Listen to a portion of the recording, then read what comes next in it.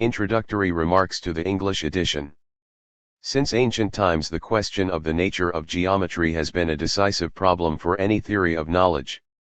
The principles of geometry, example Euclid's axioms, seem to possess two characteristics which are not easily reconciled. On the one hand, they appear as immediately evident and therefore to hold with necessity. On the other hand, their validity is not purely logical but factual. In technical terms, they are not analytic but synthetic. This is shown by the fact that, on the basis of certain measurements of angles and lengths of physical bodies, the results of other measurements can be predicted. Kant boldly accepted the conjunction of both characteristics. From the apparently necessary validity of the principles of geometry he concluded that their knowledge is a priori, i.e., independent of experience, although they are synthetic. When mathematicians constructed about 100 years ago systems of non-Euclidean geometries, a controversy arose about the method of determining which of the systems, one Euclidean and infinitely many non-Euclidean, holds for the space of physics. Gauss was the first to suggest that the determination should be made by physical measurements. But the great majority of philosophers throughout the last century maintained the Kantian doctrine that geometry is independent of experience. At the beginning of our century, Poincaré pointed out the following new aspect of the situation. No matter what observational facts are found, the physicist is free to ascribe to physical space any one of the mathematically possible geometrical structures, provided he makes suitable adjustments in the laws of mechanics and optics and consequently in the rules for measuring length. This was an important insight. But Poincaré went further and asserted that physicists would always choose the Euclidean structure because of its simplicity. History refuted this prediction only a few years later, when Einstein used a certain non-Euclidean geometry in his general theory of relativity. Hereby he obtained a considerable gain in simplicity for the total system of physics in spite of the loss in simplicity for geometry. Through this development it has become clear that the situation concerning the nature of geometry is as follows. It is necessary to distinguish between pure or mathematical geometry and physical geometry. The statements of pure geometry hold logically, but they deal only with abstract structures and say nothing about physical space. Physical geometry describes the structure of physical space, it is a part of physics. The validity of its statements is to be established empirically as it has to be in any other part of physics after rules for measuring the magnitudes involved, especially length, have been stated. In Kantian terminology, mathematical geometry holds indeed a priori, as Kant asserted, but only because it is analytic. Physical geometry is indeed synthetic, but it is based on experience and hence does not hold a priori. In neither of the two branches of science which are called geometry do synthetic judgments a priori occur. Thus Kant's doctrine must be abandoned. In physical geometry, there are two possible procedures for establishing a theory of physical space. First, the physicist may freely choose the rules for measuring length. After this choice is made, the question of the geometrical structure of physical space becomes empirical. It is to be answered on the basis of the results of experiments. Alternatively, the physicist may freely choose the structure of physical space, but then he must adjust the rules of measurement in view of the observational facts. Although Poincaré emphasized the second way, he also saw the first clearly. This point seems to be overlooked by those philosophers, among them Reichenbach, who regard Poincaré's view on geometry as non-empiricist and purely conventionalist. The view just outlined concerning the nature of geometry in physics stresses, on the one hand, the empirical character of physical geometry and, on the other hand, recognizes the important function of conventions. This view was developed in the 20s of our century by those philosophers who studied the logical and methodological problems connected with the theory of relativity, among them Schlick, Reichenbach, and myself. The first comprehensive and systematic representation of this conception was given by Reichenbach in 1928 in his Philosophie der Raumzeitlehre, the original of the present translation. This work was an important landmark in the development of the empiricist conception of geometry.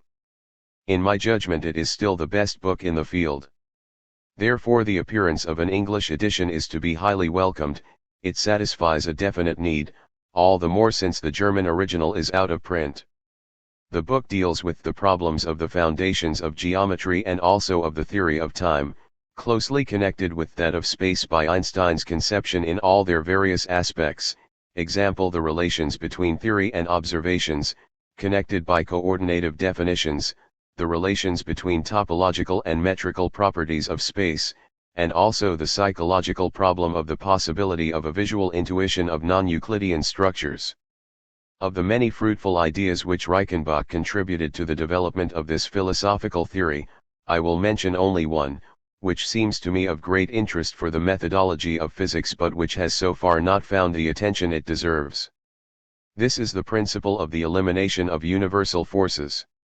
Reichenbach calls those physical forces universal which affect all substances in the same way and against which no isolating walls can be built. Let T be the form of Einstein's theory which uses that particular non-Euclidean structure of space which Einstein proposes. In T there are no universal forces. According to our above discussion, T can be transformed into another form T which is physically equivalent with T in the sense of yielding the same observable results, but uses a different geometrical structure. Reichenbach shows that any such theory T has to assume that our measuring rods undergo contractions or expansions depending merely upon their positions in space, and hence has to introduce universal forces to account for these changes. Reichenbach proposes to accept as a general methodological principle that we choose that form of a theory among physically equivalent forms, or, in other words, that definition of rigid body or measuring standard, with respect to which all universal forces disappear. If this principle is accepted, the arbitrariness in the choice of a measuring procedure is avoided and the question of the geometrical structure of physical space has a unique answer, to be determined by physical measurements. Even more outstanding than the contributions of detail in this book is the spirit in which it was written. The constant careful attention to scientifically established facts and to the content of the scientific hypotheses to be analyzed and logically reconstructed, the exact formulation of the philosophical results, and the clear and cogent presentation of the arguments supporting them, make this work a model of scientific thinking in philosophy. Rudolf Carnap. University of California at Los Angeles.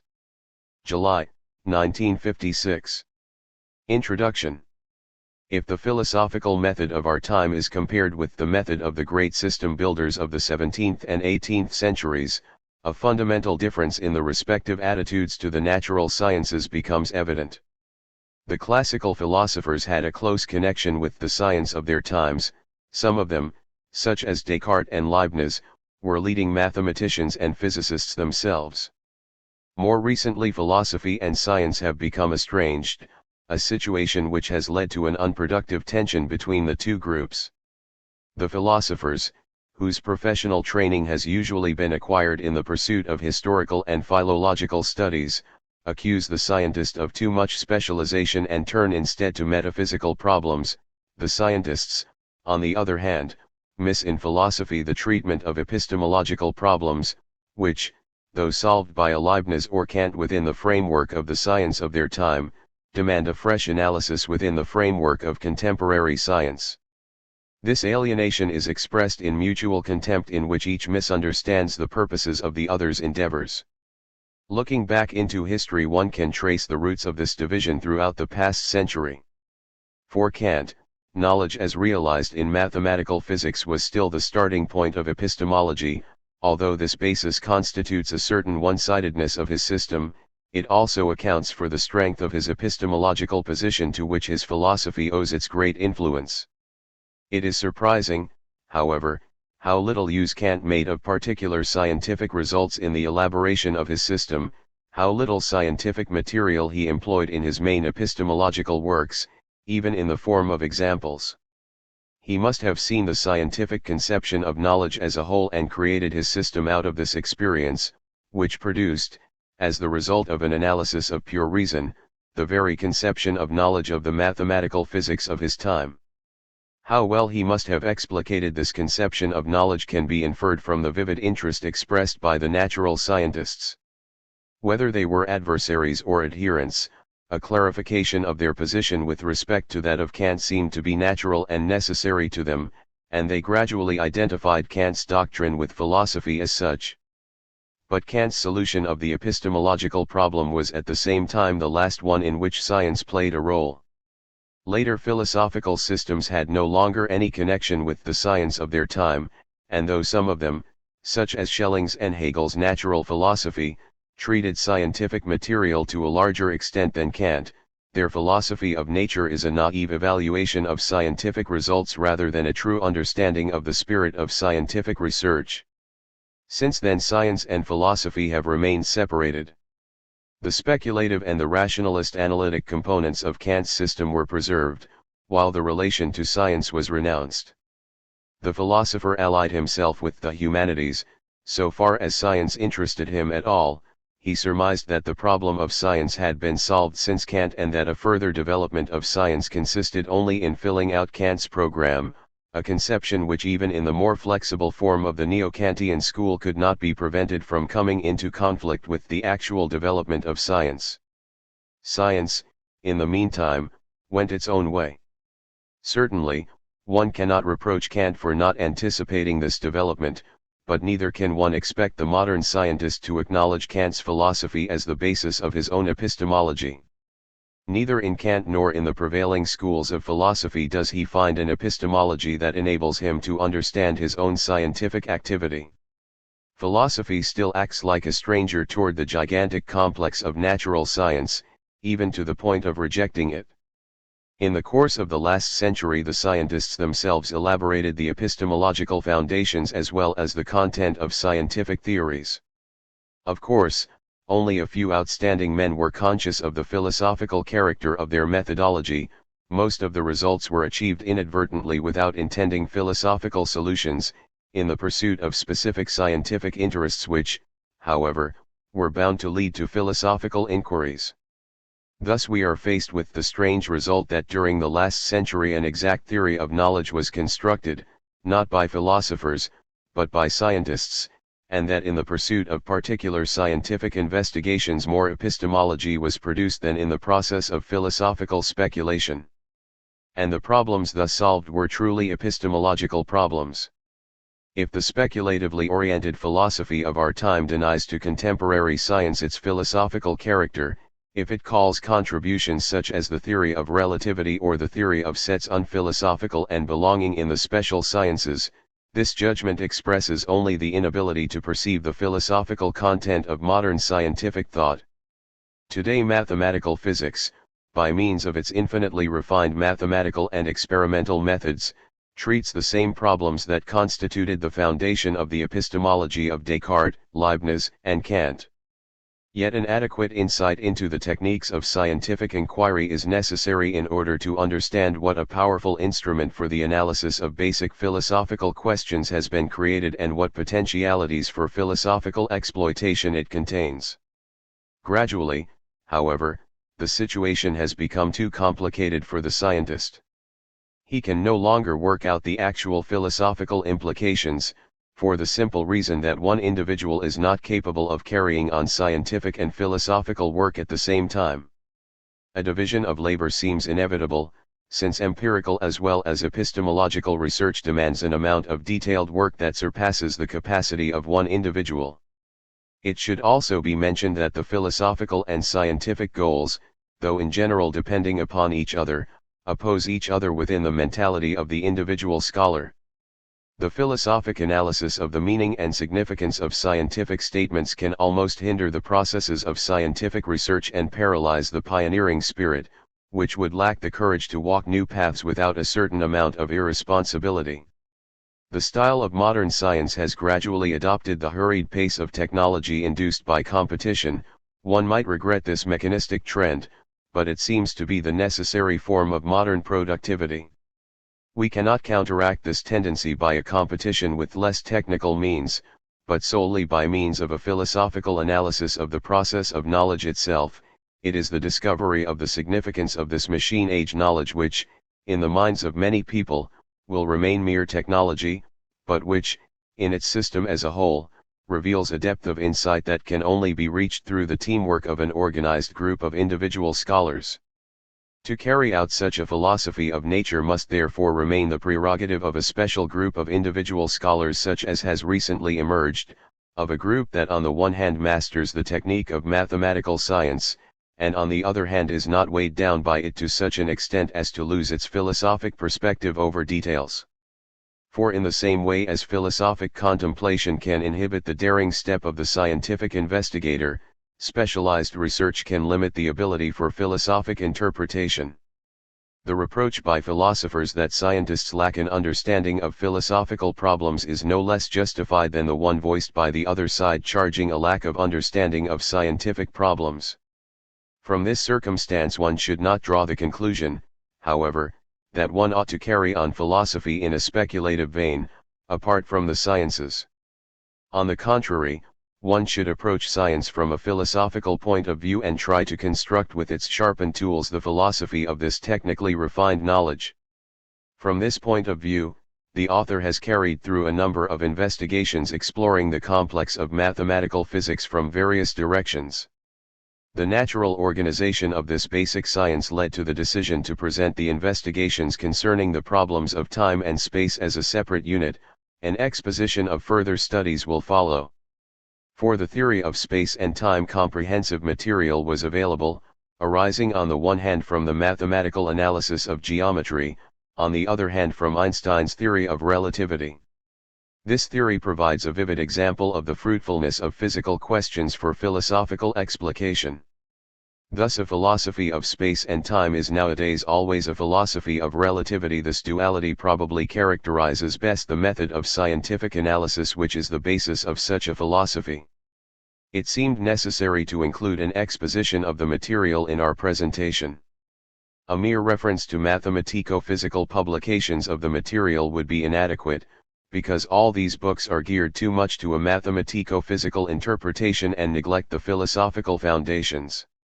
On the other hand, it seemed to be out of the question to enter into a philosophical evaluation of this material without keeping it clearly in mind at every moment. Modern philosophy of nature will have to develop in as close a connection with the actual natural and mathematical sciences as has been taken for granted for cultural philosophy and its historical subject matter. And if we permit historians of philosophy to quote repeatedly, in their presentations, parts of the original historical text whose content cannot be completely exhausted by being paraphrased or translated, we should not be surprised that in his philosophical investigations of nature the philosopher will go back to the original mathematical language in which the book of nature is written, since mathematical language can even less be exhausted by being paraphrased or translated. A considerable part of the necessary mathematical work was completed in the author's Axiomatik der Relativistischen Raumzeitlehre 1 and detailed mathematical computations could therefore be omitted from this book. The philosophical interpretation of the theory of space and time presupposes the earlier work to which I have to refer the reader for rigorous proofs of many statements in the present book. But the occasional use of a mathematical formula occurring in the text will throw even more light upon the epistemological foundation. The path of the present philosophical work led therefore through the natural sciences, yet the wealth of mathematical and physical material did not appear as an obstacle, but rather as an inexhaustible source of further philosophical insights. It is hoped, in this manner, to give an example of the superiority of a philosophical method closely connected with the results of empirical science. All the detailed mathematical work achieved by outstanding men is at its disposal and becomes systematically integrated from the viewpoint of the philosopher.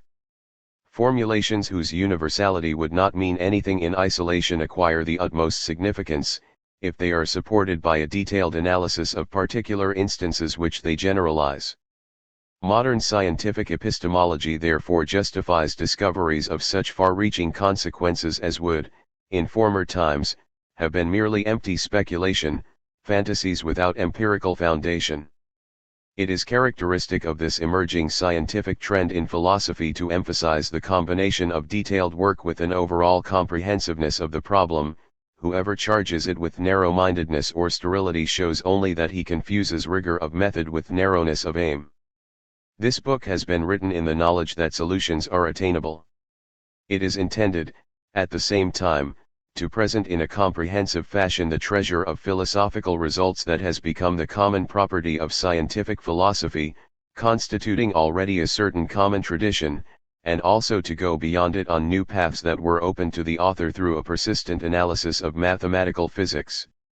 If in this survey, therefore, ideas are not always traced back to their authors, this will best be understood by a person who is a collaborator in this field and who knows how frequently ideas are oscillating today between various thinkers until they find their ultimate formulation as a product of teamwork.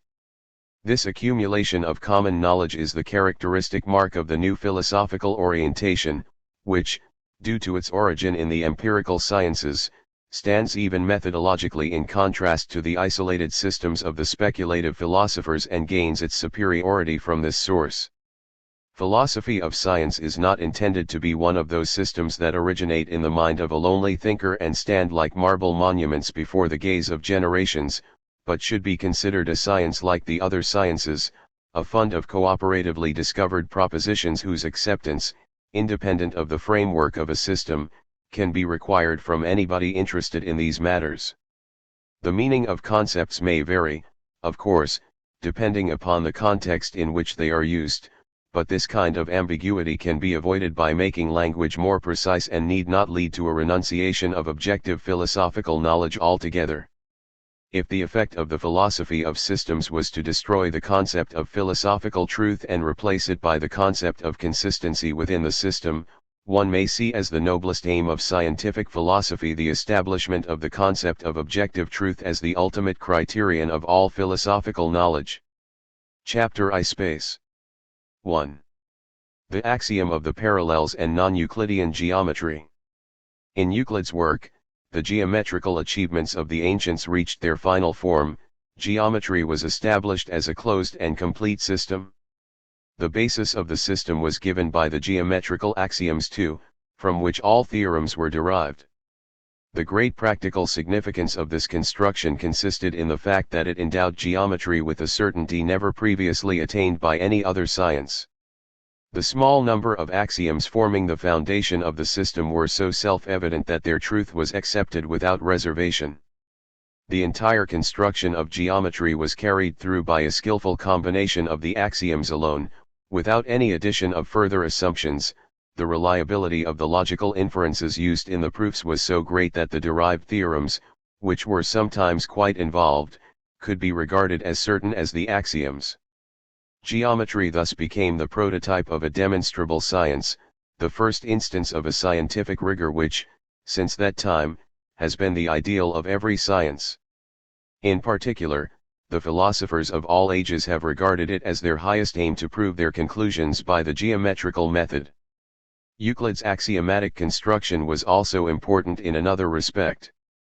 The problem of demonstrability of a science was solved by Euclid insofar as he had reduced the science to a system of axioms. But now arose the epistemological question how to justify the truth of those first assumptions. If the certainty of the axioms was transferred to the derived theorems by means of the system of logical concatenations, the problem of the truth of this involved construction was transferred, conversely, to the axioms. It is precisely the assertion of the truth of the axioms which epitomizes the problem of scientific knowledge, once the connection between axioms and theorems has been carried through.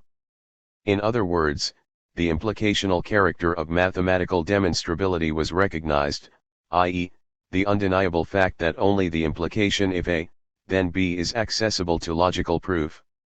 The problem of the categorical assertion A is true B is true, which is no longer tied to the if, calls for an independent solution. The truth of the axioms, in fact, represents the intrinsic problem of every science. The axiomatic method has not been able to establish knowledge with absolute certainty, it could only reduce the question of such knowledge to a precise thesis and thus present it for philosophical discussion. This effect of the axiomatic construction, however, was not recognized until long after Euclid's time. Precise epistemological formulations could not be expected from a naive epoch, in which philosophy was not yet based upon well-developed special sciences, and thinkers concerned themselves with cruder things than the truth of simple and apparently self-evident axioms. Unless one was a skeptic, one was content with the fact that certain assumptions had to be believed axiomatically. Analytical philosophy has learned mainly through Kant's critical philosophy to discover genuine problems in questions previously utilized only by skeptics in order to deny the possibility of knowledge. These questions became the central problems of epistemology. For 2000 years the criticism of the axiomatic construction has remained within the frame of mathematical questions, the elaboration of which, however, led to peculiar discoveries, and eventually called for a return to philosophical investigations. The mathematical question concerned the reducibility of the axiomatic system, i.e., the problem whether Euclid's axioms represented ultimate propositions or whether there was a possibility of reducing them to still simpler and more self-evident statements. Since the individual axioms were quite different in character with respect to their immediacy, the question arose whether some of the more complicated axioms might be conceived as consequences of the simpler ones, i.e., whether they could be included among the theorems. In particular, the demonstrability of the axiom of the parallels was investigated. This axiom states that through a given point there is one and only one parallel to a given straight line, which does not go through the given point, i.e., one straight line which lies in the same plane with the first one and does not intersect it. At first glance this axiom appears to be self-evident. There is, however, something unsatisfactory about it, because it contains a statement about infinity. The assertion that the two lines do not intersect within a finite distance transcends all possible experience. The demonstrability of this axiom would have enhanced the certainty of geometry to a great extent, and the history of mathematics tells us that excellent mathematicians from Proclus to Gauss have tried in vain to solve the problem. A new turn was given to the question through the discovery that it was possible to do without the axiom of parallels altogether. Instead of proving its truth, the opposite method was employed.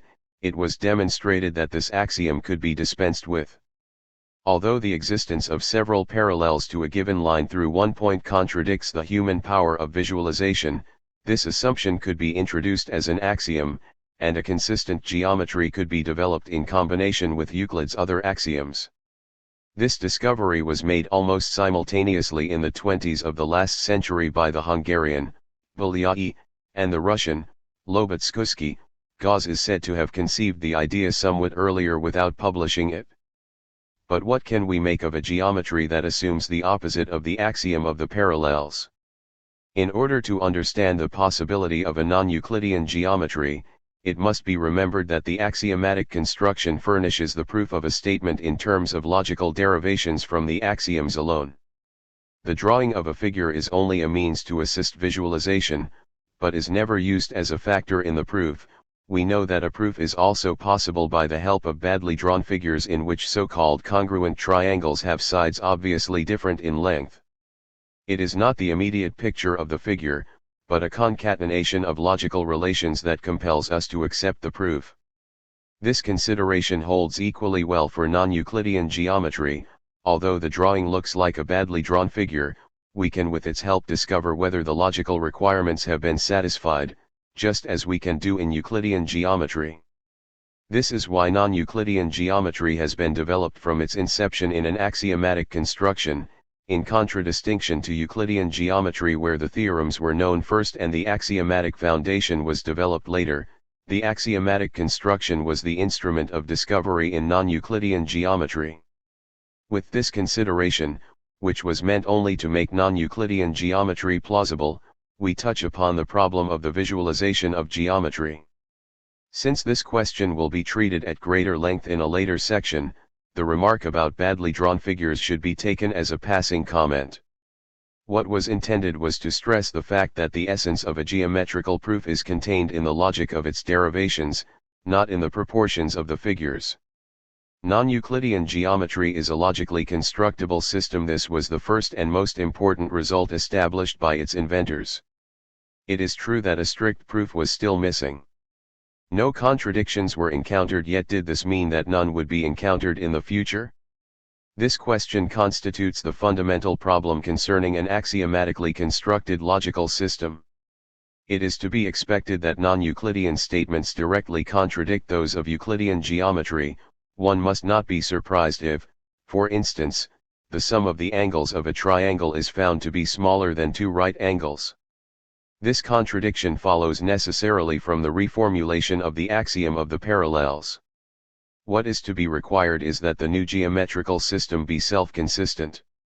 The possibility can be imagined that a statement A, proved within the non-Euclidean axiomatic system, is not tenable in a later development, i.e., that the statement not A as well as the statement A is provable in the axiomatic system. It was incumbent upon the early adherents of non-Euclidean geometry, therefore, to prove that such a contradiction could never happen. The proof was furnished to a certain extent by Klein's 3 Euclidean model of non-Euclidean geometry. Klein succeeded in coordinating the concepts of Euclidean geometry, its points, straight lines, and planes, its concept of congruence, etc., to the corresponding concepts of non-Euclidean geometry, so that every statement of one geometry corresponds to a statement of the other. If in non-Euclidean geometry a statement A and also a statement not A could be proved, the same would hold for the coordinated statements A and not A of Euclidean geometry. A contradiction in non-Euclidean geometry would entail a corresponding contradiction in Euclidean geometry. The result was a proof of consistency, the first in the history of mathematics. It proceeds by reducing a new system of statements to an earlier one, the consistency of which is regarded as virtually certain. 4. After these investigations by Klein, the mathematical significance of non-Euclidean geometry was recognized.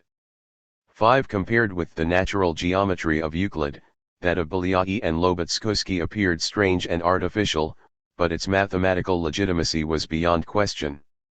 It turned out later that another kind of non-Euclidean geometry was possible. The axiom of the parallels in Euclidean geometry asserts that to a given straight line through a given point there exists exactly one parallel. Apart from the device used by Bolyai and Lobachevsky to deny this axiom by assuming the existence of several parallels, there was a third possibility, that of denying the existence of any parallel. However, in order to carry through this assumption consistently, a certain change in a number of Euclid's other axioms referring to the infinity of a straight line was required. By the help of these changes it became possible to carry through this new type of non-Euclidean geometry. As a result of these developments there exists not one geometry but a plurality of geometries. With this mathematical discovery, the epistemological problem of the axioms was given a new solution. If mathematics is not required to use certain systems of axioms, but is in a position to employ the axiom not A as well as the axiom A, then the assertion it does not belong in mathematics, and mathematics is solely the science of implication, i.e., of relations of the form if, then, consequently, for geometry as a mathematical science, there is no problem concerning the truth of the axioms. This apparently unsolvable problem turns out to be a pseudo-problem. The axioms are not true or false, but arbitrary statements. It was soon discovered that the other axioms could be treated in the same way as the axiom of the parallels. Non-Archimedean, non-Pascalian, etc., geometries were constructed. A more detailed exposition will be found in 14. These considerations leave us with the problem into which discipline the question of the truth of the assertion should be incorporated. Nobody can deny that we regard this statement as meaningful. Common sense is convinced that real space, the space in which we live and move around, corresponds to the axioms of Euclid, and that with respect to this space A is true, while not A is false. The discussion of this statement leads away from mathematics. As a question about a property of the physical world, it is a physical question, not a mathematical one. This distinction, which grew out of the discovery of non-Euclidean geometry, has a fundamental significance. It divides the problem of space into two parts. The problem of mathematical space is recognized as different from the problem of physical space. It will be readily understood that the philosophical insight into the twofold nature of space became possible only after mathematics had made the step from Euclid's geometry to non-Euclidean geometries. Up to that time physics had assumed the axioms of geometry as the self-evident basis of its description of nature. If several kinds of geometries were regarded as mathematically equivalent, the question arose which of these geometries was applicable to physical reality. There is no necessity to single out Euclidean geometry for this purpose. Mathematics shows a variety of possible forms of relations among which physics selects the real one by means of observations and experiments. Mathematics, for instance, teaches how the planets would move if the force of attraction of the Sun should decrease with the second or third or nth power of the distance. Physics decides that the second power holds in the real world. With respect to geometry there had been a difference. Only one kind of geometry had been developed and the problem of choice among geometries had not existed. After the discoveries of non-Euclidean geometries the duality of physical and possible space was recognized. Mathematics reveals the possible spaces, physics decides which among them corresponds to physical space. In contrast to all earlier conceptions, in particular to the philosophy of Kant, it becomes now a task of physics to determine the geometry of physical space, just as physics determines the shape of the Earth or the motions of the planets, by means of observations and experiments. But what methods should physics employ in order to come to a decision? The answer to this question will at the same time supply an answer to the question why we are justified in speaking of a specific physical space. Before this problem can be investigated more closely, another aspect of geometry will have to be discussed. For physics the analytic treatment of geometry became even more fruitful than the axiomatic one. 2. Riemannian geometry. Riemann's extension of the concept of space did not start from the axiom of the parallels, but centered around the concept of metric. Riemann developed further a discovery by Gauss according to which the shape of a curved surface can be characterized by the geometry within the surface. Let us illustrate Gauss' idea as follows. We usually characterize the curvature of the surface of a sphere by its deviation from the plane. If we hold a plane against the sphere it touches only at one point. At all other points the distances between plane and sphere become larger and larger. This description characterizes the curvature of the surface of the sphere from the outside. The distances between the plane and the surface of the sphere lie outside the surface and the decision about the curvature has to make use of the third dimension, which alone establishes the difference between curved and straight. Is it possible to determine the curvature of the surface of the sphere without taking outside measurements? Is it meaningful to distinguish the curved surface from the plane within two dimensions? Gauss showed that such a distinction is indeed possible. If we were to pursue practical geometry on the sphere, by surveying, for instance, with small measuring rods, we should find out very soon that we were living on a curved surface. For the ratio of circumference u and diameter d of a circle we would obtain a number smaller than pi equals 3.14. As is shown in Fig. 1. Since we stay on the surface all the time, we would not measure the real diameter which cuts through the inner part of the sphere, but the curved diameter which lies on the surface of the sphere and is longer. This diameter divided into the circumference results in a number smaller than pi. Nevertheless, it is meaningful to call the point M the center of the circle on the surface of the sphere because it has the same distance from every point of the circle. That we find ourselves on a sphere is noticed by means of the deviation of the ratio from pi. In this way we obtain a geometry of a spherical surface which is distinguished from the ordinary geometry by the fact that different metrical relations hold for this kind of geometry. In addition to the change in the ratio between circumference and diameter of a circle, an especially important feature is that the sum of the angles of a triangle on a sphere is greater than 180 degrees. Fig. 1. Circumference and diameter of a circle on the surface of a sphere. It is remarkable that this generalization of plane geometry to surface geometry is identical with that generalization of geometry which originated from the analysis of the axiom of the parallels. The leading role which has been ascribed to the axiom of the parallels in the course of the development of geometrical axiomatics cannot be justified from a purely axiomatic point of view. The construction of non-Euclidean geometries could have been based equally well upon the elimination of other axioms. It was perhaps due to an intuitive feeling for theoretical fruitfulness that the criticism always centered around the axiom of the parallels. For in this way the axiomatic basis was created for that extension of geometry in which the metric appears as an independent variable. 7. Once the significance of the metric as the characteristic feature of the plane has been recognized from the viewpoint of Gauss plane theory, it is easy to point out, conversely, its connection with the axiom of the parallels. The property of the straight line of being the shortest connection between two points can be transferred to curved surfaces, and leads to the concept of straightest line. On the surface of the sphere the great circles play the role of the shortest line of connection, and on this surface their significance is analogous to that of the straight lines on the plane. Yet while the great circles as straight lines share their most important property with those of the plane, they are distinct from the latter with respect to the axiom of the parallels. All great circles of the sphere intersect and therefore there are no parallels among these straight lines.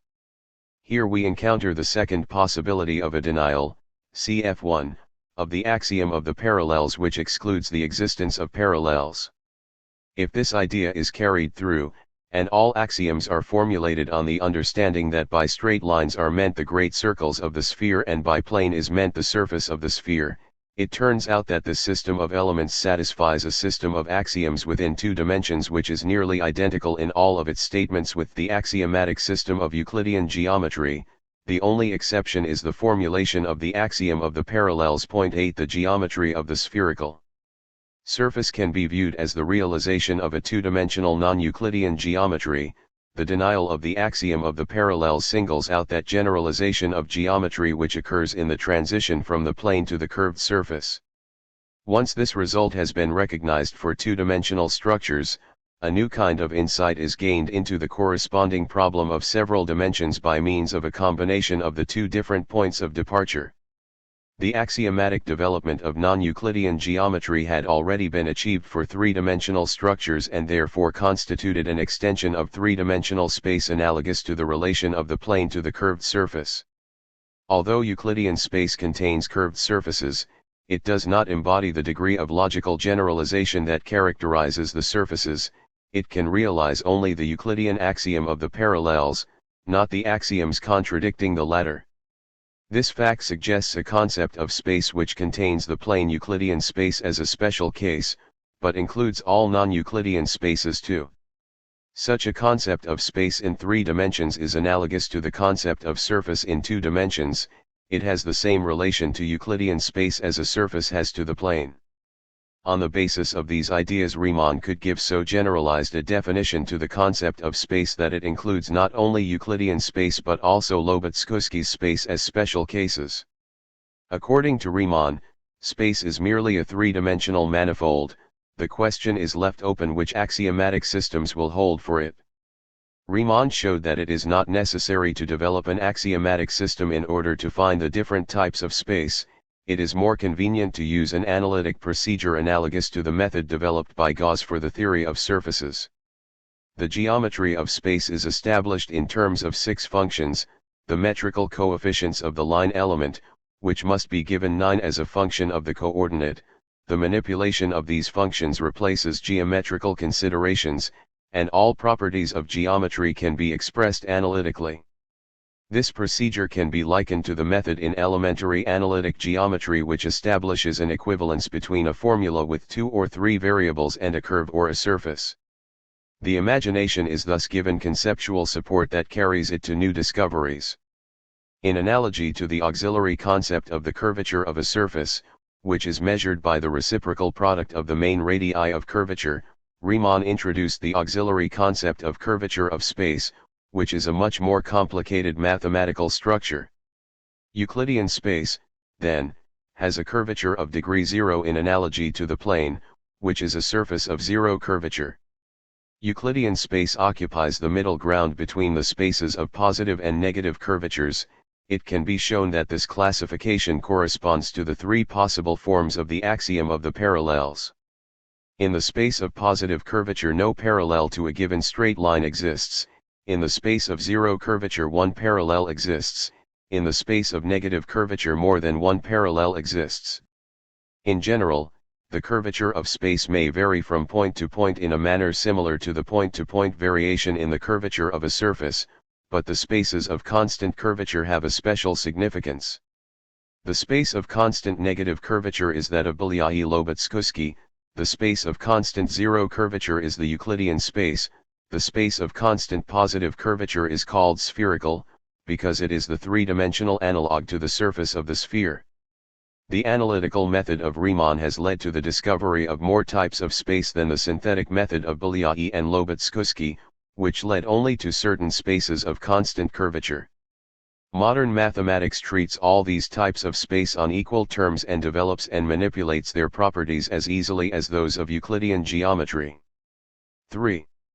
The problem of physical geometry. Let us now return to the question asked at the end of 1. The geometry of physical space had to be recognized as an empirical problem. It is the task of physics to single out the actual space, i.e., physical space, among the possible types of space. It can decide this question only by empirical means, but how should it proceed? The method for this investigation is given by Riemann's mathematical procedure. The decision must be brought about by practical measurements in space. In a similar way as the inhabitants of a spherical surface can find out its spherical character by taking measurements, just as we humans found out about the spherical shape of our Earth which we cannot view from the outside, it must be possible to find out, by means of measurements, the geometry of the space in which we live. There is a geodetic method of measuring space analogous to the method of measuring the surface of the Earth. However, it would be rash to make this assertion without further qualification. For a clearer understanding of the problem we must once more return to the example of the plane. Fig. 2. Projection of a non-Euclidean geometry on a plane. Let us imagine, Fig. 2, a big hemisphere made of glass which merges gradually into a huge glass plane. It looks like a surface G consisting of a plane with a hump. Human beings climbing around on this surface would be able to determine its shape by geometrical measurements. They would very soon know that their surface is plane in the outer domains but that it has a hemispherical hump in the middle. They would arrive at this knowledge by noting the differences between their measurements and two-dimensional Euclidean geometry. An opaque plane E is located below the surface G parallel to its plane part. Vertical light rays strike it from above, casting shadows of all objects on the glass surface upon the plane. Every measuring rod which the G people are using throws a shadow upon the plane. We would say that these shadows suffer deformations in the middle area. The G people would measure the distances AB and BC as equal in length, but the corresponding distances of their shadows AB and BC would be called unequal. Let us assume that the plane E is also inhabited by human beings and let us add another strange assumption. On the plane a mysterious force varies the length of all measuring rods moved about in that plane, so that they are always equal in length to the corresponding shadows projected from the surface G. Not only the measuring rods, however, but all objects, such as all the other measuring instruments and the bodies of the people themselves, are affected in the same way. These people, therefore, cannot directly perceive this change. What kind of measurements would the E people obtain? In the outer areas of the plane nothing would be changed, since the distance PQ would be projected in equal length on PQ. But the middle area which lies below the glass hemisphere would not furnish the usual measurements. Obviously the same results would be obtained as those found in the middle region by the G people. Assume that the two worlds do not know anything about each other, and that there is no outside observer able to look at the surface E. What would the E people assert about the shape of their surface? They would certainly say the same as the G people, i.e., that they live on a plane having a hump in the middle. They would not notice the deformation of their measuring rods. But why would they not notice this deformation? We can easily imagine it to be caused by a physical factor, for instance by a source of heat under the plane E, the effects of which are concentrated in the middle area. It expands the measuring rods so that they become too long when they approach a geometrical relation similar to those we assumed would be realized. The distances CB and BA would be covered by the same measuring rod and heat would be the mysterious force we imagined. But could the E people discover this force? Before we answer this question we have to formulate it more precisely. If the E people knew that their surface is really a plane, they could, of course, notice the force by the discrepancy between their observed geometry and Euclidean plane geometry. The question, therefore, should read, how can the effect of the force be discovered if the nature of the geometry is not known? Or better still, how can the force be detected if the nature of the geometry may not be used as an indicator? If heat were the affecting force, direct indications of its presence could be found which would not make use of geometry as an indirect method. The people would discover the heat by means of their sense of temperature. But they would be able to demonstrate the heat expansion independently of the sensation, due to the fact that heat affects different materials in different ways. Thus the people would obtain one geometry when using copper measuring rods and another when using wooden measuring rods. In this way they would notice the existence of a force. Indeed, direct evidence for the presence of heat is based on the fact that it affects different materials in different ways. The fact that the difference in temperature at the points A and C is demonstrable by the help of a thermometer is based on this phenomenon. If the mercury did not expand more than the glass tube and the scale of the thermometer, the instrument would show the same reading at all temperatures. Even the physiological effect of heat upon the human body depends upon differences in the reactions of different nerve endings to heat stimuli. Heat as a force can thus be demonstrated directly. The forces, however, which we introduced in our example, cannot be demonstrated directly. They have two properties. They affect all materials in the same way. There are no insulating walls. We have discussed the first property, but the second one is also necessary if the deformation is to be taken as a purely metrical one. It will be presented at greater length in 5. For the sake of completeness, the definition of the insulating wall may be added here. It is a covering made of any kind of material which does not act upon the enclosed object with forces having property A. Let us call the forces which have the properties A and B universal forces. All other forces are called differential forces. Then it can be said that only differential forces, but not universal forces, are directly demonstrable. After these considerations, what can be stated about the shape of the surfaces E and G? G has been described as a surface with a hump and E as a plane which appears to have a hump. By what right do we make this assertion? The measuring results are the same on both surfaces. If we restrict ourselves to these results, we may just as well say that G is the surface with the illusion of the hump and E the surface with the real hump. Or perhaps both surfaces have a hump. In our example we assumed from the beginning that E was a plane and G a surface with a hump. By what right do we distinguish between E and G? Does E differ in any respect from G? These considerations raise a strange question. We began by asking for the actual geometry of a real surface. We end with the question, is it meaningful to assert geometrical differences with respect to real surfaces? This peculiar indeterminacy of the problem of physical geometry is an indication that something was omitted in the formulation of the problem. We forgot that a unique answer can only be found if the question has been stated exhaustively. Evidently some assumption is missing. Since the determination of geometry depends on the question whether or not two distances are really equal in length, the distances of and BC in Fig 2, we have to know beforehand what it means to say that two distances are really equal. Is really equal a meaningful concept? We have seen that it is impossible to settle this question if we admit universal forces. Is it, then, permissible to ask the question? Let us therefore inquire into the epistemological assumptions of measurement. For this purpose an indispensable concept, which has so far been overlooked by philosophy, must be introduced. The concept of a coordinative definition is essential for the solution of our problem. 4. Coordinative definitions. Defining usually means reducing a concept to other concepts. In physics, as in all other fields of inquiry, wide use is made of this procedure. There is a second kind of definition, however, which is also employed and which derives from the fact that physics, in contradistinction to mathematics, deals with real objects.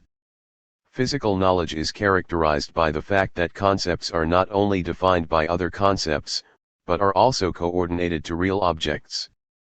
This coordination cannot be replaced by an explanation of meanings, it simply states that this concept is coordinated to this particular thing. In general, this coordination is not arbitrary. Since the concepts are interconnected by testable relations, the coordination may be verified as true or false, if the requirement of uniqueness is added, i.e., the rule that the same concept must always denote the same object. The method of physics consists in establishing the uniqueness of this coordination, as Schlick 10 has clearly shown. But certain preliminary coordinations must be determined before the method of coordination can be carried through any further. These first coordinations are therefore definitions which we shall call coordinative definitions. They are arbitrary, like all definitions, on their choice depends the conceptual system which develops with the progress of science. Wherever metrical relations are to be established, the use of coordinative definitions is conspicuous. If a distance is to be measured, the unit of length has to be determined beforehand by definition. This definition is a coordinative definition. Here the duality of conceptual definition and coordinative definition can easily be seen. We can define only by means of other concepts what we mean by a unit. For instance, a unit is a distance which, when transported along another distance, supplies the measure of this distance. But this statement does not say anything about the size of the unit, which can only be established by reference to a physically given length such as the standard meter in Paris. The same consideration holds for other definitions of units. If the definition reads, for instance, a meter is the 40 millionth part of the circumference of the Earth, this circumference is the physical length to which the definition refers by means of the insertion of some further concepts. And if the wavelength of cadmium light is chosen as a unit, cadmium light is the physical phenomenon to which the definition is related. It will be noticed in this example that the method of coordinating a unit to a physical object may be very complicated. So far nobody has seen a wavelength, only certain phenomena have been observed which are theoretically related to it, such as the light and dark bands resulting from interference.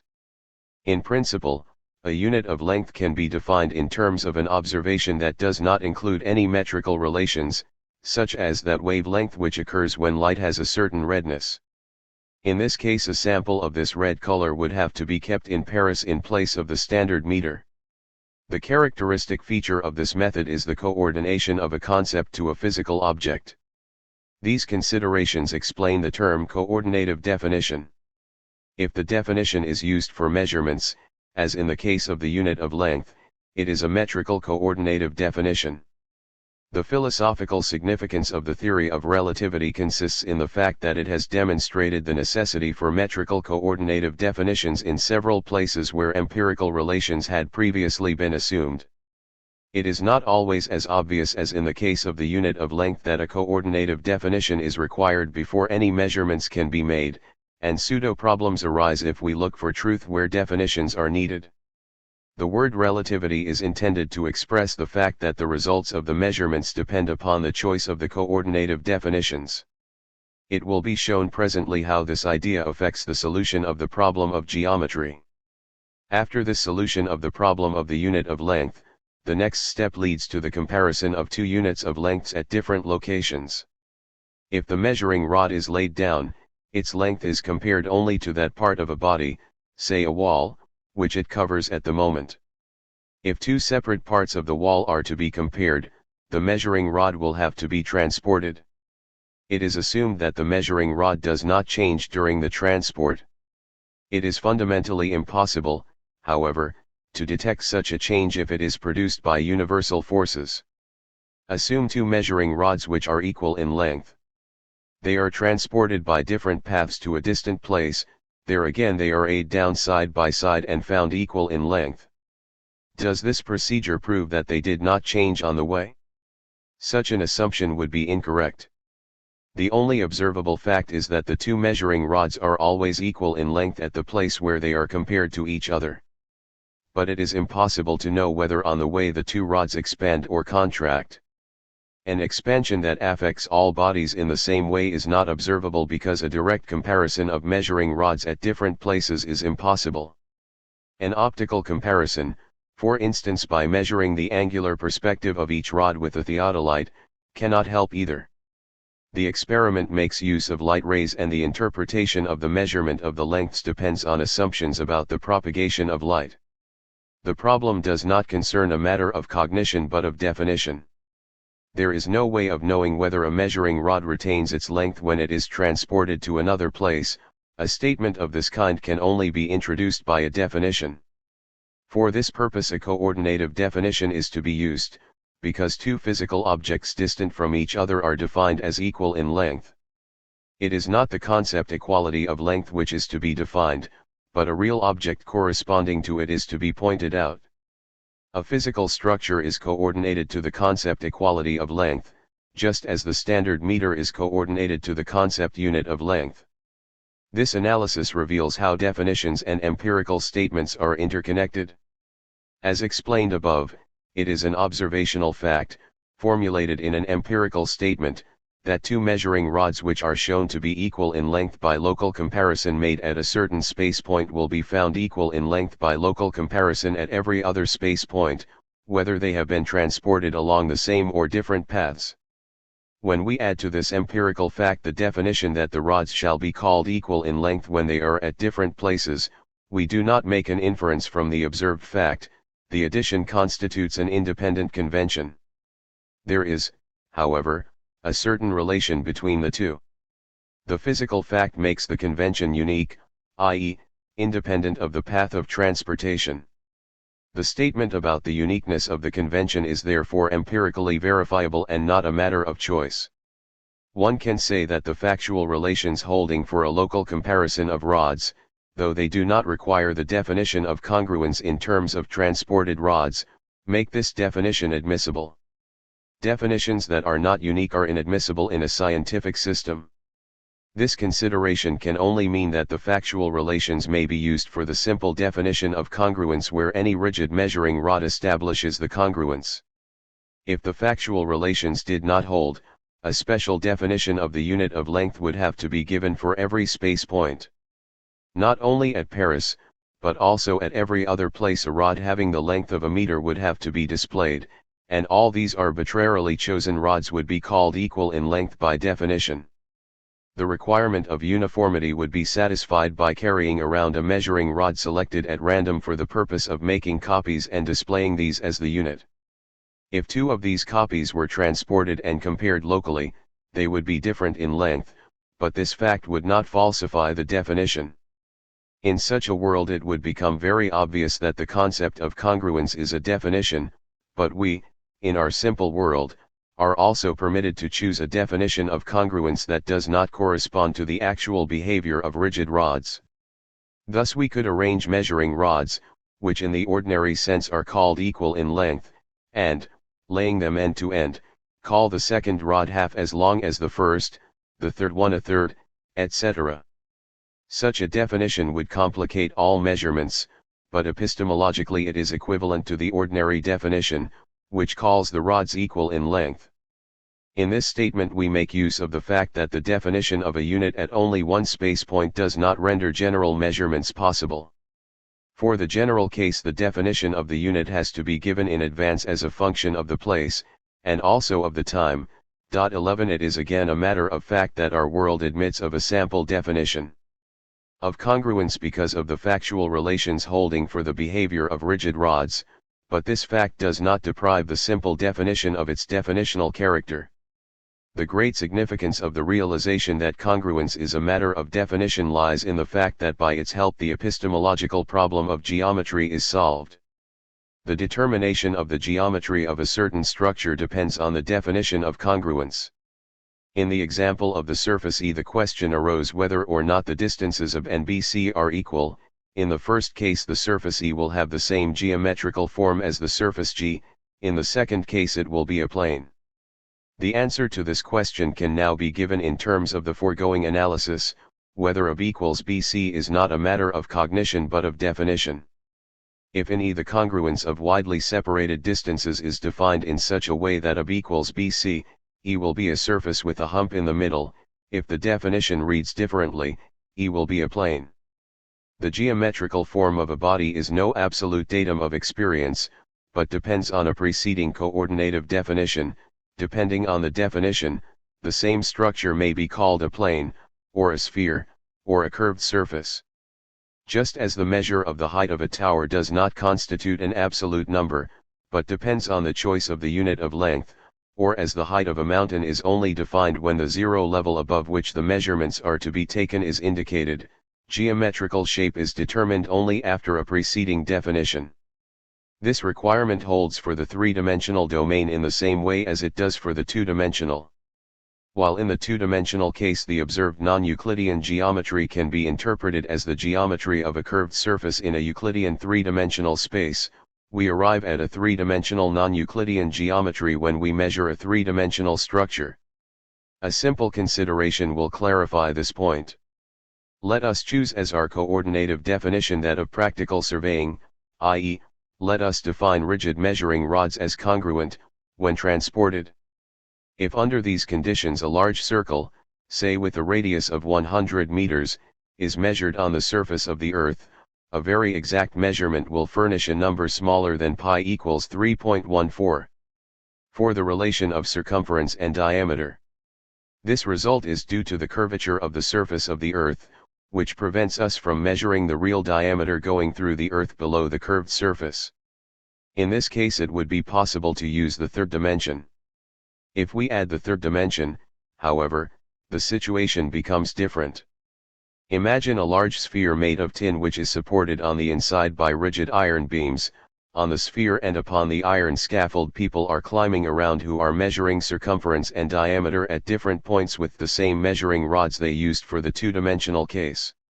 If this time the measuring result deviates from pi, we must accept a three-dimensional non-Euclidean geometry which can no longer be interpreted as the curvature of a surface in three-dimensional Euclidean space. We obtain this result because the coordinative definition of congruence was chosen as indicated above. A different geometry would have been obtained, if we had used, for instance, the coordinative definition of the earlier example, in which we called the measuring rod half its length after putting it down twice, a third its length after putting it down 3 times, etc. The question of the geometry of real space, therefore, cannot be answered before the coordinative definition is given which establishes the congruence for this space. We are now left with the problem, which coordinative definition should be used for physical space. Since we need a geometry, a decision has to be made for a definition of congruence. Although we must do so, we should never forget that we deal with an arbitrary decision that is neither true nor false. Thus the geometry of physical space is not an immediate result of experience, but depends on the choice of the coordinative definition. In this connection we shall look for the most adequate definition, i.e., one which has the advantage of logical simplicity and requires the least possible change in the results of science. The sciences have implicitly employed such a coordinative definition all the time, though not always consciously. The results based upon this definition will be developed further in our analysis. It can be assumed that the definition hitherto employed possesses certain practical advantages justifying its use. In the discussion about the definition of congruence by means of rigid rods, this coordinative definition has already been indicated. The investigation is not complete, however, because an exact definition of the rigid body is still missing. 5. Rigid bodies. Experience tells us that physical objects assume different states. Solid bodies have an advantage over liquid ones because they change their shape and size only very little when affected by outside forces. They seem, therefore, to be useful for the definition of congruence. However, if the result of the previous considerations is kept in mind, this relative stability is no ground on which to base a preference for solid bodies. As was explained, the form and size of an object depends on the coordinative definition of congruence. If the solid body is used for the coordinative definition, the statement that it does not change its shape must not be regarded as a cognitive statement. It can only be a definition. We define the shape of the solid body as unchangeable. But how can the solid body be defined? In other words, if the physical state of being solid were defined differently, under what conditions would the solid body be called rigid? If the conservation of shape is not permissible as a criterion, what criteria may be used? The problem becomes more complicated because we cannot solve it by merely pointing to certain real objects. Although the standard meter in Paris was cited previously as the prototype of such a definition, this account was a somewhat schematic abstraction. Actually, no object is the perfect realization of the rigid body of physics. It must be remembered that such an object may be influenced by many physical forces. Only after several corrections have been made, for example, for the influence of temperature and elasticity, is the resulting length of the object regarded as adequate for the coordinative definition of the comparison of lengths. The standard meter in Paris would not be accepted as the definition of the unit of length, if it were not protected from influences of temperature, etc., by being kept in a vault. If an earthquake should ever throw it out of this vault and deform its diameter, nobody would want to retain it as the prototype of the meter. Everybody would agree that the standard meter would no longer be a meter. But what kind of definition is this, if the definition may someday be called false? Does the concept of coordinative definition become meaningless? The answer is, it does not become meaningless, but, as we shall see, its application is logically very complicated. The restrictions that affect the arbitrariness of the coordinative definition have two sources.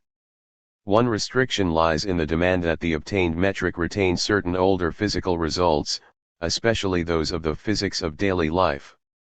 Nobody could object on logical grounds if the bent rod would be taken as the definition of the unit of length, but then we must accept the consequence that our house, our body, the whole world has become larger.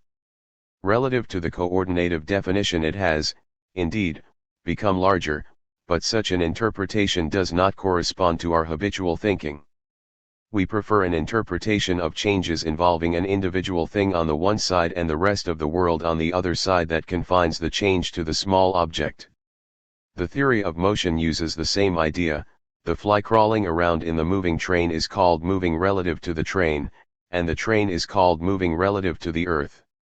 Provided that we realize that such a description cannot be justified on logical grounds, we can employ it without hesitation because it is more convenient, yet it must not be regarded as more true than any other description.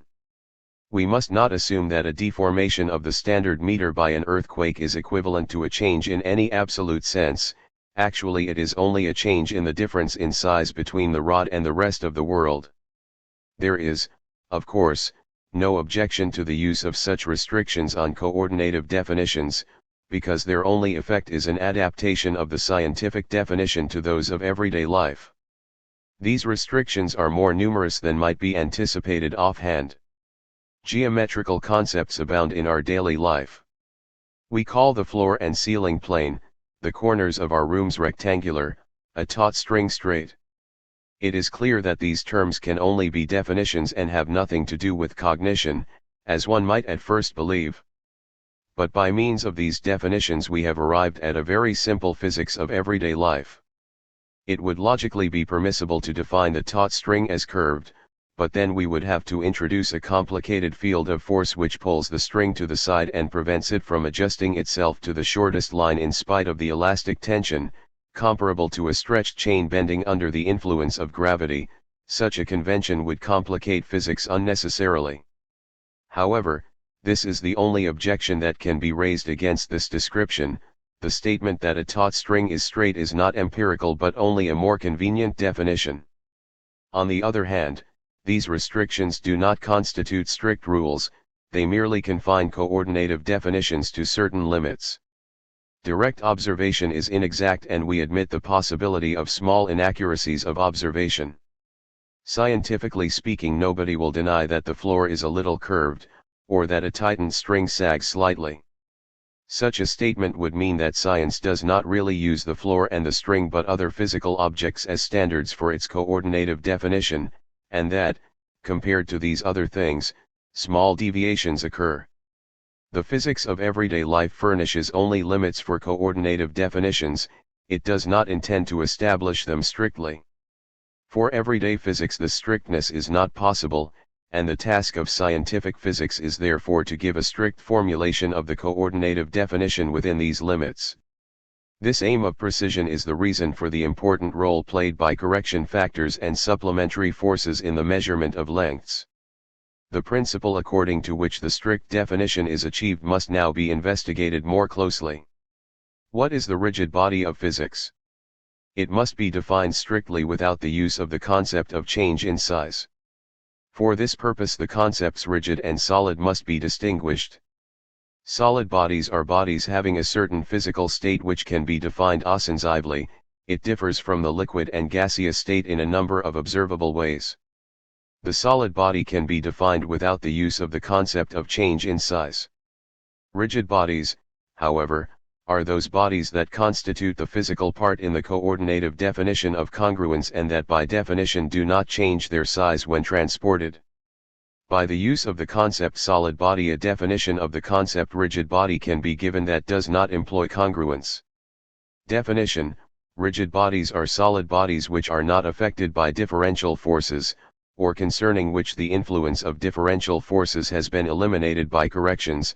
Universal forces are disregarded. This definition will be discussed presently.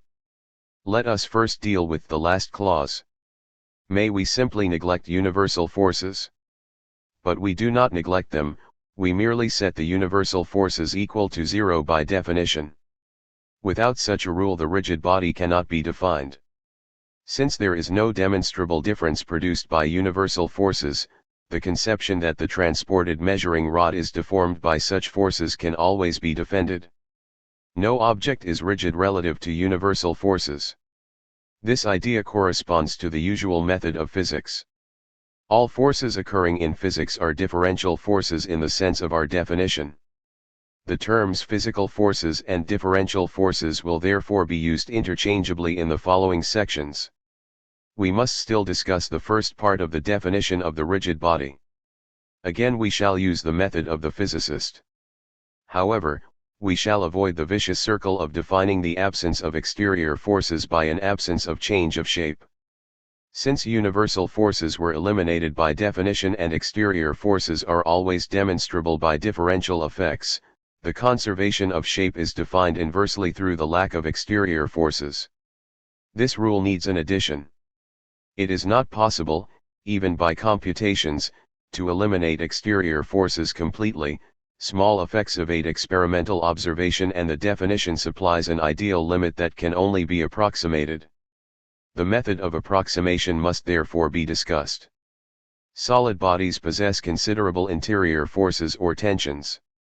According to the usual conception, these forces account for resistance against change of shape, but conversely, in our epistemological construction we can base the definition of negligible change of shape upon the occurrence of these interior forces and tensions. Change of shape is called small if the exterior forces are small relative to the interior forces.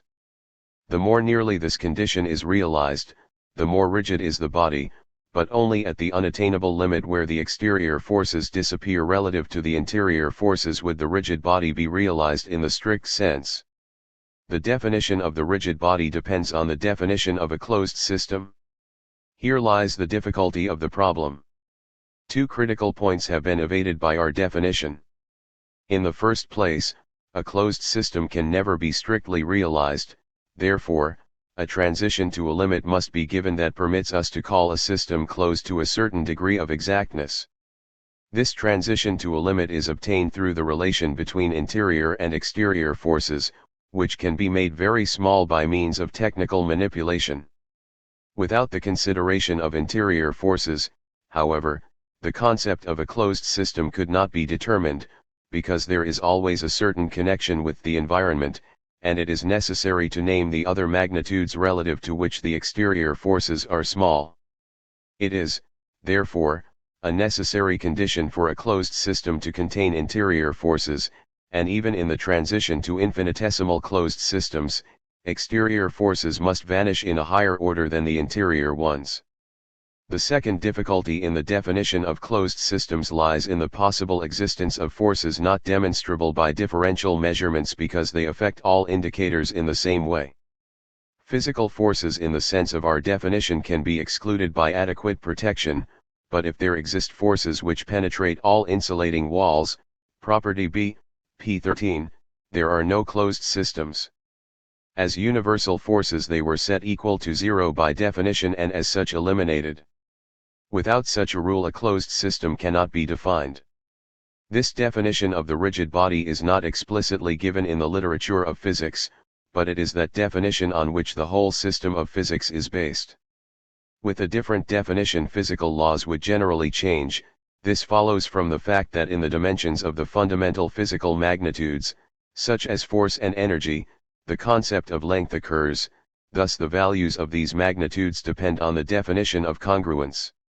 It must not be argued, however, that conversely the truth of our definition of congruence can be inferred from the truth of physical laws. The truth of the physical laws can only be asserted under the assumption of a definition of congruence. The laws are true relative to the definition of congruence by means of rigid bodies. The following example will illustrate this point.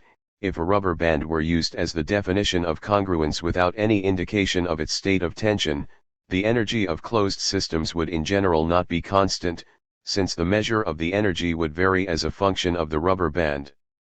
The kinetic energy would change, for instance, because the velocity of the body under consideration would vary with the changes in the rubber band.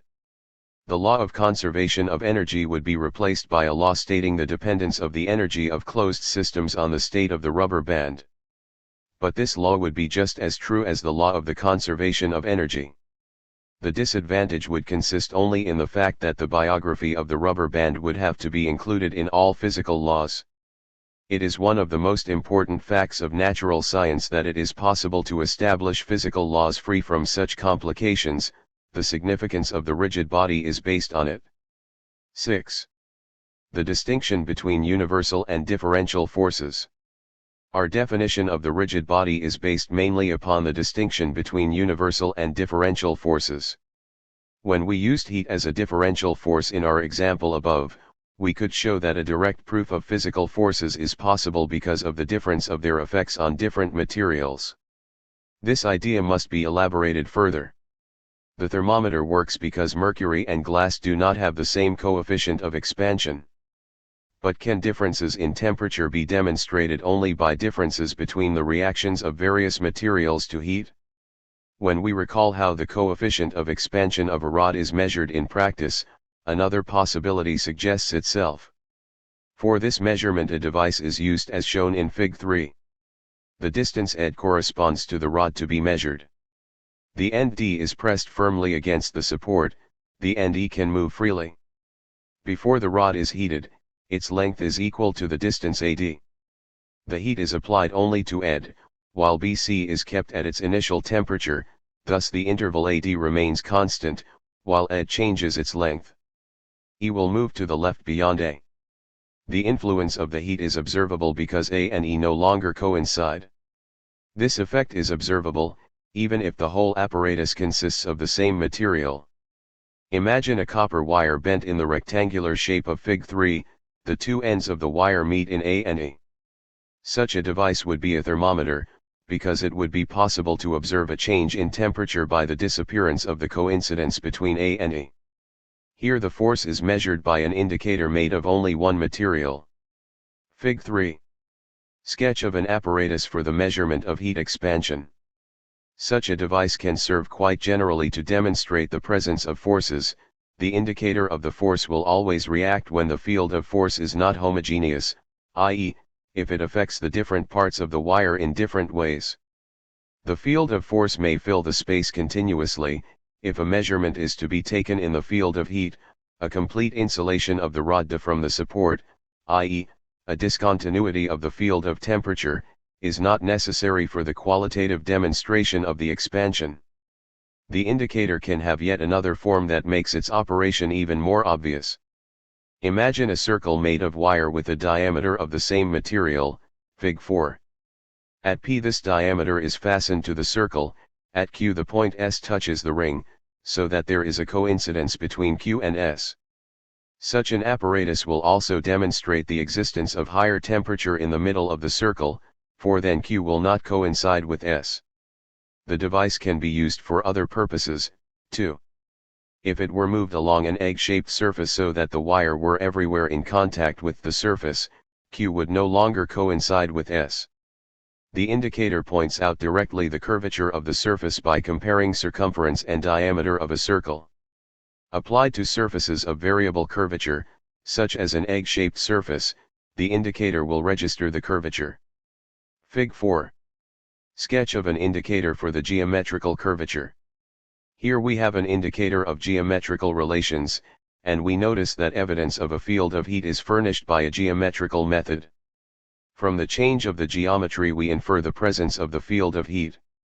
We did not exclude the possibility of this inference.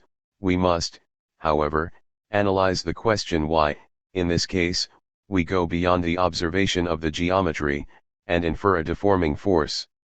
Again we answer that the different reactions of the different kinds of material lead to this inference. In a field of heat the points Q and S on a copper indicator would be shifted in a different way than on an indicator made of iron wire.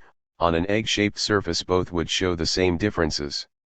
Thus the only distinguishing characteristic of a field of heat is the fact that it causes different effects on different materials. But we could very well imagine that the coefficients of heat expansion of all materials might be equal, then no difference would exist between a field of heat and the geometry of space. It would be permissible to say that in the neighborhood of a warm body the geometry is changed just as, according to Einstein, space is curved in the neighborhood of a large mass. Nothing could prevent us from carrying through this conception consistently. We do not adopt this procedure because we would then obtain a special geometry for copper, another one for iron, etc. We avoid these complications by means of the definition of the rigid body. Although we introduce the differential effects on different materials as an indication of physical forces, a test for forces is not necessarily bound to this difference. A field of force can be demonstrated by the help of one material alone, if the device is large enough to include inhomogeneities of the field. This method, however, will always provide indirect evidence only, because the observed change could equally well be interpreted as a change of geometry. That the change is interpreted as being due to a force can only be based on the unequal effect of the force on different materials. This criterion tells us what should be interpreted as physical deformation and what as geometry of space. The geometry of space, too, can be demonstrated objectively since its physical effects are observable. The distinction between universal and differential forces merely classifies the phenomena as belonging in geometry or in physics. A remark may be added concerning the treatment these questions receive in the literature. The forces which we called universal are often characterized as forces preserving coincidences. All objects are assumed to be deformed in such a way that the spatial relations of adjacent bodies remain unchanged. In this context belongs the assumption that overnight all things enlarge to the same extent, or that the size of transported objects is uniformly affected by their position.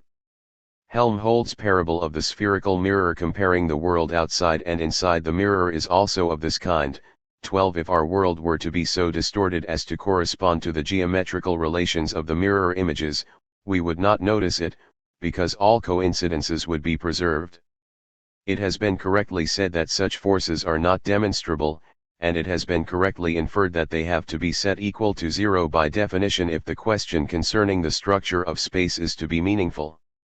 It follows from the foregoing considerations that this is a necessary but not a sufficient condition. Forces destroying coincidences must also be set equal to zero, if they satisfy the properties of the universal forces mentioned on p13, only then is the problem of geometry uniquely determined. Our concept of universal force is thus more general and contains the concept of the coincidence-preserving force as a special case. It should not be said, therefore, that universal forces are not demonstrable.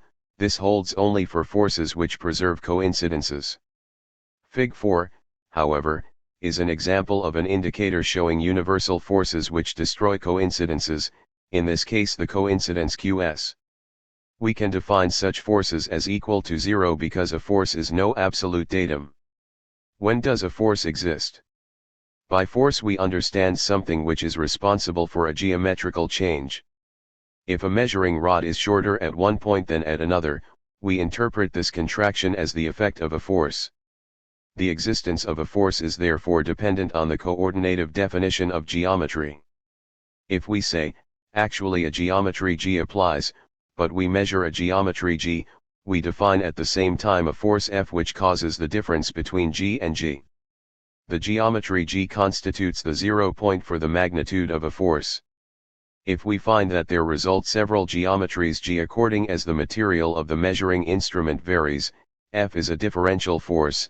In this case we gauge the effect of F upon the different materials in such a way that all G can be reduced to a common G.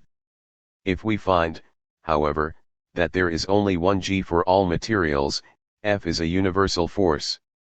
In this case we can renounce the distinction between G and G, i.e., we can identify the 0 point with G, thus setting F equal to 0. This is the result that our definition of the rigid body achieves. 7. Technical impossibility and logical impossibility. In the following section a criticism will be discussed which has been made against our theory of coordinative definitions. It has been objected that we base the arbitrariness in the choice of the definition on the impossibility of making measurements. Although it is admitted that certain differences cannot be verified by measurement, we should not infer from this fact that they do not exist. If we had no means of discovering the shape of surface E in Fig. 2, p11, it would still be meaningful to ask what shape the surface has, although the possibility of making measurements is dependent on our human abilities, the objective fact is independent of them. Thus we are accused of having confused subjective inability with objective indeterminacy. There are, indeed, many cases where physics is unable to make measurements.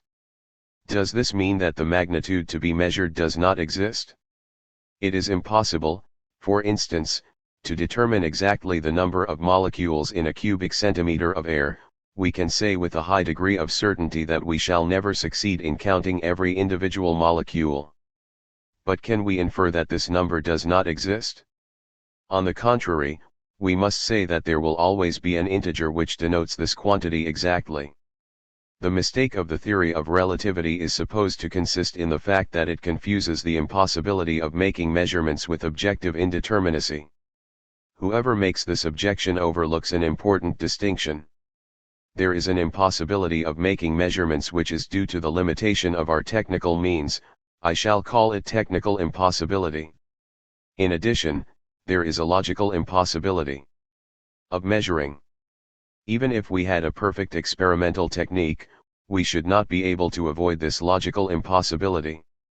It is logically impossible to determine whether the standard meter in Paris is really a meter. The highest refinement of our geodetic instruments does not teach us anything about this problem, because the meter cannot be defined in absolute terms.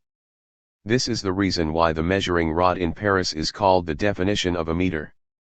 It is arbitrarily defined as the unit, and the question whether it really represents this unit has lost its meaning. The same considerations hold for a comparison of units at distant places. Here we are not dealing with technical limitations, but with a logical impossibility. The impossibility of a determination of the shape of a surface, if universal forces are admitted, is not due to a deficiency of our instruments, but is the consequence of an unprecise question. The question concerning the shape of the surface has no precise formulation, unless it is preceded by a coordinative definition of congruence. What is to be understood by the shape of a real surface? Whatever experiments and measurements I make, they will never furnish a unique indication of the shape of the surface.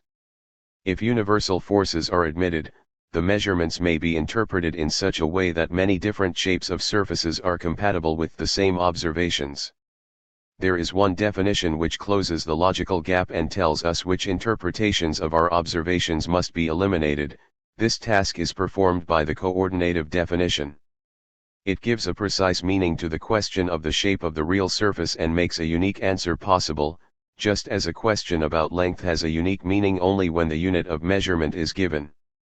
It is not a technical failure that prevents us from determining the shape of a surface without a coordinative definition of congruence, but a logical impossibility that has nothing to do with the limitations of human abilities. The situation will be further clarified if we compare the last example with the case of the indeterminacy of the number of molecules in a given cubic centimeter of air. This number is precisely defined, and it is only due to human imperfection that we cannot determine it exactly. But in this case an approximation is possible which will increase with increasing perfection of our technical instruments. When we are faced with a logical impossibility, there are no approximations. We cannot decide approximately whether the surface E of Fig 2, P11, is a plane, or a surface with a hemispherical hump in the middle. There is no defined limit which the measurement could approach. Furthermore, once the coordinative definition is given, the technical impossibility of an exact measurement remains. Even our definition of the rigid body does not permit a strict determination of the structure of space. All our measurements will still contain some degree of inexactness which a progressive technique will gradually reduce but never overcome. 8. The relativity of geometry. With regard to the problem of geometry, we have come to realize that the question which geometry holds for physical space must be decided by measurements, i.e., empirically. Furthermore, this decision is dependent on the assumption of an arbitrary coordinative definition of the comparison of length. Against this conception, arguments have been set forth which endeavor to retain Euclidean geometry for physical space under any circumstances and thus give it a preference among all other geometries. On the basis of our results we can discuss these arguments. Our analysis will lead to the relativity of geometry. One of the arguments maintains it is a mistake to believe that the choice of the coordinative definition is a matter left to our discretion. The measurements of geometry as carried through in practice presuppose quite complicated measuring instruments such as the theodolite, therefore these measurements cannot be evaluated without a theory of the measuring instruments. The theory of the measuring instruments, however, presupposes the validity of Euclidean geometry, and it constitutes a contradiction to infer a non-Euclidean geometry from the results. This objection can be met in the following way. Our conception permits us to start with the assumption that Euclidean geometry holds for physical space.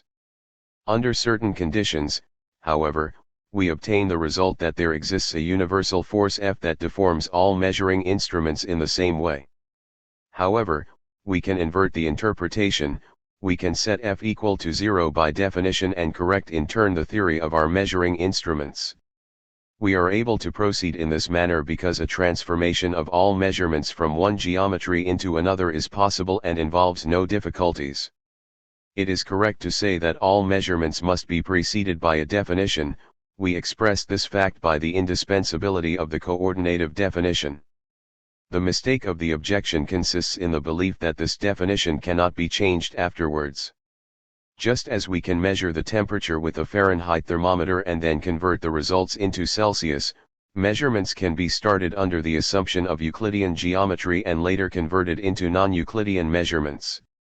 There is no logical objection to this procedure. In practice the method is much simpler.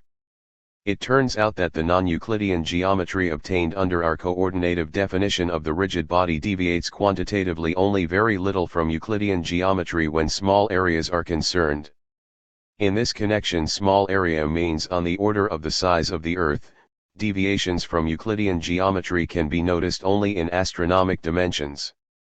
In practice, therefore, it is not necessary to correct the theory of the measuring instruments afterwards, because these corrections lie within the errors of observation.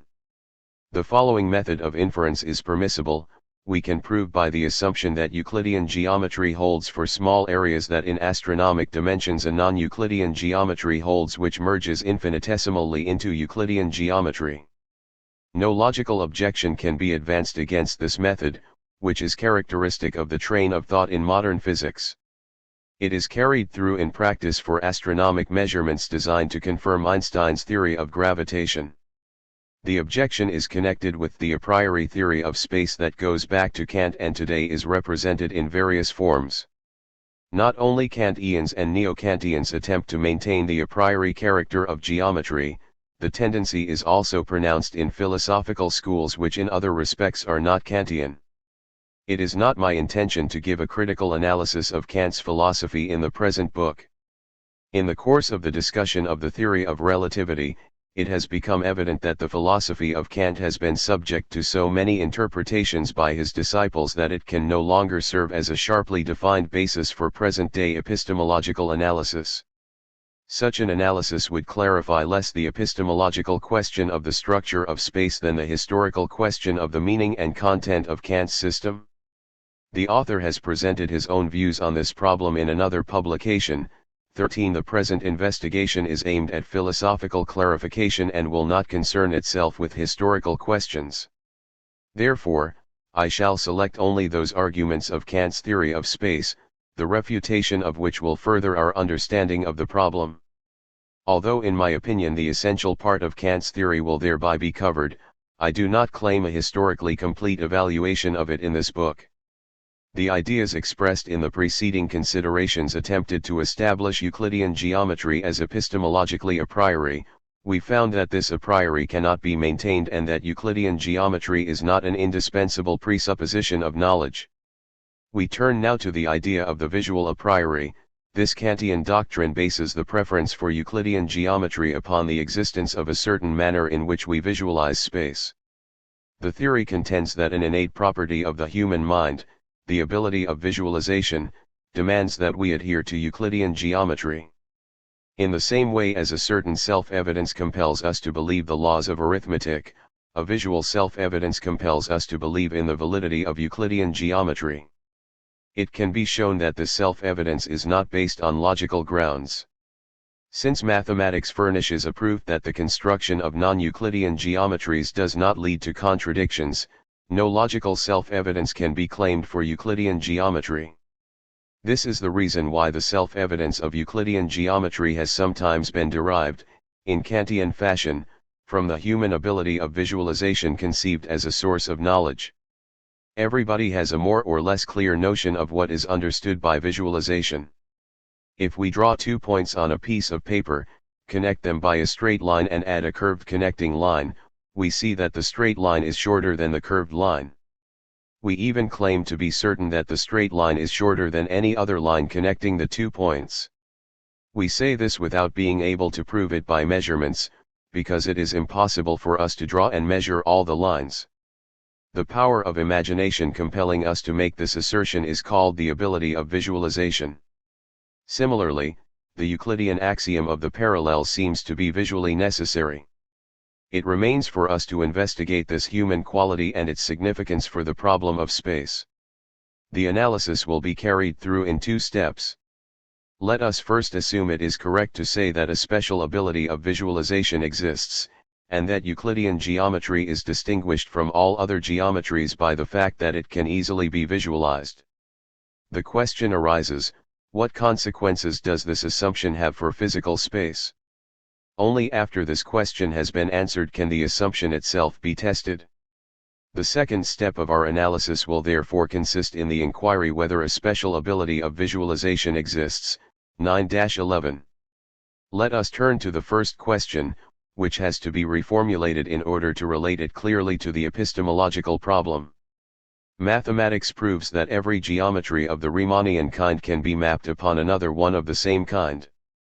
In the language of physics this means the following. Theorem theta, given a geometry G to which the measuring instruments conform, we can imagine a universal force F which affects the instruments in such a way that the actual geometry is an arbitrary geometry G, while the observed deviation from G is due to a universal deformation of the measuring instruments. 14. No epistemological objection can be made against the correctness of theorem theta. Is the visual a priori compatible with it? Offhand we must say yes. Since the Euclidean geometry Go belongs to the geometries of the Riemannian kind, it follows from theorem theta that it is always possible to carry through the visually preferred geometry for physical space. Thus we have proved that we can always satisfy the requirement of visualization. But something more is proved by theorem theta which does not fit very well into the theory of the visual a priori. The theorem asserts that Euclidean geometry is not preferable on epistemological grounds. Theorem theta shows all geometries to be equivalent. It formulates the principle of the relativity of geometry. It follows that it is meaningless to speak about one geometry as the true geometry. We obtain a statement about physical reality only if in addition to the geometry G of the space its universal field of force F is specified. Only the combination G plus F is a testable statement. We can now understand the significance of a decision for Euclidean geometry on the basis of a visual a priori. The decision means only the choice of a specific coordinative definition. In our definition of the rigid body we set F equals 0, the statement about the resulting G is then a univocal description of reality. This definition means that in G plus F the second factor is 0. The visual a priori, however, sets G equals go. But then the empirical component in the results of measurements is represented by the determination of F, only through the combination go plus F. Are the properties of space exhaustively described? There is nothing wrong with a coordinative definition established on the requirement that a certain kind of geometry is to result from the measurements. We ourselves renounce the simplest form of the coordinative definition, which consists in pointing to a measuring rod. Instead we chose a much more complicated coordinative definition in terms of our distinction between universal and differential forces. A coordinative definition can also be introduced by the prescription what the result of the measurements is to be. The comparison of length is to be performed in such a way that Euclidean geometry will be the result. This stipulation is a possible form of a coordinative definition. It may be compared to the definition of the meter in terms of the circumference of the Earth. The unit is to be chosen in such a way that 40 million times this length will be equal to the circumference of the Earth. Although it may be admitted that Euclidean geometry is unique in that it can be easily visualized, the theory of the visual a priori does not disprove the theory of the relativity of geometry and of the necessity for coordinative definitions of the comparison of length. On the contrary, it is only this theory that can state precisely the epistemological function of visualization. The possibility of visualization is a ground for subjective preference of one particular coordinative definition. But the occurrence of visualization does not imply anything about the space of real objects. In this connection another argument in support of the preference for Euclidean geometry is frequently adduced. To be sure, this argument is not related to the problem of visualization, but like the visual a priori it attributes a specific epistemological position to Euclidean geometry, therefore we shall consider it here. It is maintained that Euclidean geometry is the simplest geometry, and hence physics must choose the coordinative definition G equals go rather than the coordinative definition F equals 0. This point of view can be answered as follows: physics is not concerned with the question which geometry is simpler, but with the question which coordinative definition is simpler. It seems that the coordinative definition F equals 0 is simpler, because then the expression G plus F reduces to G. But even this result is not essential, since in this case simplicity is not a criterion for truth. Simplicity certainly plays an important part in physics, even as a criterion for choosing between physical hypotheses. The significance of simplicity as a means to knowledge will have to be carefully examined in connection with the problem of induction, which does not fall within the scope of this book. Geometry is concerned solely with the simplicity of a definition, and therefore the problem of empirical significance does not arise. It is a mistake to say that Euclidean geometry is more true than Einstein's geometry or vice versa, because it leads to simpler metrical relations. We said that Einstein's geometry leads to simpler relations because in it F equals 0. But we can no more say that Einstein's geometry is truer than Euclidean geometry, than we can say that the meter is a truer unit of length than the yard. The simpler system is always preferable. The advantage of meters and centimeters over yards and feet is only a matter of economy and has no bearing upon reality.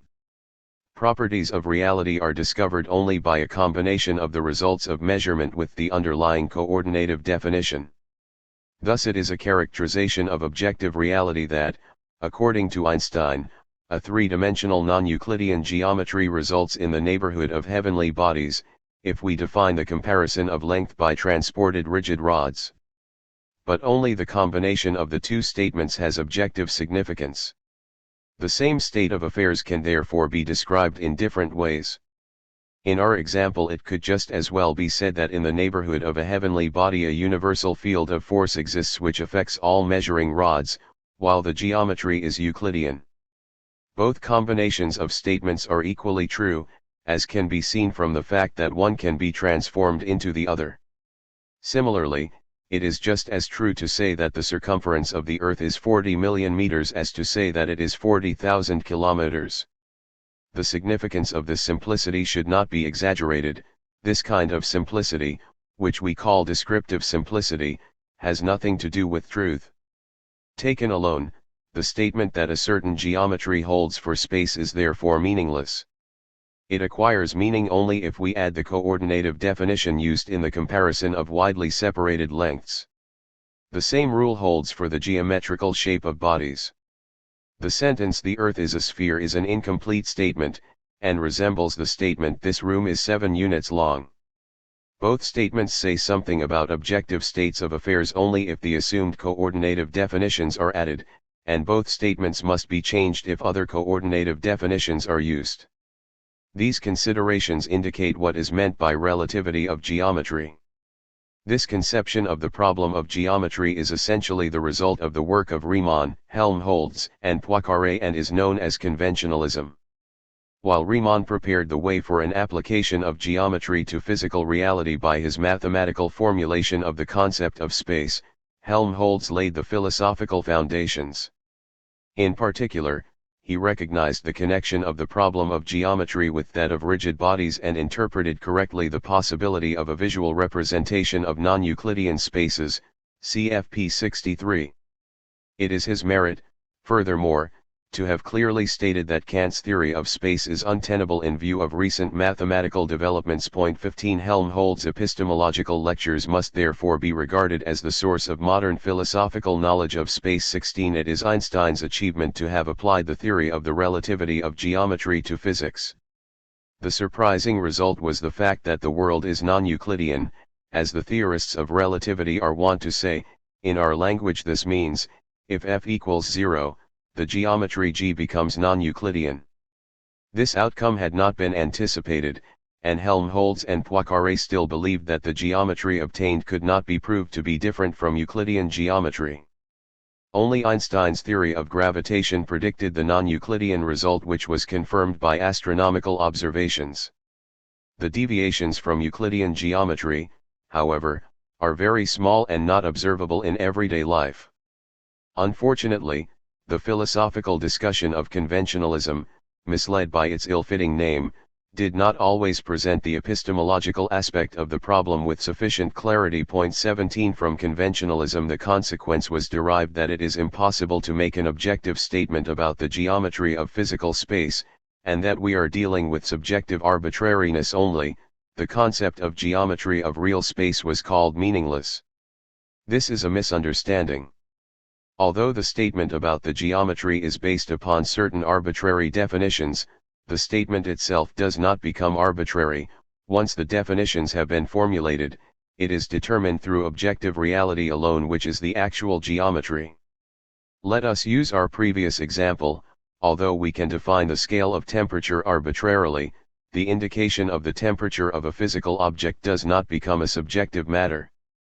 By selecting a certain scale we can stipulate a certain arbitrary number of degrees of heat for the respective body, but this indication has an objective meaning as soon as the coordinative definition of the scale is added. On the contrary, it is the significance of coordinative definitions to lend an objective meaning to physical measurements. As long as it was not noticed at what points of the metrical system arbitrary definitions occur, all measuring results were undetermined. Only by discovering the points of arbitrariness, by identifying them as such and by classifying them as definitions can we obtain objective measuring results in physics. The objective character of the physical statement is thus shifted to a statement about relations.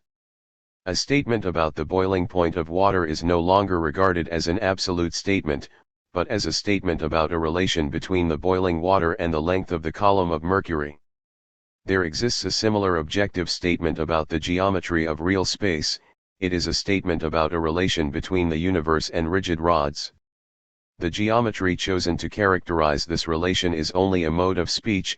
However, Our awareness of the relativity of geometry enables us to formulate the objective character of a statement about the geometry of the physical world as a statement about relations. In this sense we are permitted to speak of physical geometry. The description of nature is not stripped of arbitrariness by naive absolutism, but only by recognition and formulation of the points of arbitrariness. The only path to objective knowledge leads through conscious awareness of the role that subjectivity plays in our methods of research. 9. The visualization of Euclidean geometry. With the result of the foregoing section in mind, we turn now to the second question essential to the theory of the visual a priori of Euclidean geometry: is it true that Euclidean geometry is the only geometry which can be visualized? If Euclidean geometry is distinguished by being easily visualized, this fact does not add anything to our knowledge of physical space. But does Euclidean geometry have this distinction? Let us analyze this question. The investigation will have to proceed in two directions. On the one hand, we must inquire whether other geometries can be visualized. This question is usually taken to be the main one. On the other hand, and this question will be the subject matter of the present section, we must find out what visualization of Euclidean geometry means, and to what extent Euclidean geometry can be visualized. The visualization of Euclidean geometry should by no means be taken for granted. On the contrary, we shall carefully examine this assertion that has so frequently been maintained by philosophers. At the very start of our investigation we encounter a difficulty. As soon as we try to give a more precise formulation to the experience of visualization, we are in the midst of psychological experiments. We try to analyze geometrical images. As a consequence, we have those philosophers against us who maintain that the problem of visualization concerns not psychological but philosophical issues. In particular, this conception is represented by neo-Kantians who assert that Kant's pure intuition is not a psychological phenomenon. These objections must not deter us. It has always turned out that such border skirmishes do not help in the study of the problems. Sometimes it is much harder to make a decision about the classification of a problem than about its solution. We shall therefore disregard the objections and try to find the right method of analyzing the experience of geometrical visualization. Two characteristic features stand out. It is of the nature of visualization that it reproduces the particular object in the form of an image. When we attempt to visualize an object, for instance a triangle, blurred images emerge in our mind that are obviously connected with previous perceptions. We may imagine a white triangle on a blackboard, or a triangle drawn by pencil on a white sheet of paper, but the image always appears somewhat schematic. Individual details occur only when we concentrate on vivid reproductions of perceived triangles. We suddenly see that the lines of chalk marking the triangle have a certain width and that they are composed of individual particles of chalk. The schematic triangle, however, is also determined by previous perceptions.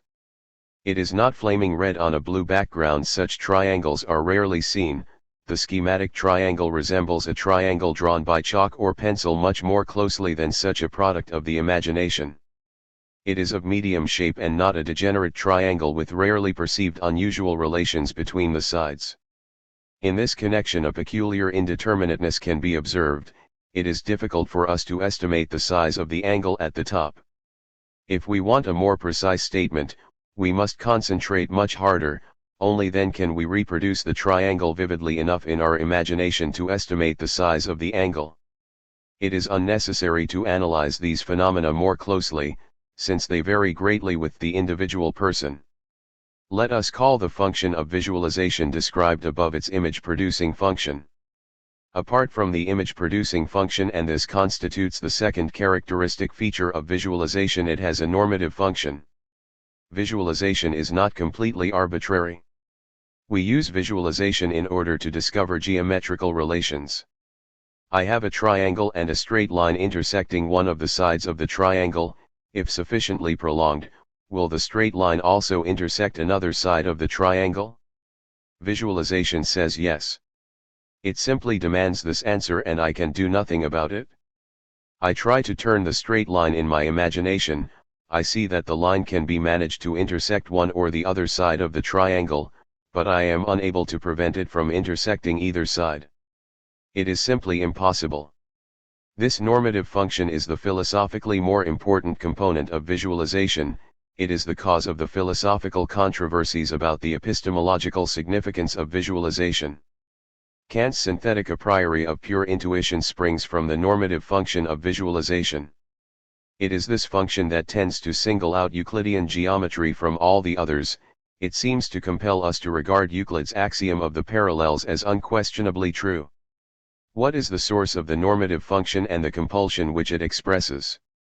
It seems that the source is the image-producing function, because the image-producing function is a necessary condition of the effectiveness of the normative function. Only after we imagine the triangle and the intersecting line do we see that the law mentioned above holds. There are cases where we contemplate a problem for some time without being able to solve it, until we succeed in producing a clear image. We then read the desired law from the image. How many diagonals can be drawn from one corner of a pentagon? We are not able to answer this question immediately. At first we make some vain efforts and hope to find the answer, so to speak, offhand without the use of the image-producing function. We do not succeed. We must first mobilize our will. Suddenly the pentagon is visualized with its characteristic asymmetry, one corner at the top, one side at the bottom. Now we draw two diagonals from the bottom left corner to the two corners at right. More are evidently impossible. This vivid image lends certainty to our answer. The vividness of the picture and the certainty of the judgment are enhanced if we actually draw the pentagon. We see the result immediately, and it is no longer necessary to strain our will. But obviously this facilitation is the only function of the drawing. The perception of the drawing does not play the role of an empirical discovery. The situation is not comparable to the performing of an experiment, as a consequence of which we expect perception to supply an answer. If we combine two unknown salt solutions, we expect the perception to tell us whether or not a precipitate is the result. The drawing, however, has a different function. We do not read results from it, but read them into it. We also reserve the privilege of correcting the drawing, because drawings are not always reliable. Suppose we draw a pentagon with all of its diagonals and try to count them. If we draw a pentagon very carefully, we shall succeed. But it may easily happen that one corner is drawn too flat, and thus is overlooked when we draw some of the diagonals. In this case we must correct the drawing. Apparently we do not trust our perception but follow an inner compulsion. The perception of the drawing serves only to facilitate the image-producing function. The detour by way of the drawing makes the final statement more certain. These considerations suggest that the normative function does not have its origin in the image-producing function. We correct not only the drawing but also the images themselves by means of the normative function. Sometimes the image-producing function provides us with a false image. I put the problem of the pentagon mentioned above to a person untrained in mathematics. I immediately got the rash answer 5. He was evidently in the phase of speaking offhand. Then followed a no. One moment. Now the image-producing function was employed, and after some reflection came the answer 3. Here the image-producing function had evidently furnished the wrong result. A no followed, and after some moments the correct answer 2. The normative function had intervened and corrected the images. It is not the case that we simply wait for images that will dictate the result to us. On the contrary, the images are subject to a directive, and if they do not correspond to it, they will not be accepted. This directive is stronger than is usually suspected, and it works even behind the scenes. It not only refers to conditions indicated in the problem but also adds some tacit conditions. We considered the theorem that a straight line intersecting one side of a triangle must also intersect another side of the triangle. Is this true? By no means. I can imagine a straight line descending in space and not situated in the same plane as the triangle. In this case it intersects one side only. This answer is certainly trivial, but often we do not notice how much we restrict a problem by tacit assumptions. Some parlor games make use of this unawareness. 3 matches are laid on the table in the shape of a triangle. The problem is to form 4 triangles by adding 3 more matches. Rarely somebody conceives the idea of arranging the three matches spatially on top of the triangle lying on the table so that a tetrahedron results. And in this category belongs the story of the egg of Columbus. Note what conditions you impose upon your imagination, then many an impossible turns out to be an impossible under such and such conditions. The humorous aspect of the examples just mentioned is due to the fact that it would be quite easy to eliminate the tacit assumptions. The questions, however, are asked in such a way that they suggest them. Since the matches are put on the table, it is suggested that the puzzle concerns a problem of the plane. Apart from the particular aspect of this problem, such experiences furnish the key for quite a few difficulties of geometrical visualization. Rather late in the history of mathematics, the analysis situs was discovered, which led to certain peculiarities of visualization. Does there exist a surface having only one side? Visualization suggests a prompt no, but every student of a lecture on topology has taken a strip of paper, and twisted once around itself, pasted it together in form of a ring. This paper surface has indeed only one side. After we have seen such a model, our ability to visualize has increased. Or again, a closed curve is drawn on a surface. Is it possible to draw on the surface a line of any shape that connects a point of the surface situated on one side of the curve with a point of the surface situated on the other side of the curve, without intersecting the curve? Visualization again answers no, but only because the image-producing function shows a plane. Therefore, we attempt to solve the problem in the plane, where it is impossible. Mathematics has shown that there are surfaces of different topological properties where not all closed curves divide the surface into separate areas. We can very well imagine such surfaces, or more precisely, we can direct the image-producing function of visualization so that it will furnish elements for which the desired property holds. If occasionally we are answered impossible by the images of our visualization, we must first inquire to what extent tacit assumptions are contained in the elements furnished by the image-producing function. The presence of these assumptions may prevent us from producing an image of the problem under consideration. Only if these assumptions are explicitly stated in the problem is it correctly answered. In the example of the straight line intersecting the side of a triangle, it must be stated explicitly that the straight line must lie in the plane of the triangle. Only then is the problem worded correctly. In this instance it seems to be easy to add the missing assumption later, but it is not always so easy.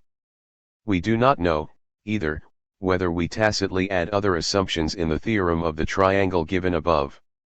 In this very example some further conditions play a part. The theorem is correct only if it refers to Euclidean straight lines and to a Euclidean plane. It does not hold for every kind of surface and its straightest lines. The theorem has exceptions on the torus, for instance, Fig. 1, Plate I. It is not a matter of escaping into the third dimension as above, all lines remain within the same two-dimensional surface. In order to formulate the theorem strictly, the condition must be added that by straight line and plane the respective phenomena of Euclidean geometry are understood. Only then is it conclusive. But then there is nothing spectacular about the visual compulsion inherent in the theorem, because the visual compulsion does not furnish anything different from the logical compulsion inherent in Euclidean geometry. In the system of Euclidean geometry this theorem is necessary, and we discover this fact by logical analysis of the geometry whose axioms include this theorem. Point 18. Without this theorem the elements of geometry, such as the straight line and the plane, have very different properties. The merit of visualization consists only in the fact that it translates the logical compulsion of Euclidean geometry into a visual compulsion. The normative function of visualization is revealed as a correlate of the logical compulsion and achieves the same results by means of the elements furnished by the image-producing function as the logical inference does by means of the conceptual elements of thought. This is the significance of visualization. It seems to be much easier to make logical inferences with the help of visual representation than by means of abstract concepts. Proofs which the mathematician has found only with great effort, as for instance the theorem that a continuous function assumes every intermediate value between any two of its values, became immediately obvious through visualization. In this gift of visual inference our mind possesses one of the most powerful tools, not only for science but also for everyday life. It is certainly wonderful that such an achievement of visualization is possible, but it is not an achievement outside the frame of logic. The manner in which logical inferences are actually made is strange and obscure and rarely resembles the formal method of logic. But this fact is irrelevant for the problem of the visualization of geometry. We may therefore take it for granted, not subject to an investigation in this connection, that visual processes play a role in logical thinking. The examples from two-dimensional geometry which we selected are very instructive for our problem. If we speak of a special visual compulsion, we express the idea that more restrictive laws hold for visualization than for logical thinking. It is this idea which Kant meant by his synthetic a priori judgments of visualization, and it is also the reaction which a prioristic philosophy had all along to the existence of non-Euclidean geometries. It is possible to construct them logically, but it is impossible to visualize them. According to this conception, visualization admits a narrower selection of geometrical structures than does logic. It turns out that this statement is not true in the two-dimensional domain. The normative function of visualization does not demand more than logic. What is logically consistent can be visualized as far as it does not surpass the precision attainable by visual representation for the two-dimensional realm. This is certainly true. It is not different in the three-dimensional domain. The images which we habitually use are those of Euclidean geometry. No wonder that we derive only Euclidean laws from them. It never happens in the game of chess that the two original bishops belonging to one player stand on squares of the same color. It is, however, possible simply to put them upon two white squares. The statement about the bishops is correct only so long as the rules of the game are adhered to. The law of the oblique path of the bishop logically implies the necessity that the color will remain unchanged. The images by which we visualize geometry are always so adjusted as to correspond to the laws which we read from them. These laws are always implied. The statement that we cannot visualize non-Euclidean geometry must therefore be reformulated. We cannot visualize non-Euclidean geometry by means of Euclidean elements of visualization. In this form the result is trivial. What it denies is a logical impossibility. The question must be asked differently: can we change the image-producing elements in such a way that we can read the laws of non-Euclidean geometry from the new images? Only in such a manner can we attempt a visualization of non-Euclidean geometry. The question will be treated in 11. We shall have to analyze, in particular, at what point tacit assumptions are smuggled into the images, assumptions that make them Euclidean and cause the normative function to reject non-Euclidean laws. 10. The limits of visualization. Before taking up the problem of the visualization of non-Euclidean geometry, we must consider another fact, the significance of which is controversial. It was explained above that the image-producing function, under the directive of the normative function, furnishes images from which logical laws can be read by means of visualization. It must be noticed, however, that there exist limitations for visualization that prevent the production of images from going beyond certain simple relations. We are able to visualize a pentagon but do not succeed with a decagon without drawing it on a piece of paper. A polygon of 1,000 sides, even if we see it drawn on a piece of paper, has lost the specific image character that distinguishes it from a polygon with 1,004 sides.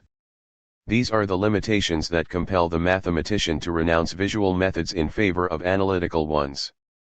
Nobody will attempt to count by means of visualization the number of diagonals in a polygon with 1,000 sides. We would not even trust the result of counting them in a drawing, but would always prefer the analytical method, which derives the number of diagonals from the number of corners by a simple formula. There are individual differences in the ability of visualizing geometry, but they are restricted to a certain domain.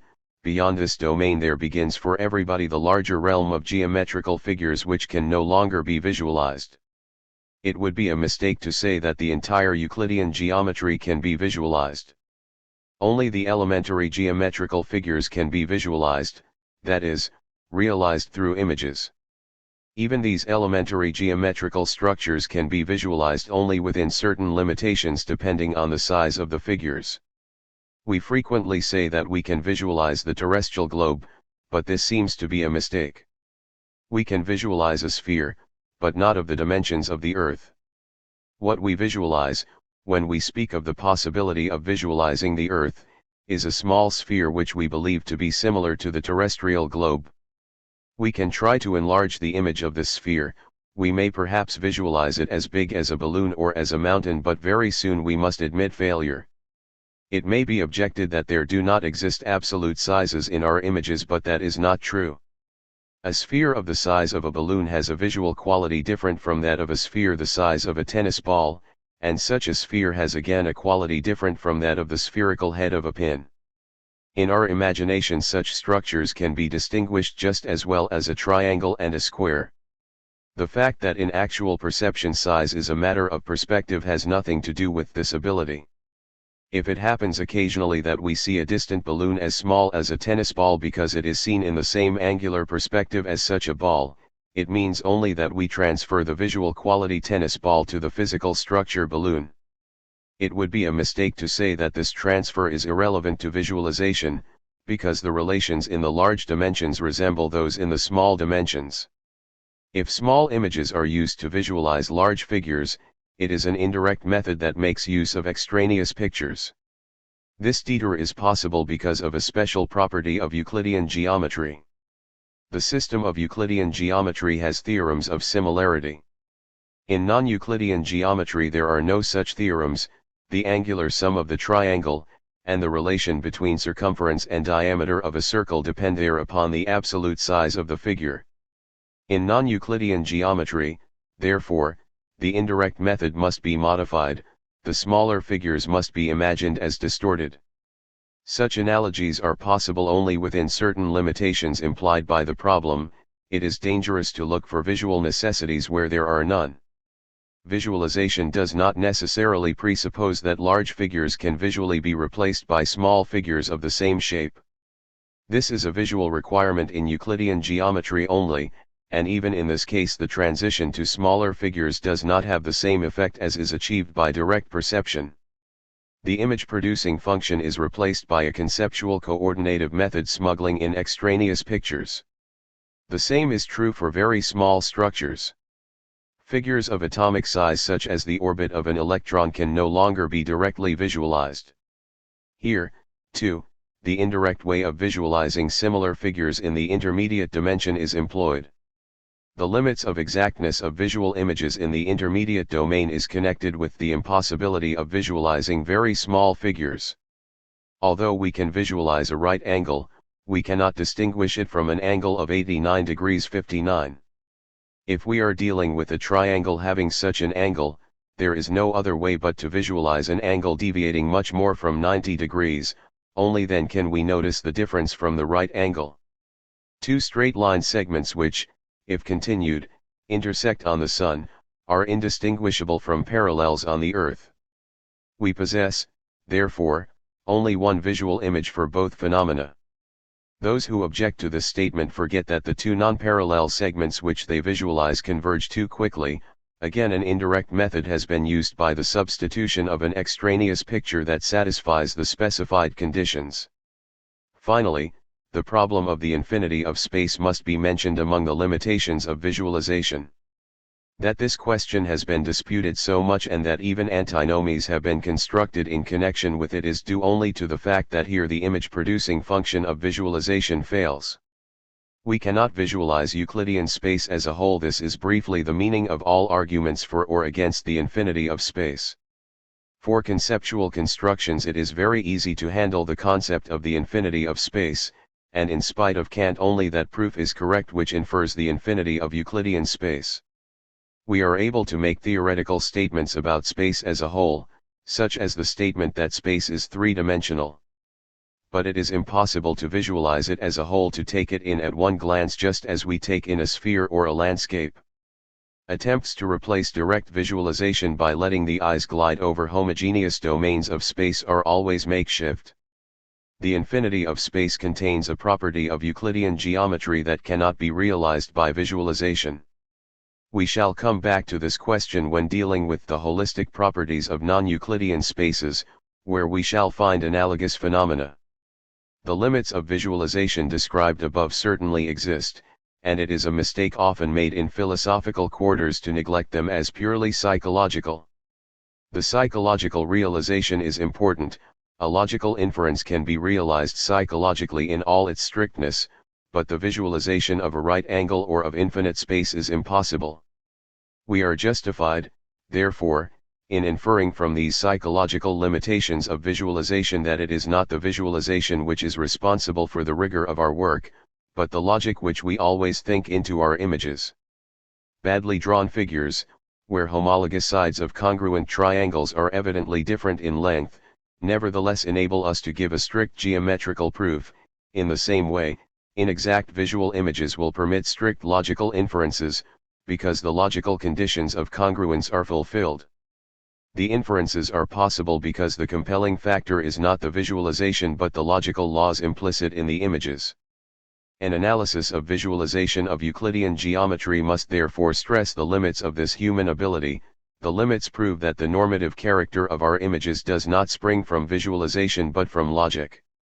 It is but another mistake when mathematicians attempt to base a visualization of non-Euclidean geometry on just these limits of visualization. 19 The deviations of physical geometry from Euclidean geometry are so small according to the theory of relativity that they are far below the limit of exactness of visualization, and it would be convenient to say that Einsteinian space can be visualized just as well as Euclidean space, since no difference is noticed within the visual field.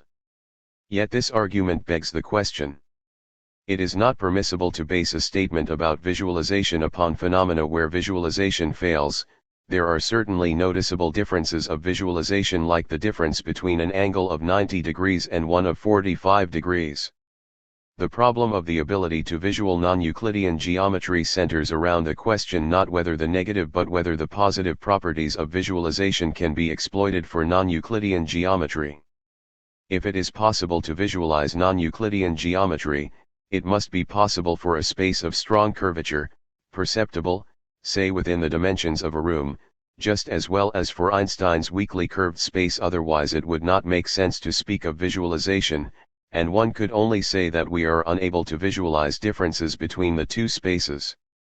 It is, therefore, not expedient to take the limits of visualization as the point of departure for our attempt to make non-Euclidean geometry accessible to visualization. Our only concern with these limits has been to establish the fact that it is not visualization, but logic, which dictates the laws read from the images. In an earlier section, 1, non-Euclidean geometry was made plausible by means of badly drawn figures. Now we understand the deeper significance of this device. It is the predominance of logic in visualization which is expressed in this method. It will be our task to extend the method in such a way that we can imagine for non-Euclidean geometry even the possibility of well-drawn figures. By means of conceptual thinking, we can pass from visualization to readjusted visualization. The human mind has the ability to circumvent visual images by the use of abstract concepts, as it were. After this achievement it is able to produce new images. We must not demand that the new images have the same degree of immediacy as the old ones, and that they come into focus with as little effort as the images we are accustomed to. Some constraint and some adjustment of the imagination is indispensable, and so is careful analysis which reveals what is actually visual in so-called visual experience. 11.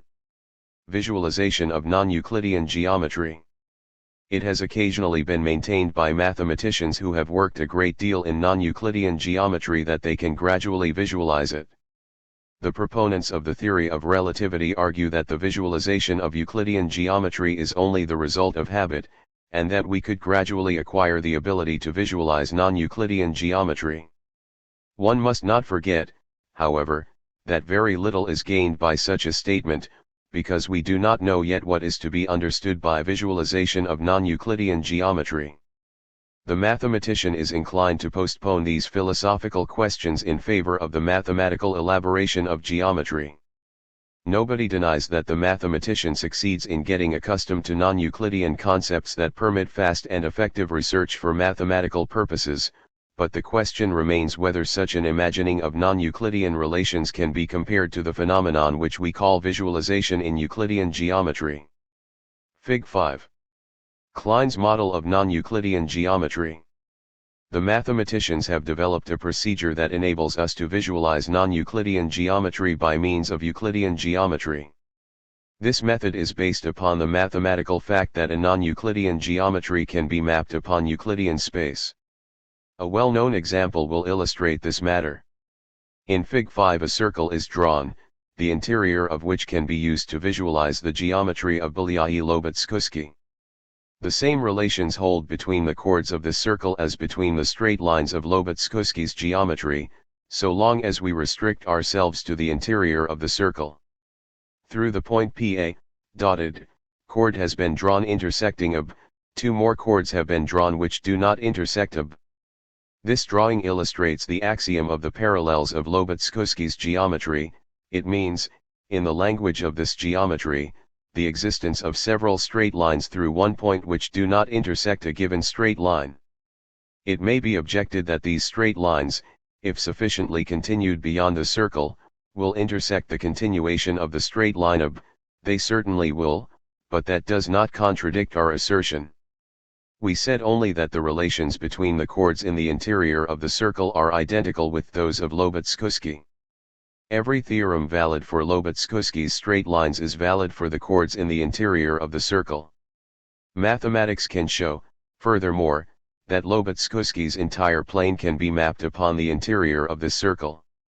In this mapping, however, the concept of distance between 2 points of Lobachevsky's geometry is not coordinated to the concept of distance between 2 points of Euclidean geometry, but to a mathematical expression which has a very complicated form in Euclidean geometry. Point 20 This expression has the consequence that equal segments on a chord, in non-Euclidean metric, correspond in Euclidean metric to segments becoming smaller and smaller as we approach the perimeter of the circle, so that an infinite number of such equal segments are situated on a chord.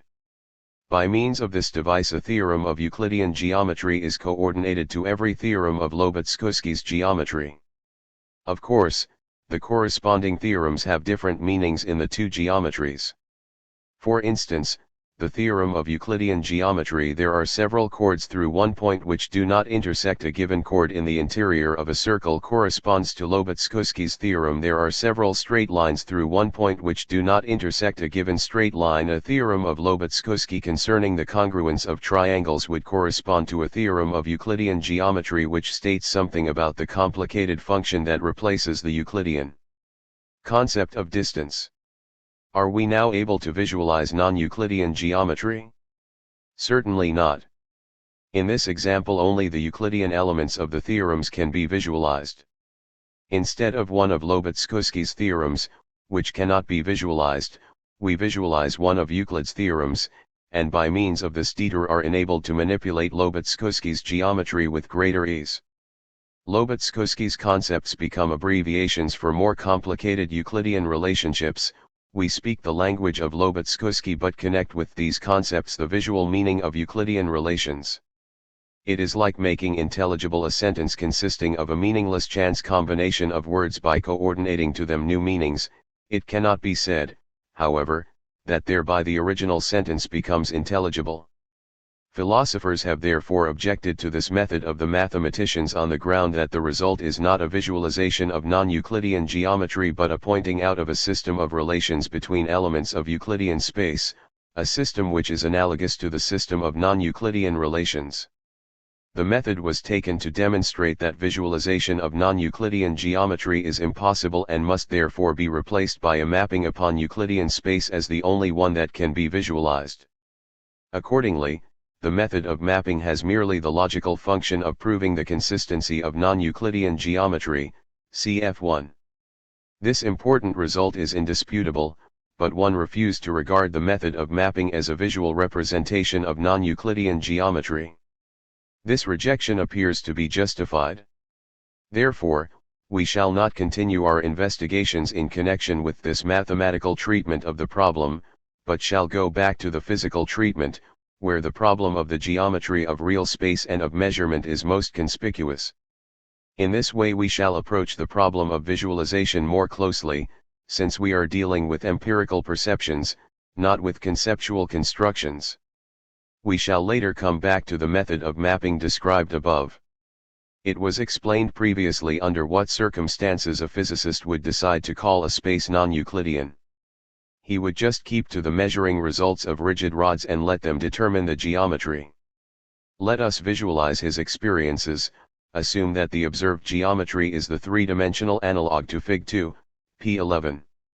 We draw a two-dimensional cross-section, Fig 6, through space. In the plane of our drawing it looks similar to the projection of surface G upon surface E of Fig 2. Fig May 6 be conceived as the top view of Fig 2, cf however the footnote on P52. Imagine meridians drawn from a Fig 2, upon G which merge into radial straight lines in the plane part of G. In E these meridians will appear as straight lines emanating from A, as Fig 6 shows. We must only add that we imagine Fig 6 as a cross-section through a similar space so that from a straight lines would emanate in all directions. Fig 6. Cross-section through a non-Euclidean space. In non-Euclidean relations BB1 equals CC2, although AB equals BC and AB1 equals B1C1. The solid line MN is a line of equal distance from DC, the dotted line MN is a straightest line, they do not coincide. In order to describe our observations we assume that the physicist retains Euclidean geometry. He then observes the following. By means of his measuring rod he made AB equals BC equals AB1 equals B1C1. The distance BB1 is as long as a solid rod which he laid down. He now places this rod on the line CC1. He finds that it goes from C to C2, whereas C2C1 is shorter than the rod. In Euclidean geometry CC1 must be equal to 2, BB1, he will say that the rod has grown under the influence of a field of force F. The force has the effect that the rod becomes longer in tangential position the farther he moves away from A, whereas it remains unchanged in radial positions. Point 21 If he moves still farther away from A, the expansion increases still more, then decreases, until it finally disappears and normal relations obtain. The field of force F is found to be universal, i.e., independent of the material of the measuring rods. Corresponding relations were described as the result of measurements on the surface E of Fig 2, where they can be explained as a consequence of the projection. There the transition to non-Euclidean geometry, i.e., a defining away of F, was simpler, because we were concerned with a two-dimensional problem. We could visualize surface E as having a hump like surface G. The introduction of non-Euclidean geometry thus does not cause any visual difficulties in the two-dimensional domain. The situation is different in the three-dimensional realm. If Fig 6 is to represent a cross-section through a space for which the same cross-sections result in all directions originating from A, we cannot interpret this cross-section as a hump because it would conflict with the other cross-sections. The cross-section must therefore remain plane and yet show the geometry of the sphere. This is the requirement contradicting visualization that stops us when we wish to introduce non-Euclidean space. Can we get rid of the contradiction? We must analyze, therefore, in what respect the interpretation in terms of a hump constitutes a solution for the two-dimensional problem. How is the curvature of a surface visualized? What we see are usually the differences relative to three-dimensional space rather than the geometrical relations within the surface. The distance between a curved surface and an adjacent plane varies, that is the criterion by which a curvature is visualized. We thus make use of the third dimension in order to visualize the curvature of the two-dimensional manifold. Let us call this kind of curvature the exterior curvature. It is well known that the exterior curvature of a surface can change without a change of the interior curvature, i.e., of the geometry of its surface. The zone of a sphere of elastic sheet metal, for instance, can be twisted without being expanded, so that the metal shows a different shape while retaining its inner spherical geometry. This is not true for the sphere as a whole. If a piece of paper is fashioned into a cylinder, it will have an exterior curvature, but not an interior curvature, because the rolling does not involve an expansion. The surface of a cylinder has therefore the geometry of the Euclidean plane. What we usually visualize as the curvature of a surface is its exterior curvature. If we were to attempt a similar visualization for a three-dimensional manifold, we would have to embed it in, at least, a four-dimensional space. Here lies the difficulty of the problem. It seems to be very difficult to impose a new dimension upon visualization. Physically, this new dimension would not even be justified, because all physical happenings are confined to the three-dimensional realm. Later we shall investigate more precisely in what sense the number of dimensions is determined by physical occurrences. It is evident, however, that the introduction of a new dimension is useless for our problem, because we cannot make any measurements in the fourth dimension and therefore no criterion analogous to the distances of the curved surface from a plane exists. The problem must be solved in the three-dimensional domain, i.e., we must try to visualize the interior curvature of the space. There is another reason why we must stay in three dimensions. Euclidean space can be visualized only in three dimensions. Just as a curved surface can be characterized by its relations to three-dimensional space, a plane can be described in terms of three dimensions. For instance, planes are structures the intersections of which are straight lines. In the same sense in which we speak of the existence of an exterior and an interior curvature, we may speak of the absence of an exterior and interior curvature. If we attempted to describe non-Euclidean space as embedded in a higher manifold, we could demand the same for Euclidean space. But since we restrict ourselves to a visualization of the absence of the interior curvature, we may also restrict ourselves to a visualization of the interior curvature greater than zero. We wanted to compare our ability to visualize one or the other, therefore we must try to visualize non-Euclidean space in the same manner as Euclidean space, i.e., within the three-dimensional domain. This insight constitutes the first step on the path to a visualization of non-Euclidean space. We must not demand of an image of non-Euclidean space properties of an image of a surface in three-dimensional space, but should look only for analogues to properties of a surface visualized in two dimensions, i.e., to the interior curvature of a surface. What visual experiences in the two-dimensional domain induce us to say that a surface is curved? Only one feature represents the curvature visually. If we look at Fig 6, the distance CC2 appears longer than BB1. If we look at the same measuring rods on the surface G, however, CC2 appears equal in length to BB1. The visual experience of the curvature in two dimensions consists in the fact that we judge the relations of congruence differently. It does not matter that the distance CC1 does not become twice as long as BB1, in spite of the equality of the sections on the radial lines, we project the congruence differently upon the plane. This insight is the second step on our path to visualize curved space. We can carry through the same procedure for three dimensions. We can adjust our visualization in such a way that we see the distances BB1 and CC2 equal in length. We do not need a hump in the surface, we need only to adjust our conception of congruence. Such an adjustment is permissible because congruence is a matter of definition. Even Euclidean congruence, which we often tacitly presuppose, is based on a definition. This definition too is projected by us into space, not discovered in it. The adjustment necessary for a visualization of a curved space consists in projecting congruence differently into three-dimensional space. We have such a strong visual perception of Euclidean geometry because all our experience with rigid rods constantly teaches us Euclidean congruence. Let us recall the description of the image-producing function of visualization in the foregoing section, where we explained that the manner of visualization is mainly conditioned by previous perceptions. If we wish to change our reaction to Euclidean congruence, we shall have to strain the normative function considerably. It would be different if in daily life we dealt occasionally with rigid bodies that adjusted themselves to non-Euclidean geometry. We can imagine what our experiences would be if we suddenly worked with measuring rods that behaved according to Fig 6. At first we would have the feeling that objects changed when transported, and we would apply the formula G0 plus F. After some time we would lose this feeling and no longer perceive any change of the objects when they are transported. Now we would have adjusted our visualization to a geometry G for which F equals 0. When a nearsighted person puts on glasses for the first time, he sees all objects distinctly, but they seem to move as soon as he moves. After a while this feeling wanes, and he has become accustomed to the new way of seeing. We would have the corresponding experience in a non-Euclidean world.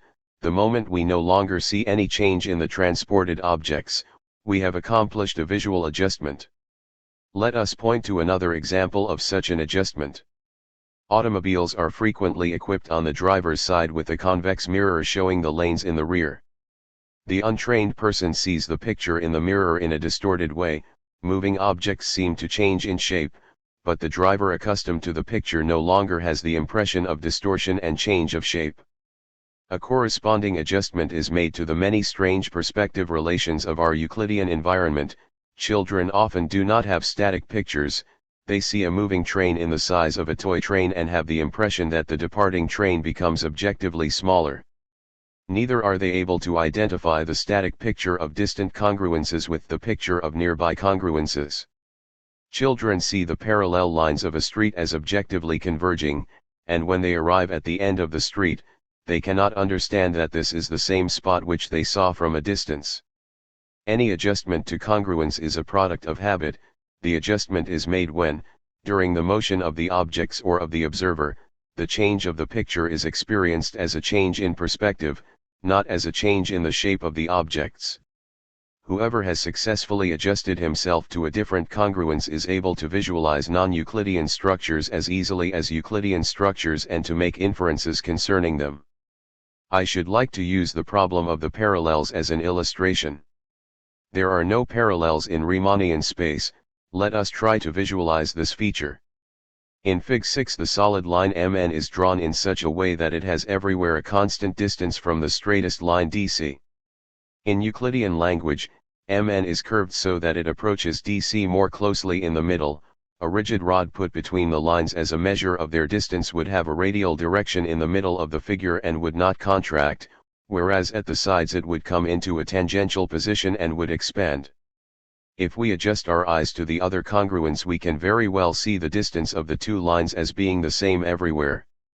We have to realize only that Euclidean congruence, in spite of its obtrusiveness, is likewise merely a definition which we see into the plane of drawing. Furthermore, the solid line MN is no straightest line. The dotted line MN is the shorter connection between M and N.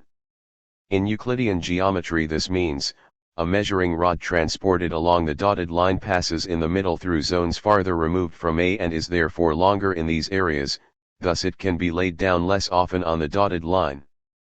If we readjust our eyes to the other congruence, we see clearly that the rod can be laid down less often along the dotted line. Consequently, there are no parallels in this instance. The two descriptions line of equal distance from a given straight line and straightest line do not apply to the same thing. This is the meaning of the statement that there are no parallels. In order to explain the drawing of Fig 6 we have so far used the Euclidean language. This usage, however, is necessary only in the beginning of attempts at such an adjustment. Statements like the rod is longer here than there are eventually replaced by statements like the rod covers here this distance and there this distance, and the corresponding distances are then visualized. Eventually one can forget that from the viewpoint of Euclidean geometry these distances are different in length. We have similar experiences when we learn a new language. In the beginning we can only translate from our native language, and even when we talk, the new words acquire a meaning only because the translation is always present in our mind. Gradually we learn to associate a meaning immediately with the new words, to think in the new language and to express ourselves without the detour through the native language. A similar emancipation from the native geometry is experienced with regard to the visualization of non-Euclidean relations. It is indeed possible to visualize non-Euclidean space by an adjustment of visualization to a different congruence. Euclidean space has thus lost its privileged status. It should not be objected that even this method constitutes a mapping of non-Euclidean relations upon Euclidean space. Space as such is neither Euclidean nor non-Euclidean, but only a continuous three-dimensional manifold. It becomes Euclidean if a certain definition of congruence is assumed for it. This congruence is mathematically characterized by the fact that the concepts of line of equal distance from a given straight line and of straightest line are coextensive. As long as we adjust our eyes to this congruence, we visualize Euclidean space. If a different definition of congruence is introduced for which the above-mentioned mathematical condition does not hold, space becomes non-Euclidean. We are unable to visualize it so long as we cannot emancipate ourselves from Euclidean congruence. With this restriction, non-Euclidean relations can only be mapped upon the visualized Euclidean space. Space will be visualized as non-Euclidean if we succeed in visualizing the new definition of congruence as congruence, i.e., in adjusting our eyes to it. It is, in fact, the result of training the eyes to adjust to the behavior of solid bodies seen in different angular perspectives that enables us to visualize Euclidean congruence. If we readjust the eyes, we can similarly visualize non-Euclidean congruence. With this step we have succeeded in visualizing all that can possibly be visualized in Euclidean or non-Euclidean spaces within the three-dimensional domain. We have visualized the interior curvature, since interior curvature is nothing but the deviation from Euclidean congruence. We can now come back to Klein's method of mapping the Bolyai-Lobachevsky geometry upon the interior of a circle. The procedure was based on a coordination of non-Euclidean concepts to Euclidean ones. This method, too, reveals itself as a redefinition of congruence and can be visualized by a readjustment to a different congruence. The definition of non-Euclidean congruence is formulated in terms of Euclidean congruence. This kind of definition results from the nature of the model, which is intended to establish a correspondence between the two geometries. The procedure represents the indirect method described above. Euclidean geometry is inserted as an intermediate step for the purpose of rendering possible a visualization of the defined congruence. It is somewhat difficult to forget this detour, but it is possible to conceive the definition of congruence as given directly by the statement "this distance is congruent to that distance." Only as long as Klein's method is identified with the mapping process is the example not a representation of Lobachevsky's geometry. But it is possible to adjust to the other congruence, i.e., to see as congruent those sections of the chord which, in Euclidean language, become smaller and smaller as the periphery is approached. In this sense, Klein's picture is truly a visual representation of Lobachevsky's geometry. Klein's model involves a special difficulty, because Lobachevsky's infinite space is mapped upon a finite section of Euclidean space. In order to accomplish the visualization, we must forget everything outside the circle, in the three-dimensional domain outside the sphere. We must imagine ourselves inside the circle and remember that the periphery cannot be reached in a finite number of steps. The mathematician is thus correct in saying that he has become accustomed to visualize non-Euclidean geometry by working with it. But we can now analyze the process by which he changes his visualization.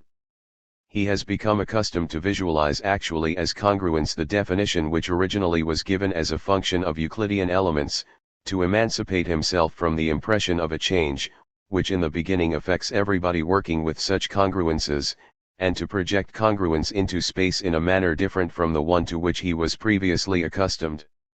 If his realization of the definitional character of congruence is strong enough to direct the image-producing function of his visualization, he will succeed. Our previous thesis was that the apparent impossibility of visualizing non-Euclidean geometry originated from the fact that a contradictory presupposition was smuggled in which demanded that non-Euclidean geometry be visualized in terms of Euclidean elements. This presupposition can now be stated more precisely. Euclidean congruence is the tacit presupposition that influences the image-producing function of our visualization when it so stubbornly rejects non-Euclidean geometry. The refusal is certainly justified, because non-Euclidean relations cannot be visualized in terms of Euclidean congruence. Such a visualization is logically impossible. Euclidean congruence is the rule presupposed for the game of chess. If certain moves seem to be impossible, an alternative is possible only when the rule of the game is changed. After such a change has been achieved, one can read the laws of non-Euclidean geometry, such as the non-existence of parallels, from one's images in the same way as the untrained person takes Euclidean axioms for granted in his visual images. 12. Spaces with non-Euclidean topological properties. The concept topological was mentioned previously, let us add a brief explanation. The surfaces of three-dimensional space are distinguished from each other not only by their curvature but also by certain more general properties. A spherical surface, for instance, differs from a plane not only by its roundness but also by its finiteness. Finiteness is a holistic property. The sphere as a whole has a character different from that of the plane. A spherical surface made from rubber, such as a balloon, can be twisted so that its geometry changes. We can give it an egg-shaped appearance or press it into the form of a die, but it cannot be distorted in such a way that it will cover a plane. All surfaces obtained by distortion of the rubber sphere possess the same holistic properties, they are closed and finite. The plane as a whole has the property of being open, its straight lines are not closed.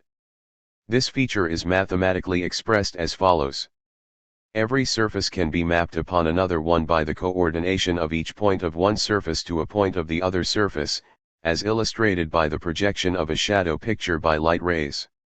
For surfaces with the same holistic properties it is possible to carry through this transformation uniquely and continuously in all points.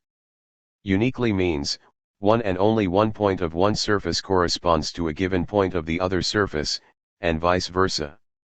Continuously means, neighborhood relations in infinitesimal domains are preserved, no tearing of the surface or shifting of relative positions of points occur at any place.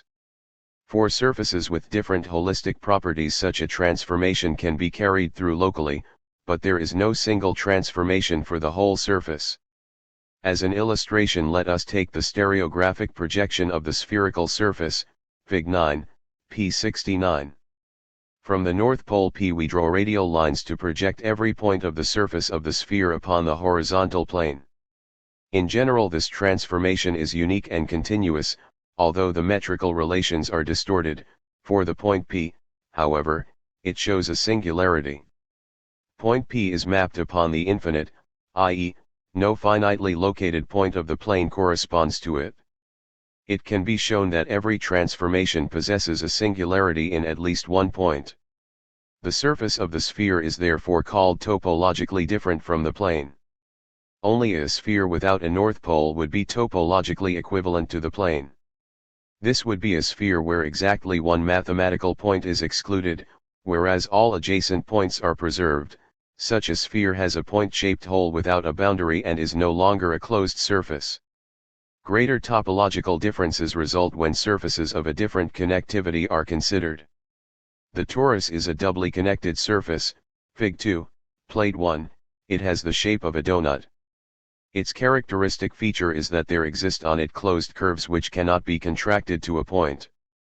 There are no such curves on the plane.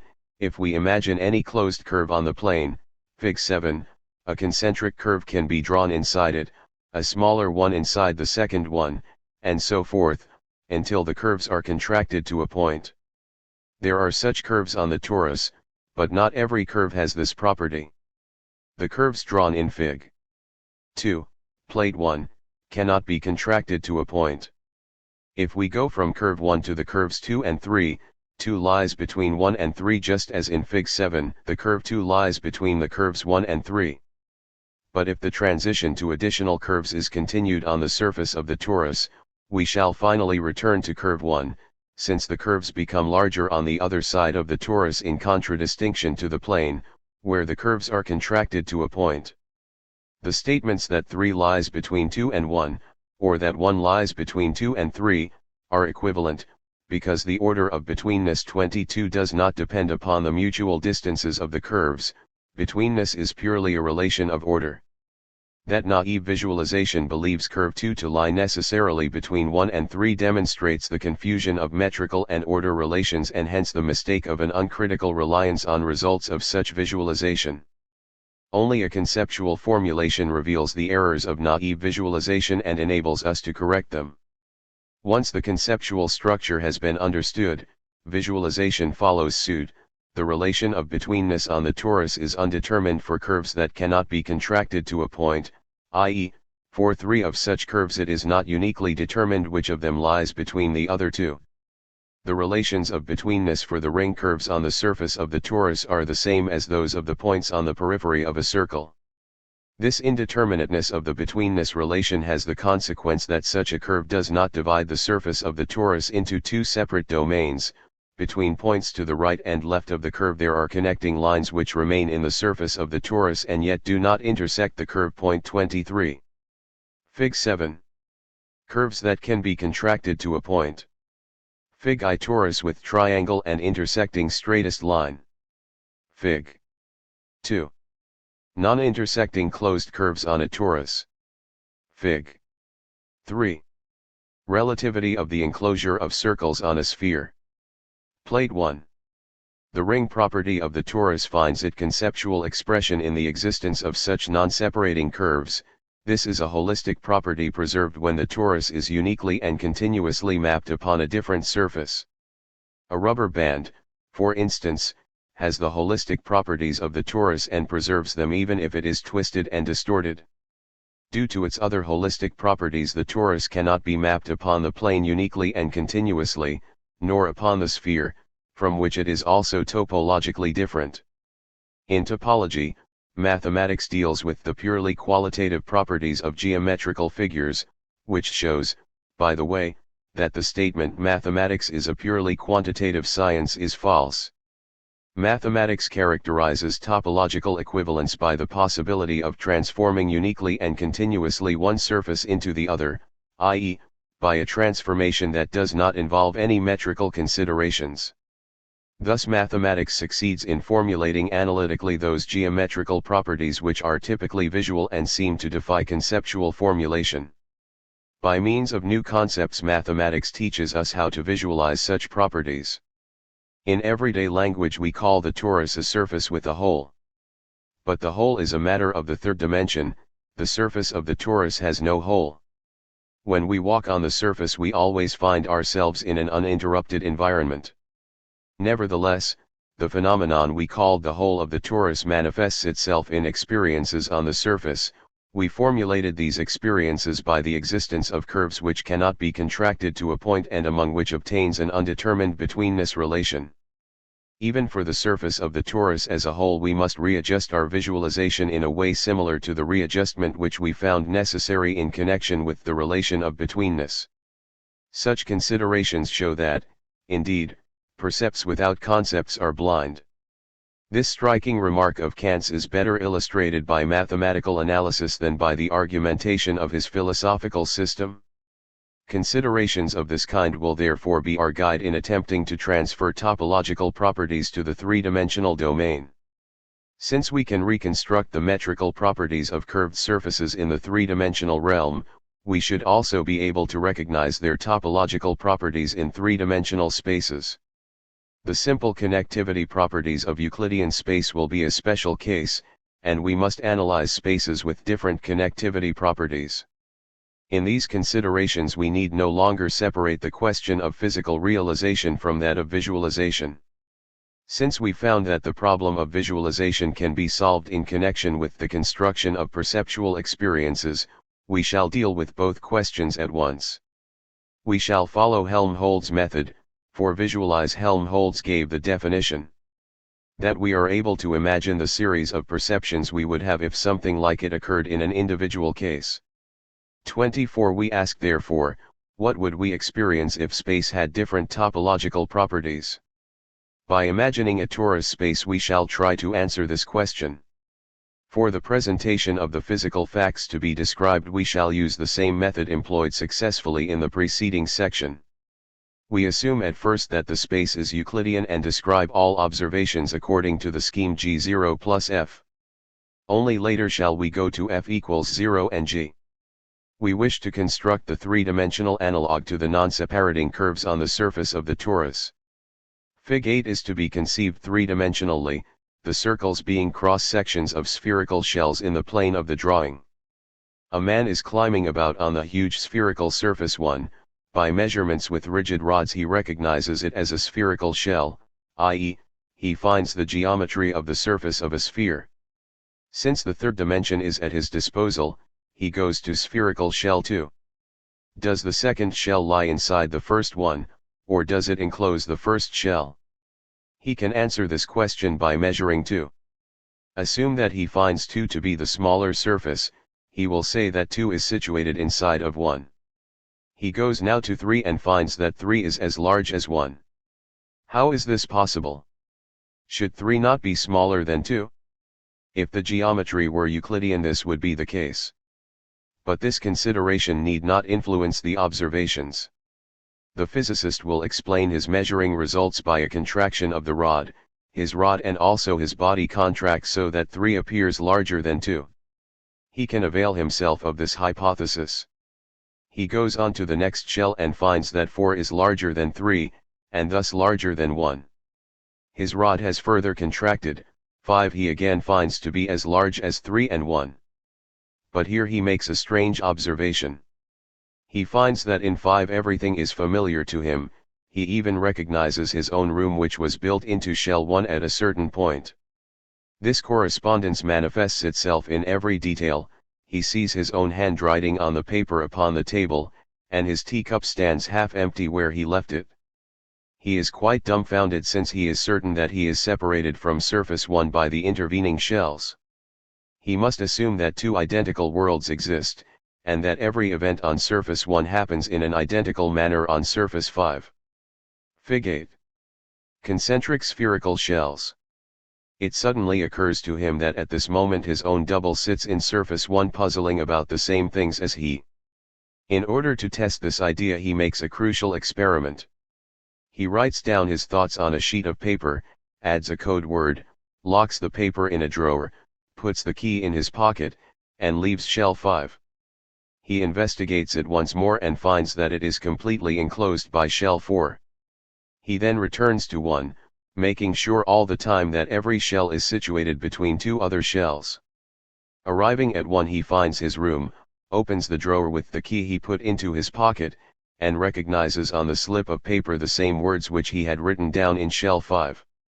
What kind of a world will he imagine? If he retains Euclidean geometry he will have to accept the duplication of all happenings including his own person.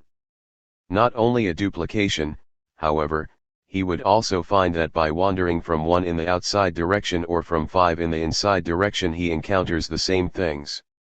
He can never reach the center of all the shells because as he approaches it all objects as well as his own person contract continuously. The center, for him, has the property of an infinite distance. The world consists of an infinite number of periodically equivalent spherical shells.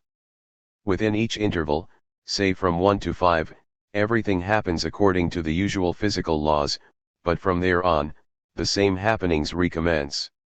To every point of one interval of shells corresponds a respective point in all the other intervals, yet there is no boundary, and all transitions are continuous. This is a description of experiences in a torus space presented in Euclidean geometry. We notice that the addition of a universal force F to G0 does not suffice. In addition, a causal anomaly occurs, consisting in the spatial periodicity of all happenings. The interdependence of all events at corresponding points cannot be interpreted as ordinary causality, because it does not require time for transference and does not spread as a continuous effect that must pass consecutively through the intermediate points. Only within every shell does normal causality hold. The interdependence of the shells is like some kind of pre-established harmony.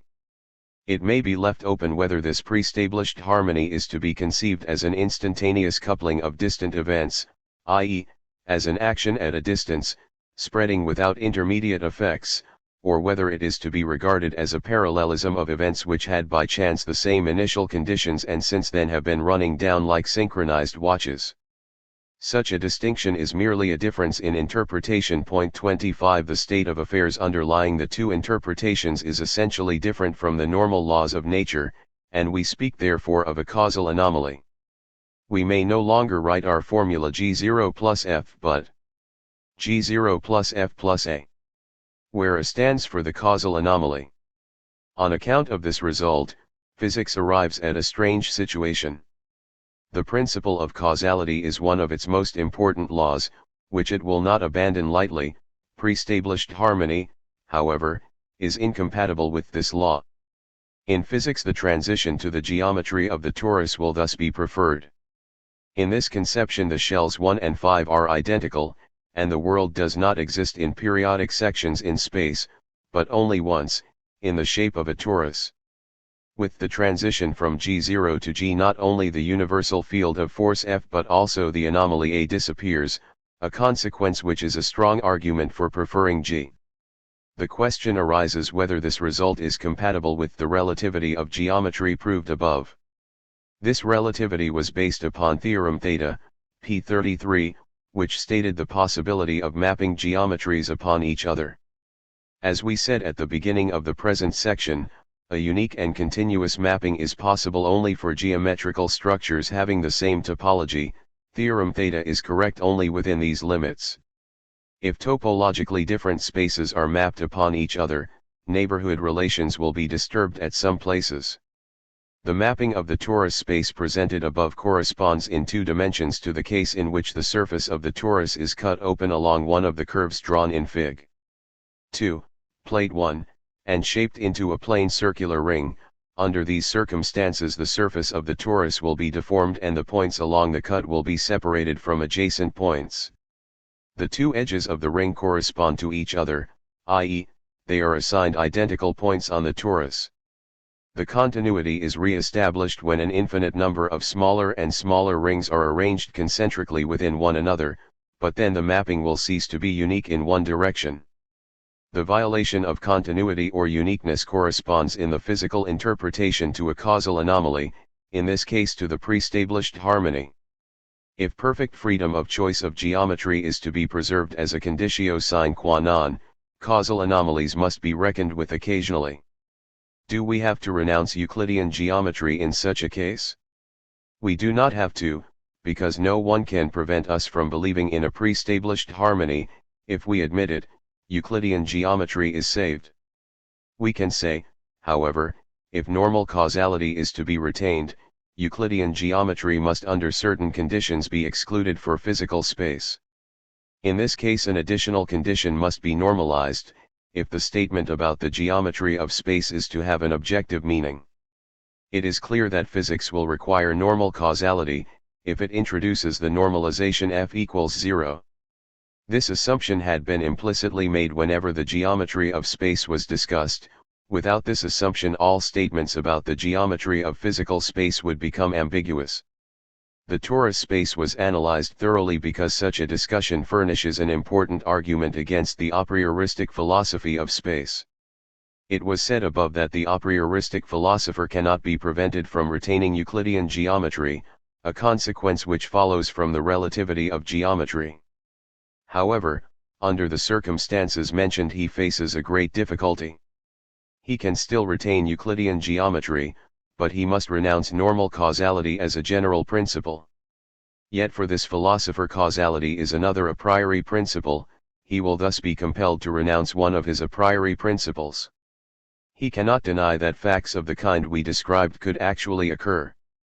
We made it explicit that in such a case we would deal with perceptions which no a priori principle could change. Hence there are conceivable circumstances under which 2 a priori requirements postulated by philosophy would contradict each other. This is the strongest refutation of the philosophy of the a priori. Point 26. What can be said now about the possibility of visualizing the torus space? The same considerations that were explained in the preceding section apply to the metrical deformation of the measuring rods. This deformation can be visualized by means of a readjustment to a different congruence. The identification of the spherical shells 1 and 5 in Fig 8, however, presents a greater difficulty. It is quite certain that we would regard the individual objects on the shells as identical. When perceived, they are identical in the usual sense. The problems of visualization arising in connection with the mutual enclosure of the spheres will be discussed later. A topologically different space is the spherical space, which is particularly interesting in that it does not represent merely a possible form of physical reality like the torus space, but, according to Einstein, corresponds to real space. In order to imagine it, we again construct the visual experiences in terms of a two-dimensional analog. However, We shall choose much smaller dimensions for our model than those of the Einsteinian space of the universe, otherwise we would not be able to describe visual experiences noticeably different from those in Euclidean space. On a spherical surface, as on a plane, every closed curve can be contracted to a point. Still, there is a difference: the curves can be contracted in both directions. They can be contracted in the direction of the North Pole as well as in the direction of the South Pole, because the surface of the sphere is closed. On the spherical surface it cannot be stated, therefore, which of two mutually enclosing circles is the outer one. If two circles 1 and 2 close to the North Pole n, Fig. 3, Plate 1, are considered, the larger circle 2 seems to be on the outside, but circle may second be regarded as an intermediate step in the process of contracting circle 1 to a point, if the circles 3, 4, 5 are contracted in the direction of the South Pole. Enclosure is a topological concept, and size cannot be an indication of enclosure. On the sphere, therefore, we may not speak of a one-sided enclosure of circles as we would on the plane. The concept of enclosure is relative. There is only an enclosure with respect to a given point of contraction. The relativity of enclosure expresses conceptually the finiteness and closedness of the spherical surface. This idea must be transferred to three-dimensional space. We should not look for an analog to the model in which the finite surface of the sphere is embedded in a three-dimensional space. Finiteness does not mean a restriction to an island in a larger surrounding world. If we limit ourselves to the number of dimensions of the structure itself, there exists nothing else besides it, and there is no place in this world which we cannot reach. Finiteness is rather expressed in the specific topological relations of all space points. Corresponding to an exterior and an interior curvature, exterior and interior holistic properties must be distinguished. Only the interior holistic properties will be investigated here. Spherical surfaces in three-dimensional space correspond to the circles on the surface of a sphere. Let us analyze their relations of enclosure by mapping the three-dimensional structure upon Euclidean space, i.e., by drawing the corresponding distorted figures in Euclidean space. We must proceed in this manner because we intend to draw the spherical space. Drawing means mapping upon a small area, and since small areas in a spherical space are nearly Euclidean, the inhabitant of the spherical space will not be able to draw pictures different from the ones we are going to present. Point 27. Yet we are mostly interested in discovering what he will see. From our drawing we shall be able to infer his perspective, which is very different from the Euclidean one. We then can draw without distortion pictures that represent his perceptions, because we merely have to draw plane figures which, when projected upon the retina, will furnish the same pictures as those actually occurring in spherical space. The mapping of the spherical space will be accomplished by a stereographic projection. We start with the projection of a two-dimensional spherical surface. From the center of the projection P, Fig. 9, all points of this surface will be projected by light rays upon the opposite tangential plane. The top view of the resulting figures is drawn in the bottom part of Fig. 9, its center is the point O, opposite to P, whereas P itself is mapped upon infinity. All circles going through P become straight lines in the plane of the projection. In particular, the great circles going through P become central straight lines, i.e., straight lines going through O. The equator QQ becomes the fundamental circle QKQK, the center of which is O. It can be shown, however, that any circle of the sphere is transformed into a circle of the plane, a result not intuitively evident, but known to mathematicians since the time of the Greeks. Great circles, in particular, are mapped as circles intersecting the fundamental circle QKQK in two diametrically opposite points. Because they possess this property on the sphere, we call them main circles. In the top view, i.e., the bottom part, of Fig. 9, two of these main circles are drawn, constructed as the projections of the great circles SS and TT, whose front view appears in the top part of Fig. 9. Fig. 9. Stereographic projection of the surface of a sphere.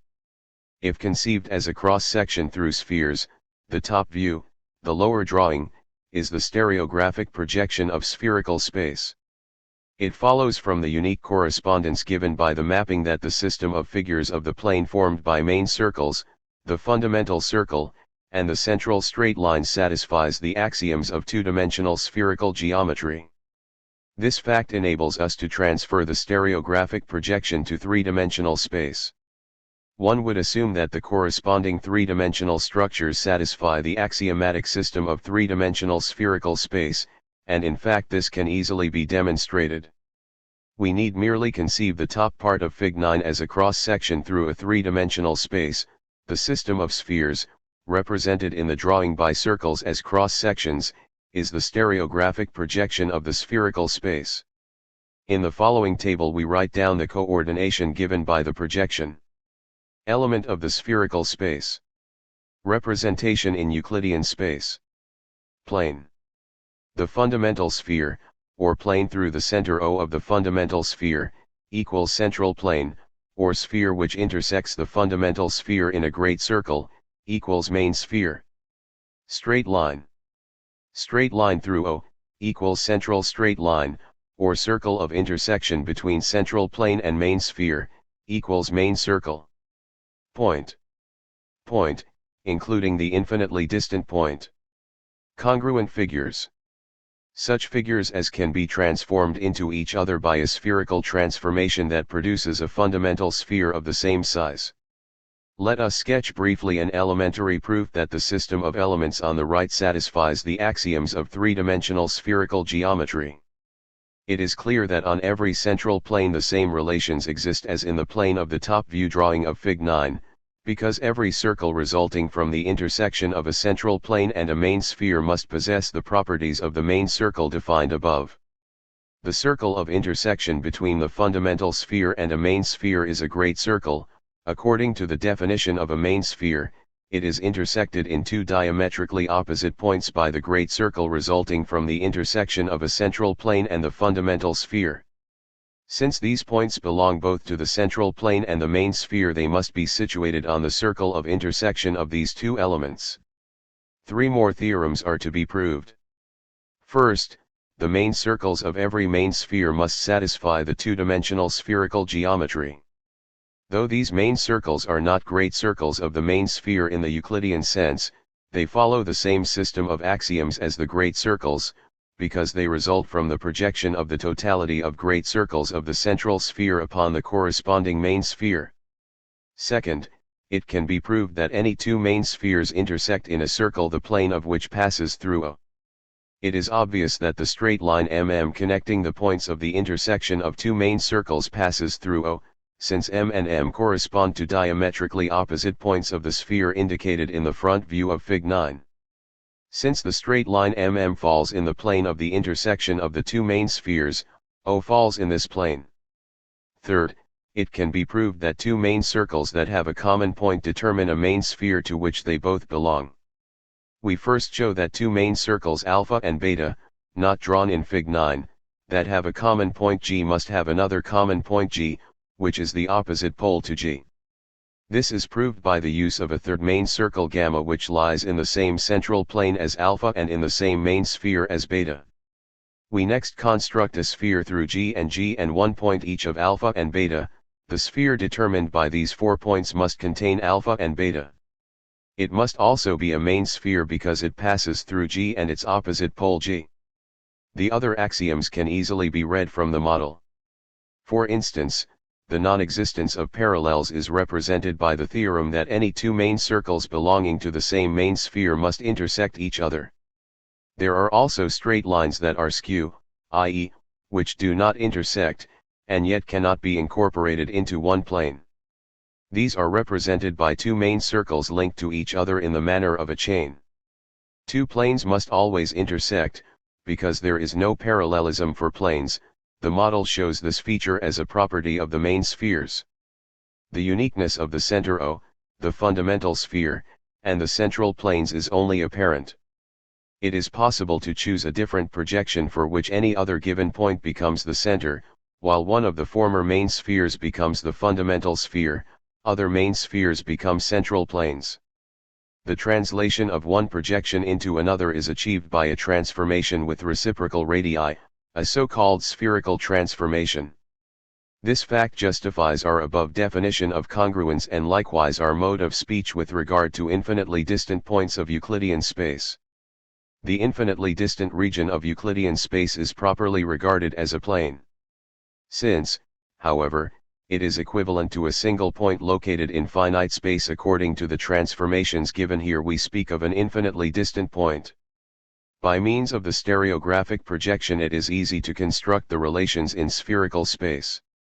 Since we are looking for an analog to the relativity of enclosing circles, Fig.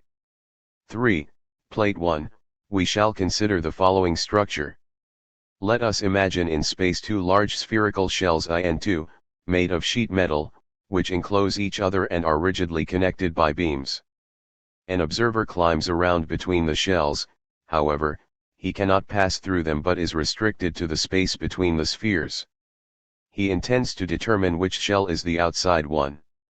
In order to visualize his experience we construct the following figure.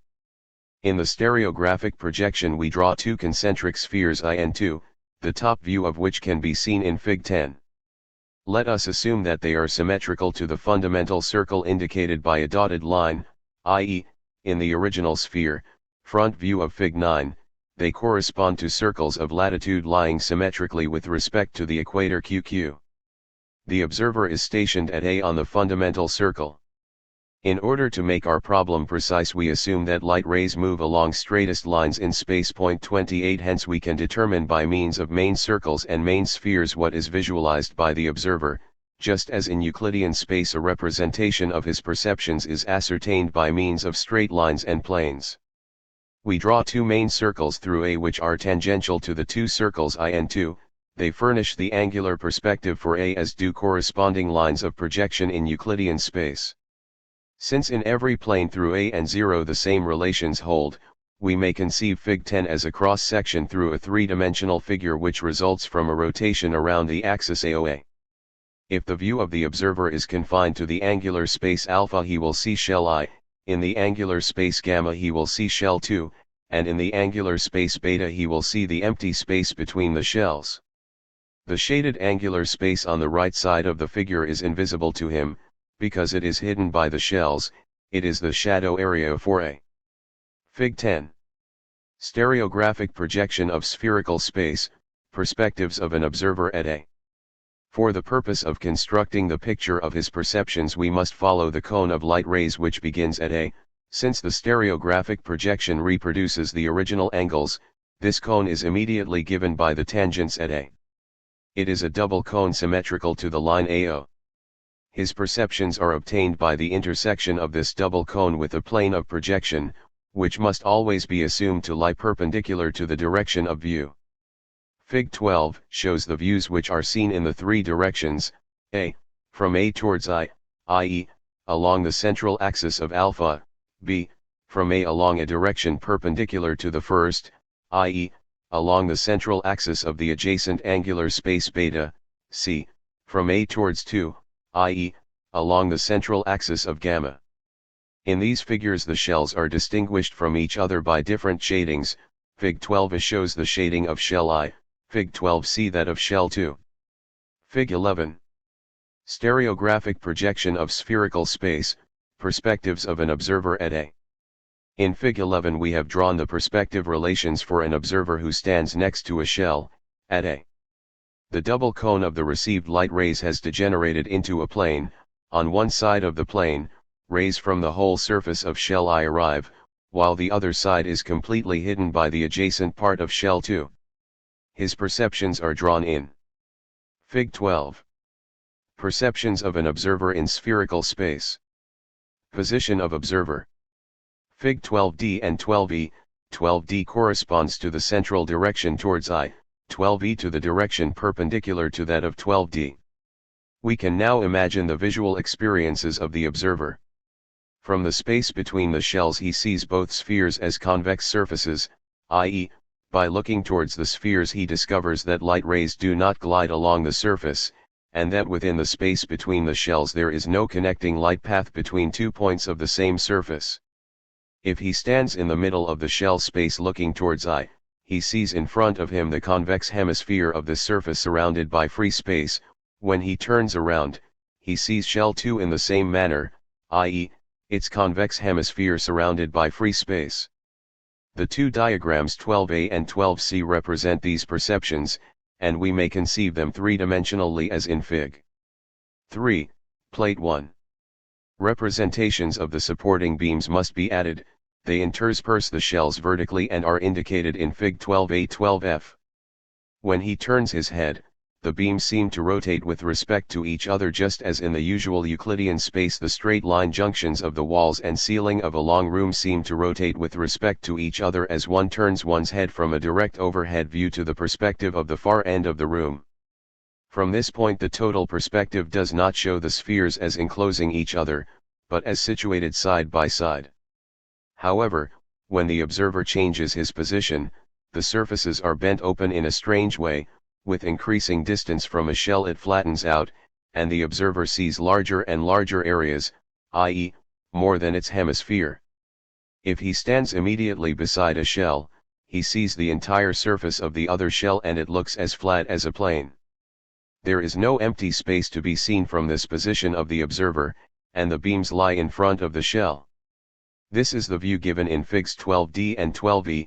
In 12e, which corresponds to the perpendicular direction, the left half of the field of vision is hidden by the small part of the convex shell 2 against which the eye of the observer is pressed. The empty space between the shells shows remarkable features. Since all light rays originating from the observer are gathered in a, Fig 10, a real optical image of the observer occurs in this spot. It is true that every direction of view leads to a, but this holds strictly for one point only. Points adjacent to A are seen in one direction only. The environment of A is then coordinated to the total bundle of rays originating from A. Because of the natural limitation of the angle of vision inherent in the structure of the eye, only that section will be perceived which is formed by radial lines from the back of the head of the observer.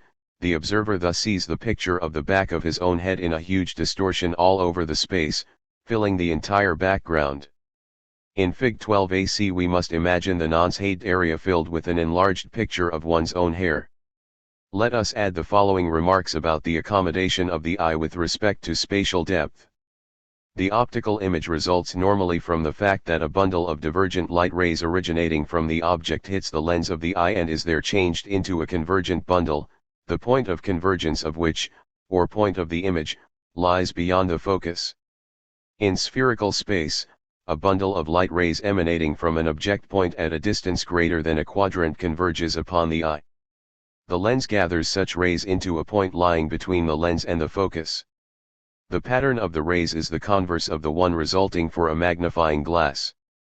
Consequently, the lens of the eye, when looking at such distant points, must be flattened to a higher degree than corresponds, for the normal case, to the adjustment to infinity.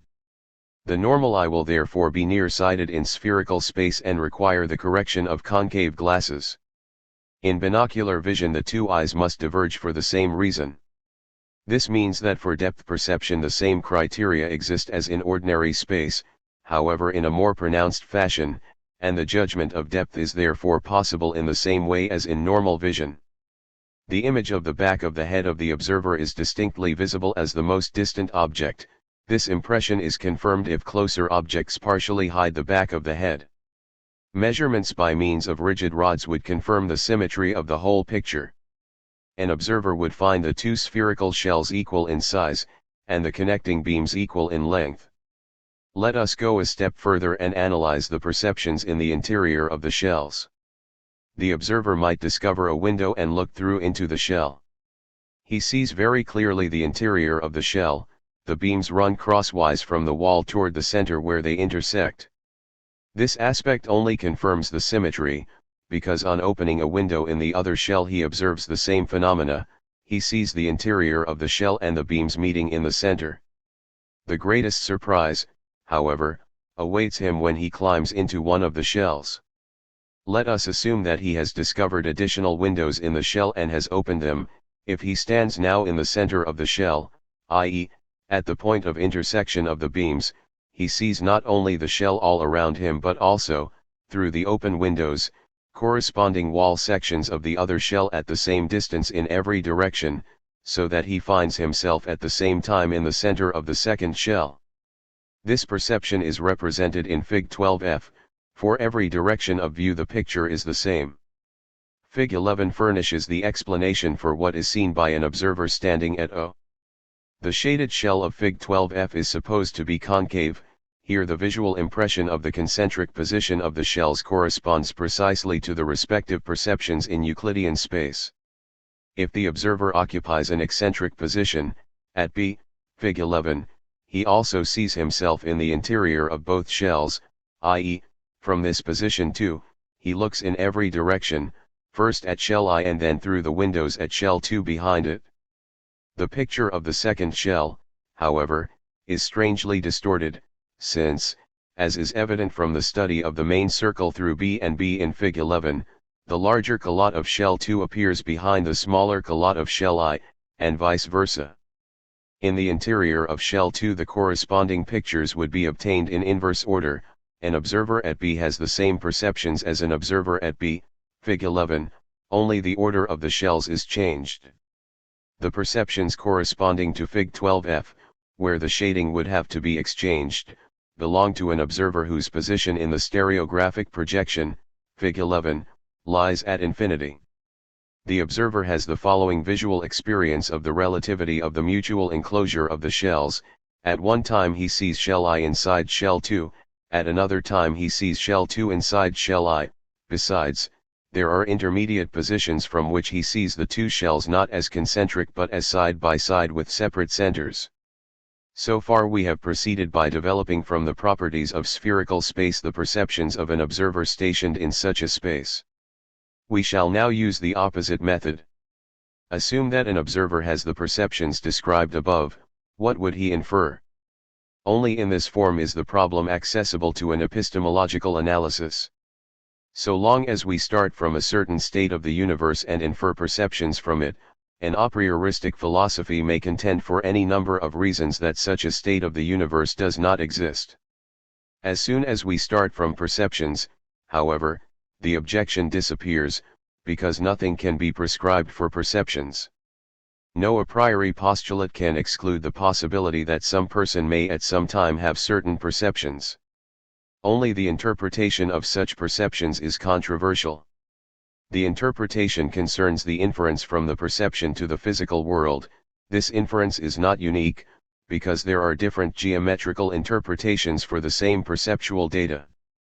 Let us study the two most important interpretations, those of Euclidean space and of non-Euclidean spherical space. The interpretation is simple for non-Euclidean geometry. In this interpretation we deal with spherical space. There is no absolute exterior for the spheres, each of them is the exterior one with respect to the corresponding point of contraction. The 2 points of contraction are given in our model by the centers of the scaffolds. The space is finite, but nowhere has the character of an island, i.e., every point can be reached. Even a visual image is possible. For each of the 2 spherical shells we may employ the old concepts of inside and outside and may imagine them as curved in the conventional sense. It is true that the visual images change and that there does not exist one visual image reproducing the entire space, such as exists for the 2-dimensional spherical surface that can be perceived in its entirety at a glance. However, such a plurality of images occurs merely because we ourselves are the observers, standing in the interior of the space, and thus may not expect a visual image which necessarily can result only from being embedded in a higher dimensional manifold. One visual image comprehending the entire space is not even possible in Euclidean 3-dimensional space.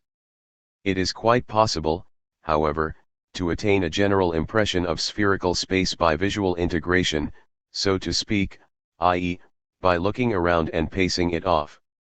The visual adjustment is achieved when the resulting changes in the perceptions the above described transition from a convex surface by way of the plane, to a concave surface are no longer experienced as a folding inside out of the surface but as a change in perspective. For the interpretation in Euclidean geometry we need more complicated images in order to account for the perceptions depicted above. In Euclidean geometry only one side of each shell can be considered a closed space, on the other side is the surrounding exterior space. The two shells can be conceived as being concentric or as lying side by side. In the first case the exterior space would correspond to the interior of a sphere in the non-Euclidean conception, in the second case, to the space between the shells. Universal forces have to be assumed for this interpretation. Metrical deformations of rods and light rays cause deviations of our perceptions from the foregoing description. It is a representation of the objective world which treats the manner in which we draw spherical space in Figs 9-11 as binding for space itself. The space is actually Euclidean, but the measuring instruments change their size when transported, and light rays travel along curved paths so that deviating perceptions result.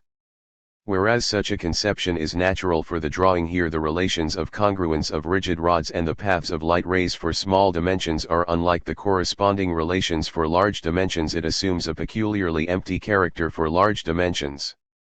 The difference in the relations of congruence cannot be interpreted as the result of differential forces upon the instruments of measurement, but must be explained as a universal deformation, which affects all things without exception and cannot be measured as a deviation from an actual physical state. The essential difficulty of the Euclidean interpretation lies in the fact that the infinity of this space is physically attainable. This interpretation need not necessarily localize infinity at a marked point such as the point of intersection of the beams. Since this point is too obviously realized, the attempt will be made to assume infinity in another domain of this space. The physicist would proceed by carrying a beam of finite thickness through the entire space. The interior of this beam would have to reach every point of the space at least once. Euclidean geometry will then have to admit that a material structure of previously finite dimensions can be laid down in such a way that it is situated at the same time in a finite and an infinite region without breaking. It must assume, furthermore, that a body can run through infinite Euclidean space in a finite time and return from the other side to the point of its departure. This conception contains causal anomalies. We are confronted with the same case G0 plus F plus A which we described above and which, if admitted, complicates the causal relations unnecessarily. For physics there is a definite distinction between finiteness and infinity, whereas the mathematician speaks of the infinitely distant plane or the infinitely distant circle and manipulates them just like finite structures, the physicist with his real measuring rods is bound to finiteness. He cannot coordinate physical things to concepts of infinite structures. Rather, by translating statements about infinite structures into statements about finite structures, he must find out whether they possess physical meaning under these conditions. Infinity of space to him means that there are no limits for the laying down of measuring rods and that by laying down measuring rods on a straight line the point of departure will not be reached after a finite number of operations. But it is a violation of all previous notions of causality underlying all our physical statements to say that a body runs through infinity, or that a body located at infinity causally affects bodies located at some finite point. There may be cases that would compel us to accept such causal anomalies, but so long as it is possible to exclude anomalies we shall retain normal causality in the sense of a postulate. Similarly, the physicist cannot admit transformations that map infinity upon a finite domain. For him, only one of the two geometries related by such a transformation is admissible. Which one it is decided by experience. In mathematics the concept of topology is ordinarily used in a wider sense than was defined above. In the transformation group based on topological equivalence, certain singularities are admitted so that topologically the difference between finitude and infinity disappears. Point 29 for physics. However, the narrower concept of topology must be carried through, strictly limited to transformations that are everywhere continuous and unique in both directions. Another objection seems to result from the mathematical fact that the anomaly occurs strictly at only one point, as illustrated by the stereographic projection of the sphere described above, and what occurs at a mathematical point cannot be determined by the physicist because of the limits of exactness of measurement. If in the space considered the infinite point has not been found, one can suppose it to be within an area which appears small to us because of the increased size of all physical objects, and which we did not occupy with matter while carrying around our beam. This point may, for instance, be in the pores of a wooden beam of the scaffold.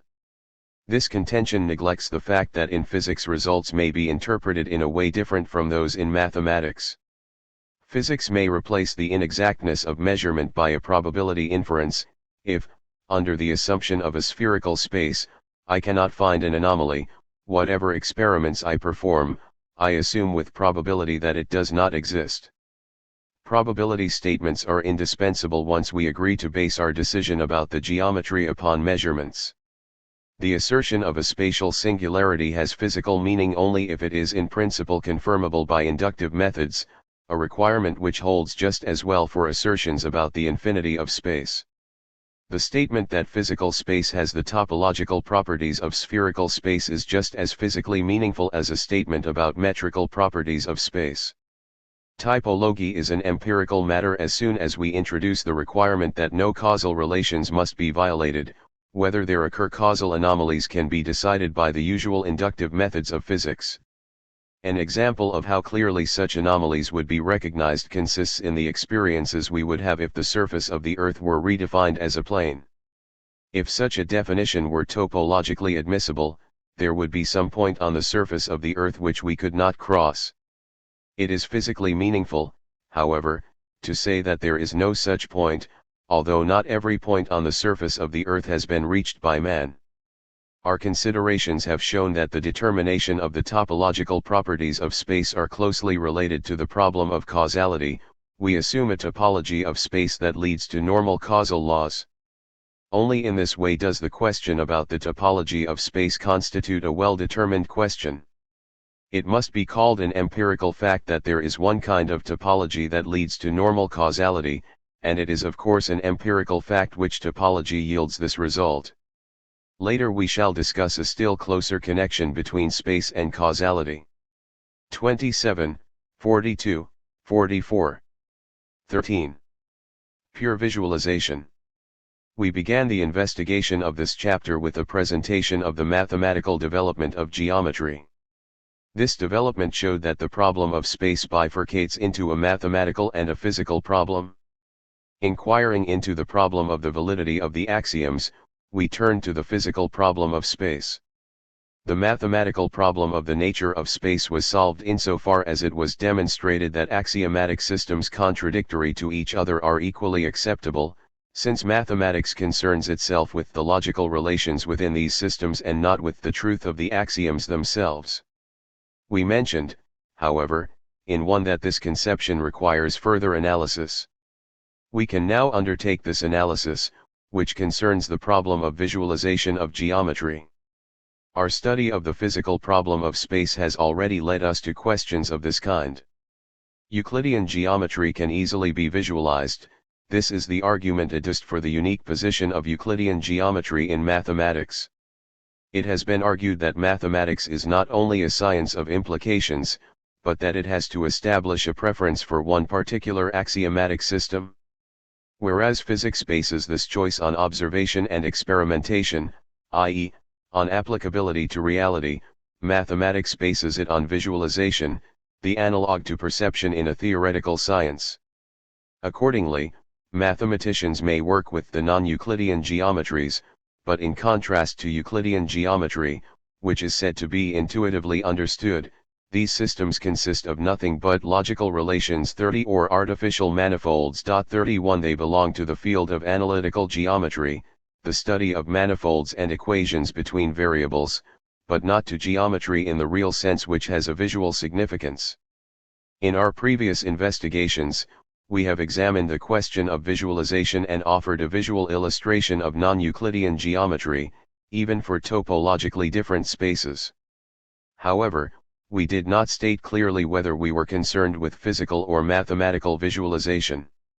Since we have discussed so far only the physical problem of space, it may be argued that both our analysis of visualization based on the behavior of rigid bodies and our illustration of non-Euclidean geometry in terms of possible experiences deal only with physical visualization. And it may be maintained that there exists something like a mathematical visualization, which is not covered by our considerations. This question requires a further investigation. It is true that in order to make possible a visualization of non-Euclidean geometry we started with the behavior of real objects and constructed imagined experiences, which led us to pictorial representation of non-Euclidean relations. However, in choosing this path, we followed the road which human visualization has taken throughout its natural development. In the behavior of rigid bodies and light rays, nature has presented us with a type of manifold which approximates Euclidean laws so closely that the visualization of Euclidean space was exclusively cultivated. There can be no serious doubt that we are here concerned with the developmental adaptation of a psychological capacity to the environment, and that a corresponding development would have led to non-Euclidean visualization, had the human race been transplanted into a non-Euclidean environment. Pedagogically speaking, the best means to accomplish a visualization of non-Euclidean geometry is therefore to picture a non-Euclidean environment. Though we see at first only changes of bodies in Euclidean space, this experience is gradually transformed, as was shown, into a genuine visualization of non-Euclidean space, in which bodies no longer change. Does this analysis disprove the existence of a special type of mathematical visualization? Certainly not without further consideration. Reference to a biological habit does not supply an epistemological argument. We must ask what are the actual laws of the human mind, independent of their historical development. One should not forget, however, that the formulation of spatial visualization as a developmental adaptation is itself already based on an epistemological assertion, which it merely tends to emphasize, namely, the assertion that there exists a real space independent of those spaces represented by mathematics, that it is a scientifically meaningful question to ask which of the mathematically possible types of spaces corresponds to physical space, and that the harmony 32 of nature and reason does not depend on an inner priority of Euclidean space, but that, on the contrary, the priority depends on this harmony. Arguments that present Euclidean space as reasonable or given by nature must not be employed to establish a preference for a certain kind of mathematical space. They may be used in favor of the choice of Euclidean space for physics, in which case we might add that they also speak in favor of the opposite choice, since physical space is non-Euclidean according to Einstein. The visual preference for Euclidean space therefore cannot depend on its special suitability for the visualization of natural objects, but rather on an inherent property that has no connection with the outside world. To avoid this indefinite concept of inherent property, a justification of this preference was attempted on logical grounds based on the simplicity of Euclidean geometry. Euclidean space has indeed certain logical advantages. Logically speaking, it is simpler than non-Euclidean spaces. This simplicity is not very important, however. It is simpler in the same sense as, for instance, a circle is simpler than an ellipse. To claim that an ellipse is a mathematically unreasonable figure, inferior to a circle which belongs to a higher realm of mathematical reality, would mean a return to the mathematics of the Pythagoreans, who used arguments much closer to religious aesthetics than to mathematical science. The simplicity of Euclidean geometry is irrelevant for the philosophical problem of geometry, not only within physics, compare 8, but also within mathematics. 33. A logical priority of Euclidean geometry is therefore not justifiable in the sense of an epistemological superiority, and we can only base this supposed priority on a special type of geometrical visualization that has nothing to do with the perception of physical things.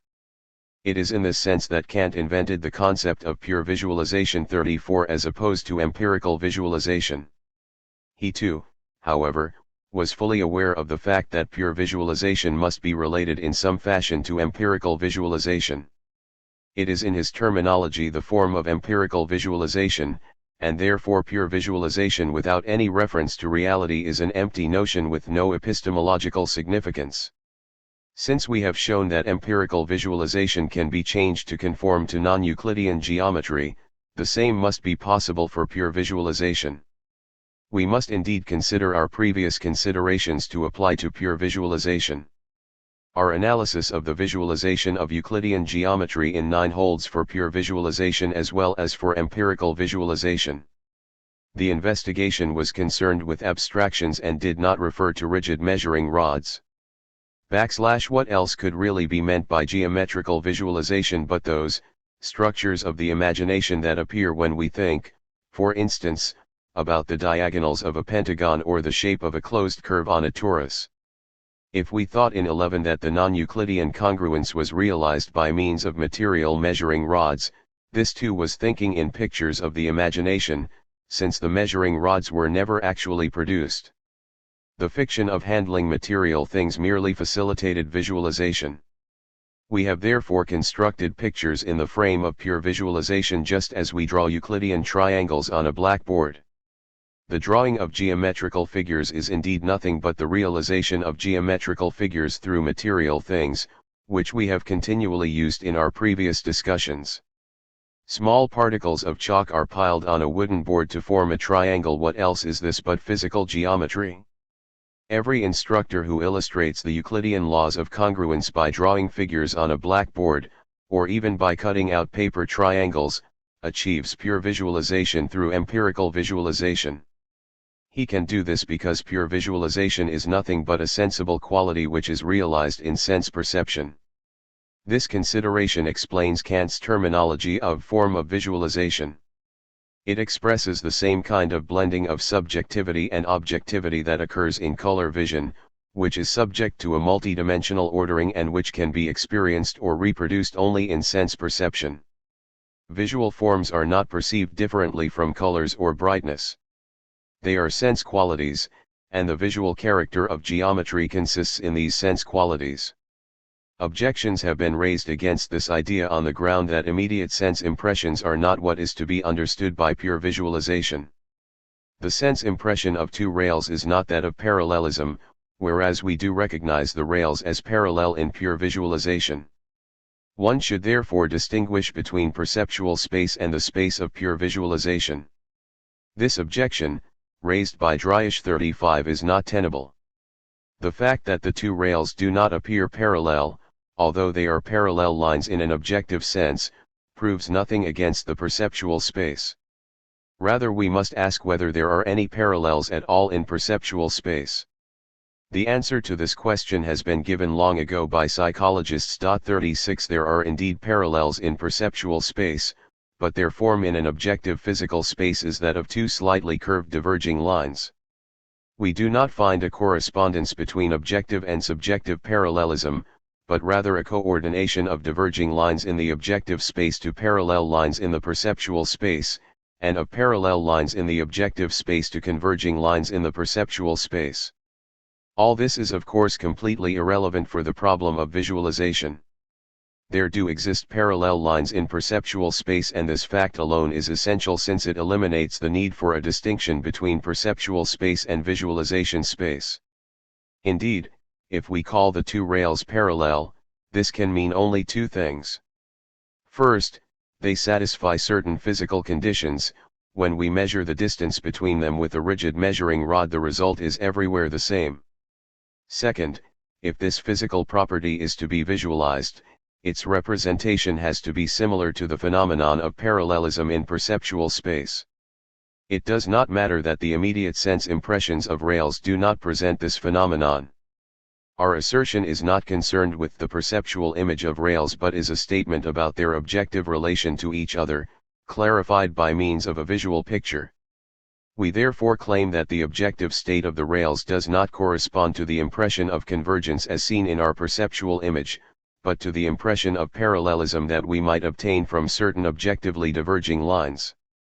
We are frequently faced with the necessity of looking for the picture required for the visualization of an object, not in the perception of this particular object, but in a different perceptual image. When we see the lines of an illuminated advertising sign from a great distance, they appear to be completely continuous. In spite of that, we know that this is not the correct visualization of the lines. We should rather imagine the picture of a string of pearls, which describe how the lights would appear when viewed from nearby. Or consider optical illusions. Here too, the perceived visual image is not that which is to be coordinated to the objective situation. The phenomenon of the convergence of parallels is nothing but an optical illusion. There can be no doubt that in optical illusions we do experience the visualization of the wrong picture. It is not wrong in itself, but we can assert a discrepancy between the perceived picture and the objective state. This discrepancy again proves absolutely nothing against the fact that all visualizations are merely sense qualities of the perceptual space. Where else could we find the origin of specific visualizations? No visualization is needed for the objective assertion that the two rails are parallel. It is sufficient to state the results of measurements with rigid rods. Of course, perceptions are needed to accomplish these measurements, but for imaginary measurements they can be replaced by visual images. In these visual images, however, which can be conceived as close-ups of the measuring rod and small parts of the rails, the visual parallelism of the rails does not appear, although all of them together justify the assertion of objective parallelism. If the parallelism is also to be visualized, we must supplement our assertion by the description of certain qualities with which we are familiar from perceptual space.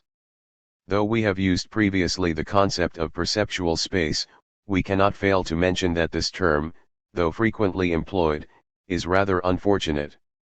Perceptual space is not a special space in addition to physical space, but physical space which we endow with a special subjective metric. Each sense has a different metric.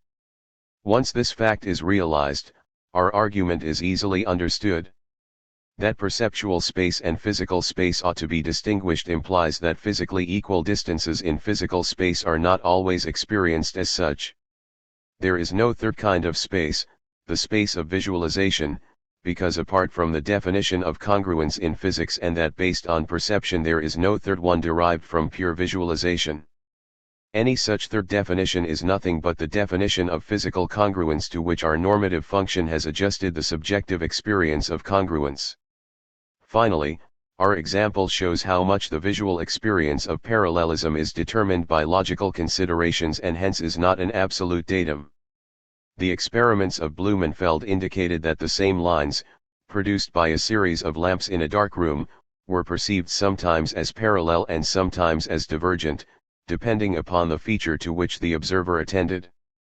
When the lamps were adjusted under the directive of the directional condition of parallelism, objective curves resulted different from those obtained when the lamps were adjusted according to the distance condition 37. It is exactly this variability of sense experience which was employed in our visualization of non-Euclidean geometry.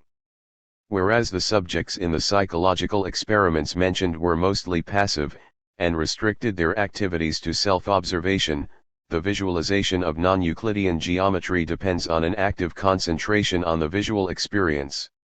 There can be no doubt that this active participation leads to a wider range of possible variations of visualization. The investigations of 11, which led to the visualization of non-Euclidean geometry through an adjustment in the perception of congruences, are therefore applicable to mathematics in the same fashion as to physics. Although we have simplified the adjustment psychologically by connecting it with the idea of measuring rods of varying properties of congruence, this is by no means necessary. We could have worked directly with visual qualities by replacing the idea of the transport of measuring rods by the visual directive, these distances which I see should be considered congruent. For abstract mathematics this procedure is equivalent to a physical coordinative definition. This equivalence has been obscured by a certain mathematical complication which may create the impression that special conditions underlie the space of mathematical visualization and that a change in the definition of congruence will not produce a corresponding change in the visualized laws.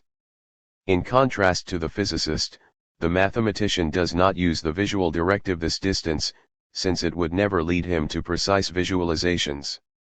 Estimates by sight are too inaccurate in an ideal geometry to take over the function of the transportation of measuring rods as used in practical geometry.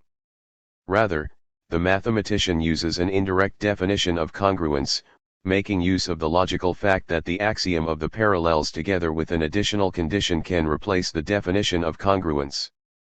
He can therefore avoid the otherwise necessary reference to visual distances in his definition of congruence. Instead he introduces other basic visual elements which can be visualized more easily and which also lead to a determination of congruence. These other elements are the analog to the physical components of the coordinative definition. it can easily be seen that the parallel axiom indeed presents a determination of congruence. In Fig 13, let A be parallel to AB and A parallel to BB. We can then define, AB is congruent to AB. With the same definition we obtain from the dotted parallel lines, AB congruent to BC, and also AB congruent to BC congruent to CD, etc., since the concept of congruence is transitive. The Euclidean axiom of parallelism therefore determines the congruence along any straight line. This is the reason why the Riemannian generalization of geometry, through the concept of congruence, leads to the same type of geometry as the generalization introduced by Belyaev-Lobotsuski through a change in the parallel axiom. Of course, the parallel axiom alone is not sufficient to define the comparison of differently directed line segments. As long as we restrict ourselves to the parallel axiom, it is impossible to decide whether AB is equal or unequal to A. For such a comparison we must introduce the right angle, which is the previously mentioned additional condition, i.e., a directive must be given which decides whether the four angles resulting from two straight intersecting lines are equal or not. Now we can construct rectangles, and their diagonals furnish the definition for the equality of differently directed line segments. The visual elements introduced in connection with the definition of congruence in place of a direct comparison of length are therefore parallelism and the right angle. These are the perceptual elements of the coordinative definition. Whenever a mathematician forms visual representations, he uses coordinative definitions just like a physicist, with the difference that his coordinated objects are not physical objects but visual qualities. The fact that we are dealing here with a coordination is illustrated by the following considerations. Our definition of congruence in terms of these elements is expressed by the obvious fact that we can dispense with ruler and compass and compare line segments on a drawing board with straight edge and right triangle alone. 38 It is exactly this type of definition of congruence which we have in mind when we speak of pure visualization of Euclidean geometry, thus avoiding a direct comparison of length. The fact, however, that this procedure can also be represented by means of physical objects, namely a straight edge and right triangle, characterizes it as a coordination. We coordinate to the concepts of parallel and of right angle visual qualities which we know from the perceptual experiences of the physical objects, straight edge and right triangle. The coordinative definition required for congruence is here established in a different fashion. We use an indirect method. There is of course no objection to readjusting our visualization. Just as we adjusted our perception of congruence in the previous example, we can similarly adjust our perception of parallelism and rectangularity. For instance, we could consider the lines in Fig 13 as intersecting at right angles which would make angle AAB equal to angle AAB. The visual picture of Fig 13 is then an admissible and non-contradictory representation of a rectangular network, with the only shortcoming that it does not fit the behavior of the straight edge and right triangle. The visual elements of a mathematically conceived space can therefore also be adjusted, and if we feel an inner resistance against such a change, this too is due to an adaptation to experiences with rigid bodies.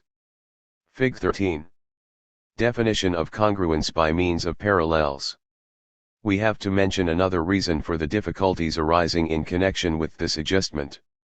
The concept of congruence in Euclidean geometry is not exactly the same as that in non-Euclidean geometry. Each geometrical concept contains implicitly all the geometrical axioms. This fact will become clearer in the next section, where we shall explain the nature of an implicit definition. Accordingly, the content of a geometrical concept is determined only by the totality of the axiomatic system, and thus the concepts of Euclidean congruence and of non-Euclidean congruence are not identical, but play equivalent roles in the axiomatic systems. In connection with our previous remarks regarding the relation between congruence and parallelism, we can illustrate this point as follows: congruent means in Euclidean geometry the same as determining parallelism, a meaning which it does not have in non-Euclidean geometry. What is actually meant by equality of length? First, it asserts a one-to-one correspondence between all points of the segments. This concept determines the higher class. The corresponding specific difference states in Euclidean geometry such that the resulting metric corresponds to the axiom of the parallels. We can formulate this more precisely. Euclidean equality is a unique coordination of line segments, such that a curve which is equidistant from a straight line is also a shortest line, and such that two shortest lines which are not equidistant will intersect at a finite distance. The first condition distinguishes Euclidean geometry from geometries with positive curvature, and the second from those with negative curvature. It is thus clear that the characterization of non-Euclidean geometry must be different.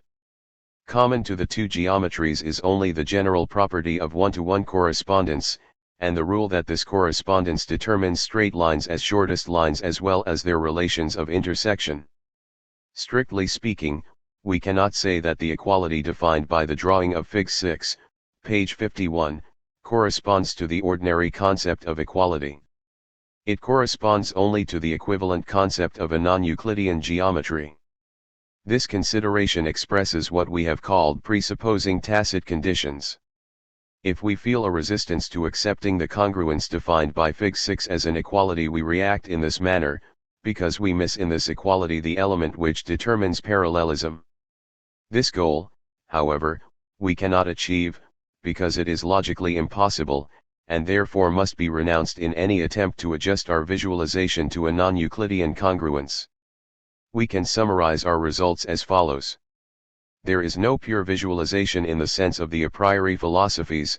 Every visualization is determined by previous sense perceptions, and any separation into perceptual space and space of visualization is not permissible, since the specifically visual elements of the imagination are derived from perceptual space.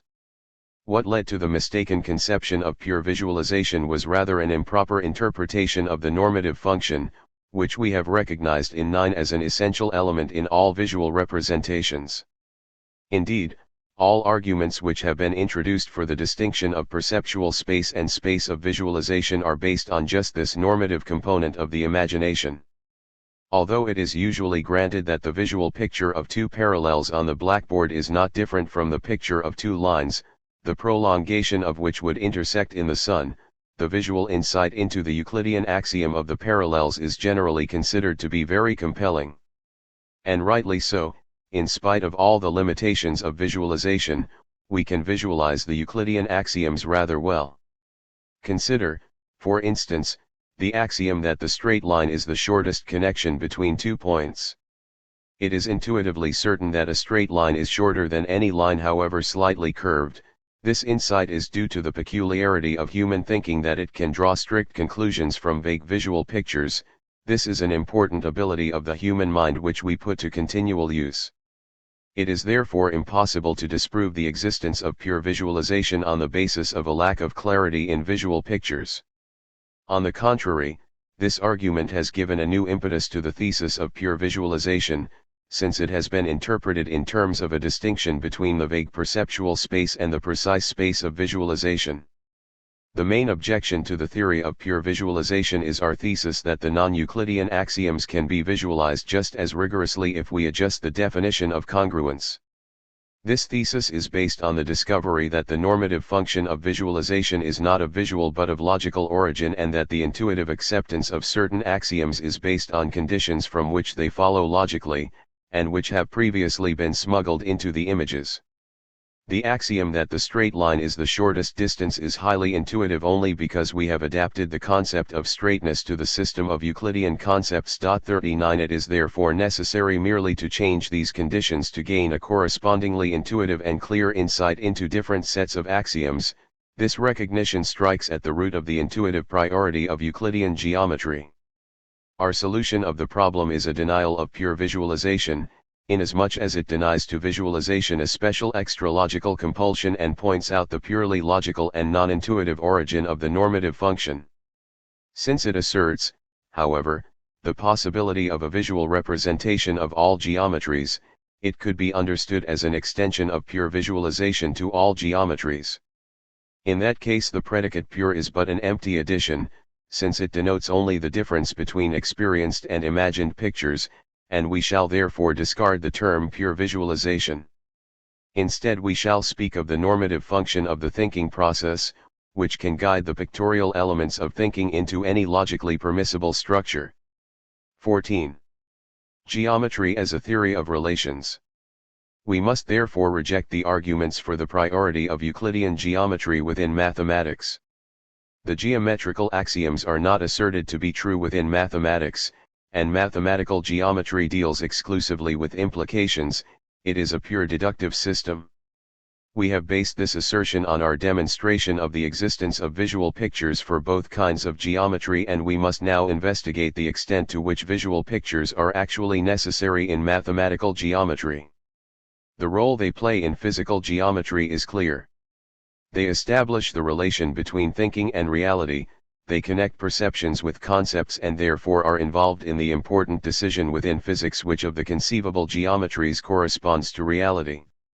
There is no analog for this decision in mathematics, because here no problem of choice among geometries exists. 40. What purpose do visual pictures serve?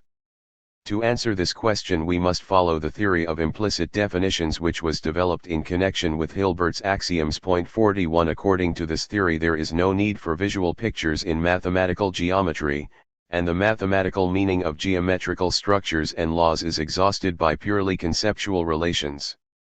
The geometrical elements point, plane, line, etc., have no meaning other than that which is determined by their properties as formulated in the axioms. In mathematics, there is no additional visual significance.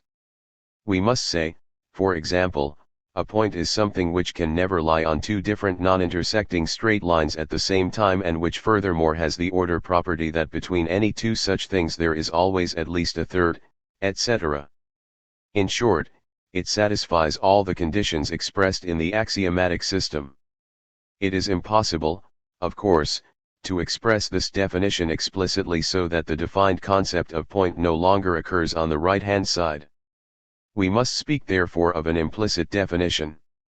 Let us consider an example from the realm of equations. The equation y2 equals x plus 2y can be solved for y, in which case, where y does not occur on the right-hand side. In contrast, the equation x equals sin y is implicit for y, i.e., it cannot be solved for y. Sometimes it is written in the apparently solved form y equals arc sin x. But the meaning of the function arc sin is defined only by the previously given implicit equation. It is therefore merely a restatement and not a solution by means of independently defined functions. This kind of empty restatement in an explicit form is possible also for implicit definitions. It appears already in the formulation, a point is something which has the properties determined by the axioms of Euclidean geometry. 42. But does not this process define only the objects of geometry? Do not the connecting relations between, lies on, etc., retain their visual significance? If this objection were justified, little would have been gained by the implicit definition of the basic elements. However, the relations too can be defined in this fashion. We can say, the relation between is the three-place relation B which applies to 3 points on a straight line and whose properties are to be determined. Thus the content of the different relations too is implicitly defined. This is not a circular procedure. What remains as undefinable basic concepts are such purely logical concepts as element, relation, one-to-one correspondence, implication, and, etc. All geometrical concepts, the elements as well as the relations, can be given as functions of these basic concepts. This situation would appear more clearly if the axioms were not expressed in words but in logical symbols.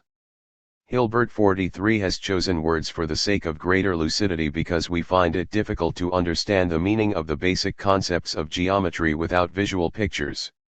His formulations, however, have been carried through so rigorously that a translation into logical symbols would be easy. This rigor constitutes the great significance of Hilbert's axiomatic system, which distinguishes it from the work of all of his predecessors. Especially the axiomatic system of Euclid is in this respect quite insufficient. He did not succeed in a complete conceptualization of the representing visual elements. To illustrate the purely logical meaning of Hilbert's axioms and to give an example of the symbolism of mathematical logic at the same time, we cite the three between axioms of Hilbert in this kind of language. The axioms that define the concept between are stated as follows: 2. 1. If A, B, and C are points on a straight line, and B lies between A and C, then B lies also between C and A. 2.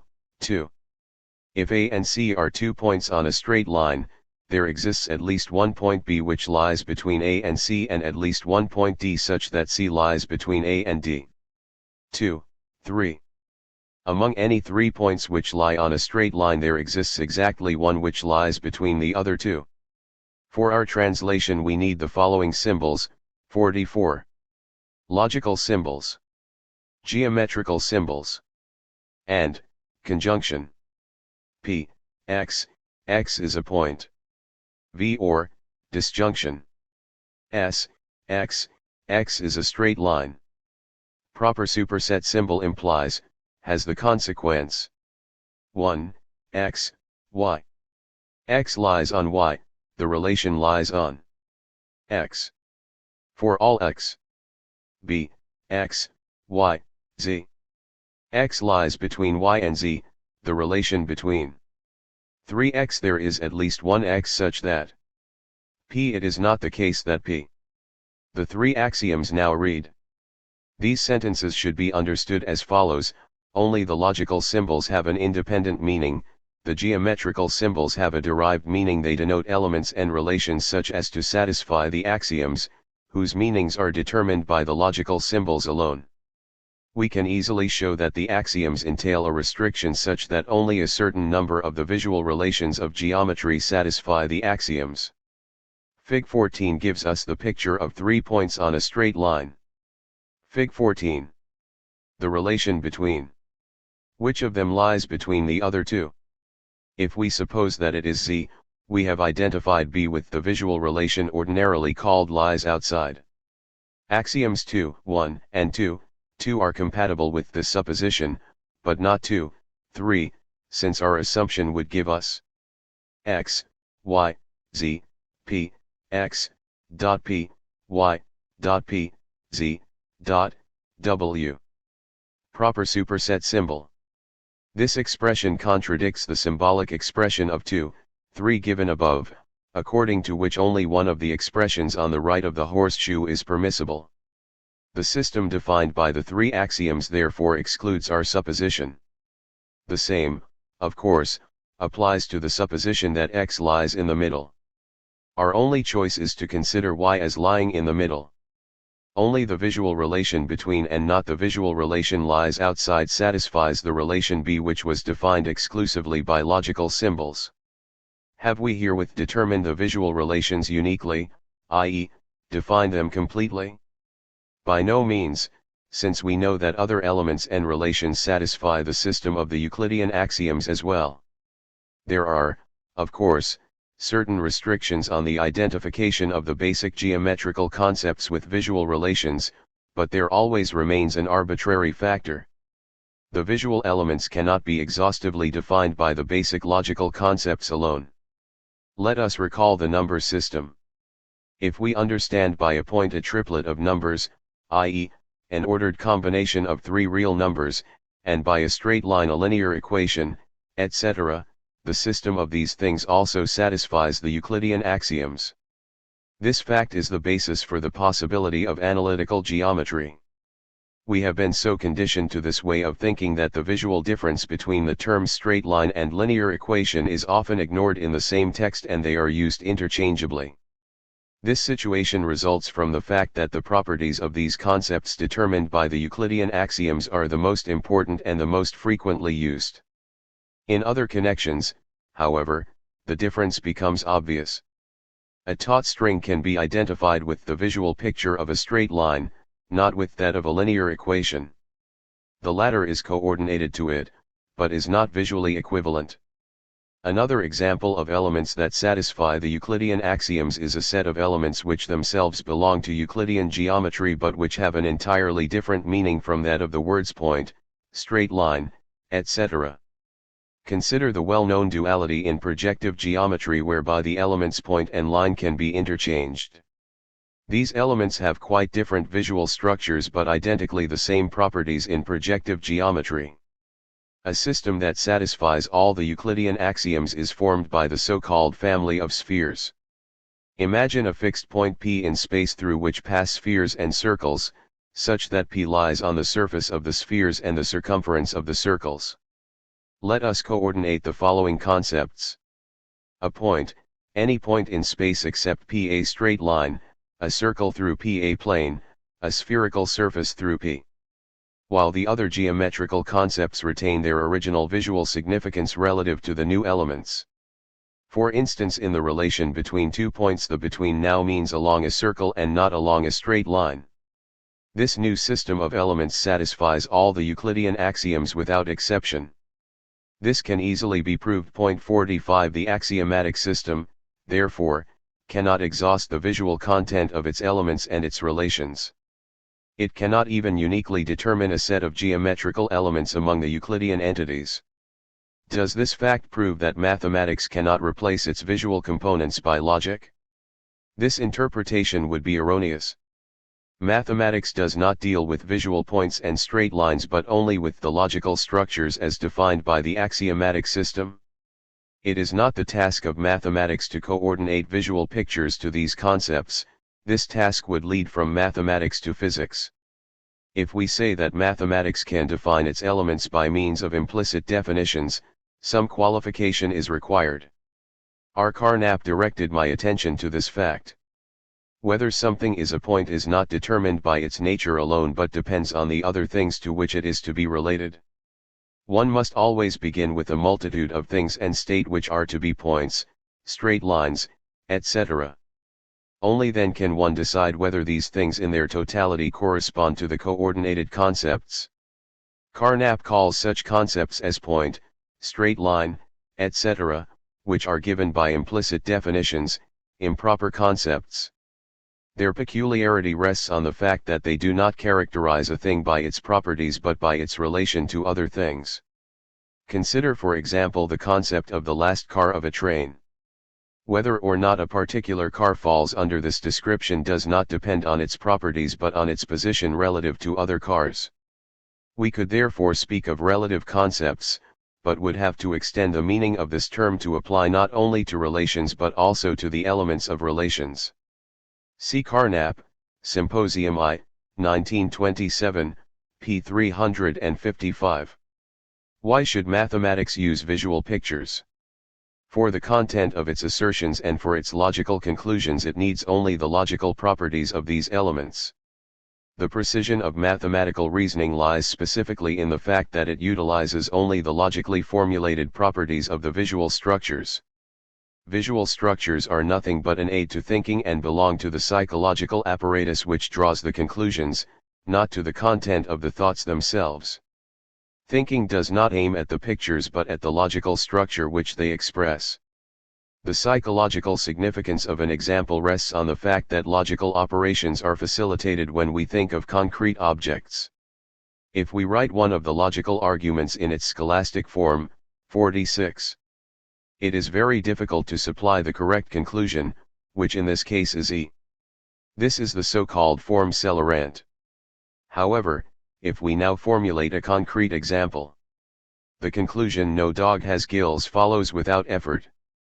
In this example therefore we perform nothing but a logical operation, whose logical structure is given in symbolic form, but whose manipulation is considerably facilitated by the logically inessential terms mammals, gills, etc. Similarly, it is easier for the mathematician to reach conclusions from the axioms if he imagines them realized by physical objects. His visual geometrical figures actually lead him into physics, not for physical purposes, however, but for the sake of the logical structure that is illustrated by the physical objects.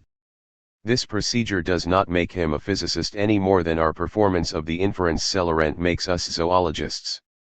As a crude example, let us consider the customary presentation of the vector calculus, which is usually developed as the physics of hydrodynamics. The purely mathematical concept of the divergence is introduced as source, and the gradient, in some cases, as velocity. While the mathematician is well aware in this case that he is using physics as a means of visualization, he forgets it in the usual visual representation of the geometrical axioms. Here, too, he is concerned with physics, namely the physics of rigid bodies and light rays. Pure visualization means supplying the structure of mathematical relations with physical content analogous to supplying content to the vector calculus in terms of hydrodynamics. In several branches of geometry this procedure becomes evident. Let us recall the construction of geometry under the presupposition of motions as it was presented by Klein. 47. He speaks there about the translations of the space, considers all points shifted so that they coincide with certain other points, and formulates the properties of this shift by means of axioms. One of these axioms states that two translations can be interchanged, Fig. 15. We can move point A first sideways to A and then up, or we can move it first up to A and then sideways. In either case we arrive at the same point B. It is obvious that dealing with the concept of motion does not represent a mathematical operation. A mathematical point cannot be moved, it can only be coordinated to another point. In the logical language of mathematics we should speak of a coordinative operation O which coordinates to the point A first a point A and then coordinates to a point B. The coordinative operation between A and B is the relative product O1 O2, and the axiom which we are considering states that the relative product O1 O2 equals the relative product O2 O1.48. This product therefore satisfies the commutative law. In symbols, we have O1 O2 equals O2 O1 or A01 O2 equals A02 O1. This is the logical significance of our assertion. If it is formulated in the language of motion, and one speaks of shifting point A to point B, the logical framework is translated into visual pictures derived from the behavior of physical bodies moved along rigid rails. Such a translation does not change the mathematical relationships, nor does it give a different content to the mathematical assertion, but makes it more vivid and easier to understand. Although we must grant to the mathematician the right to use such visualizations for the purpose of facilitating his thought processes, we cannot admit that it has any mathematical significance whatsoever. Fig. 15. The interchangeability of two translations. The same arguments hold for the visualization of congruence by means of the superposition of line segments. The logical significance of this motion of superposition is again a coordination of stationary line segments. The visualization by means of transportation is derived from the experience with rigid bodies. We merely give some physical content to the logical framework. The concept of motion has no more significance here than had the zoological concept animal in the foregoing example of a logical inference. We must therefore maintain that mathematical geometry is not a science of space insofar as we understand by space a visual structure that can be filled with objects. It is a pure theory of manifolds. In it, visualization plays the same role it does in arithmetic or in analysis, and, like the latter, it is reducible to basic logical concepts, namely the concepts of coordination, classes, etc., which constitute the actual content of geometrical assertions. The geometrical axioms are completely formulated as mathematical laws by formulae like those given on page 95. The visual elements of space are an unnecessary addition. Therefore the question of the truth of an axiom does not arise in mathematical geometry. Axioms are arbitrarily fixed relations, the content of which can be expressed by certain combinations of logical concepts alone, and which can be replaced just as well by any other consistent combination of basic concepts. If we wish to express our ideas in terms of the concepts synthetic and analytic, we would have to point out that these concepts are applicable only to sentences that can be either true or false, and not to definitions. The mathematical axioms are therefore neither synthetic nor analytic, but definitions. This statement might be construed as a contradiction of our assertion that the visual compulsion of the geometrical axioms is logical in nature, because this assertion seems to indicate that the axioms are analytic. The seeming contradiction is resolved as follows: if A is a geometrical axiom, then points, straight lines, and other concepts which it may contain have no independent meaning. they obtain their meaning from only in connection with the other axioms. We could consider the concepts point, straight line, etc., to be defined by the axiomatic system and to be reintroduced into axiom A. This procedure, however, would give us a new axiom which we might designate by A is analytic and true, whereas A is a definition and neither true nor false. Pure visualization gives us axiom A, the geometrical axioms themselves are of the type A. Hence the question whether axioms are a priori becomes pointless since they are arbitrary. Strangely enough, F. Klein, who has made outstanding contributions to the development of non-Euclidean geometry, does not regard the axioms as arbitrary. He calls them not arbitrary, but reasonable statements which generally are evoked by spatial visualization and whose individual content is regulated on the basis of convenience, OPCIT, p. 202. Nevertheless, the axioms of non-Euclidean geometry likewise are supposed to belong to these reasonable statements, since visualization can require the axiom of the parallels only within certain limits of accuracy, OPCIT, pages 191 and 201. This point of view is untenable, since non-Euclidean geometry would become unreasonable beyond a certain degree of curvature. Klein's comments should be understood as a hint to mathematicians to think visually, rather than as an epistemologically conceived argument. Only one system of axioms within mathematics retains its claims to truth, namely the axioms of logic itself. This system seems to be irreducible. An investigation of this question would lead far beyond the scope of this book, which deals with the problems of space and time. We can thus treat only the geometrical aspects of mathematics and shall be satisfied in having shown that there is no problem of the truth of geometrical axioms and that no special geometrical visualization exists in mathematics. We have restricted ourselves in our formulation of the problem to geometrical visualization in order to avoid the discussions that have recently arisen in connection with mathematical intuitionism.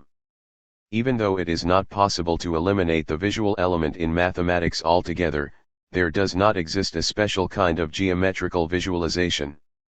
It may be that intuitive visual processes enter into every instance of logical thinking and appear thus in all branches of mathematics in equal fashion.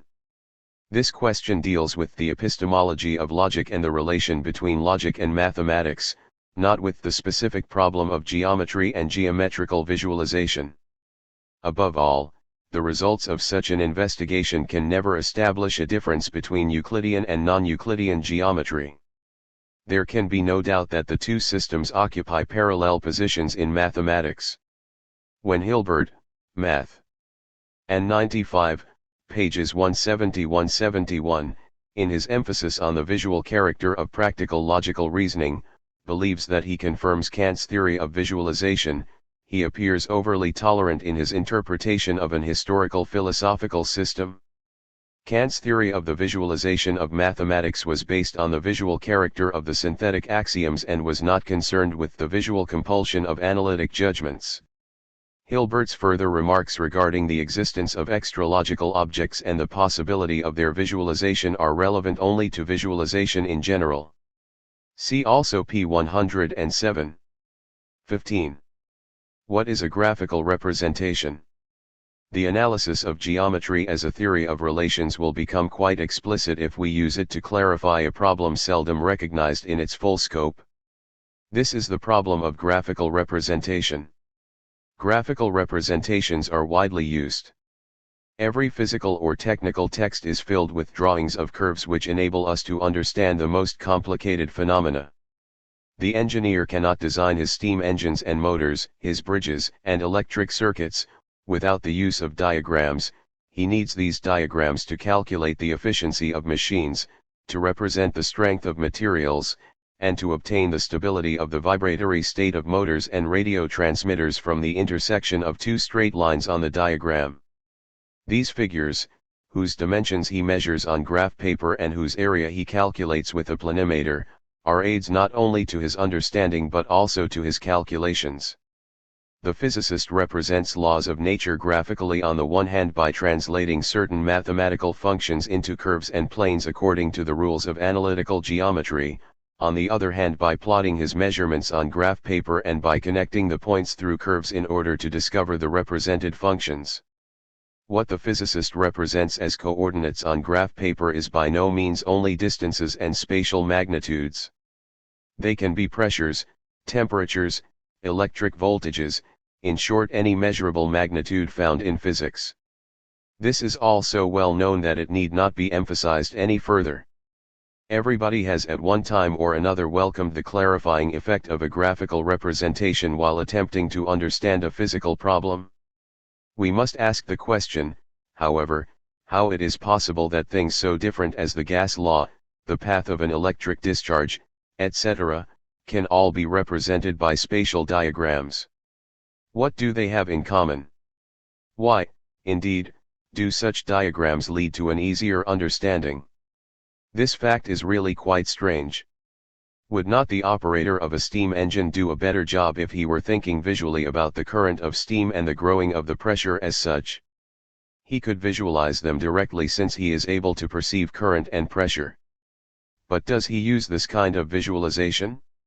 No, he looks at the manometer, which provides a graphical representation of the pressure, and he estimates the amount of coal to be added by the amount which a pointer on a scale is short of the prescribed level.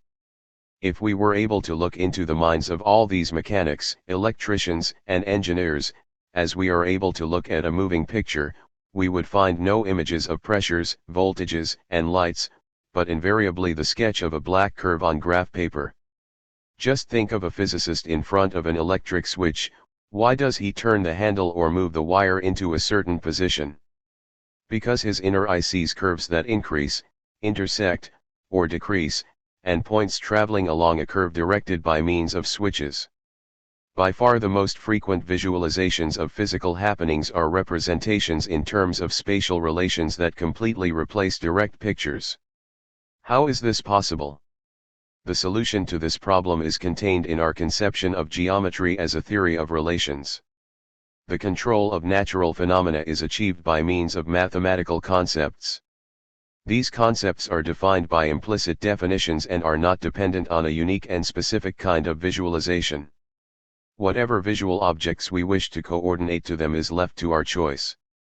They may be pressures and currents as well as rigid measuring rods. This process of coordination is equivalent to a coordinative definition.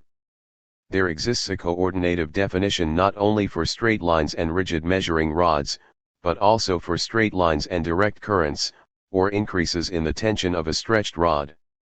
The coordination is arbitrary not only relative to certain kinds of things but also to the total domain of objects.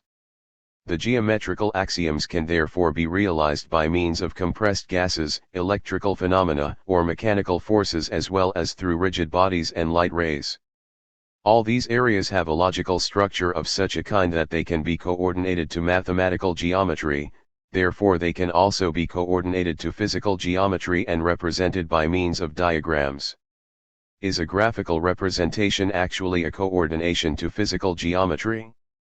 Do we coordinate here anything but ideal structures? We do indeed coordinate physical things, but it is somewhat difficult to notice this fact. We are so accustomed to the coordination of rigid bodies to mathematical geometry as a theory of relations that we no longer notice that there exists a duality. Nevertheless, it is a coordination. On the one hand we have the mathematical system A of relations and on the other hand the physical system of rigid bodies. Every assertion about A can be translated into an assertion about A, and it is customary to use assertions about A alone which are symbolic of assertions about A. This is called visual geometry. The system A is the visual space of A.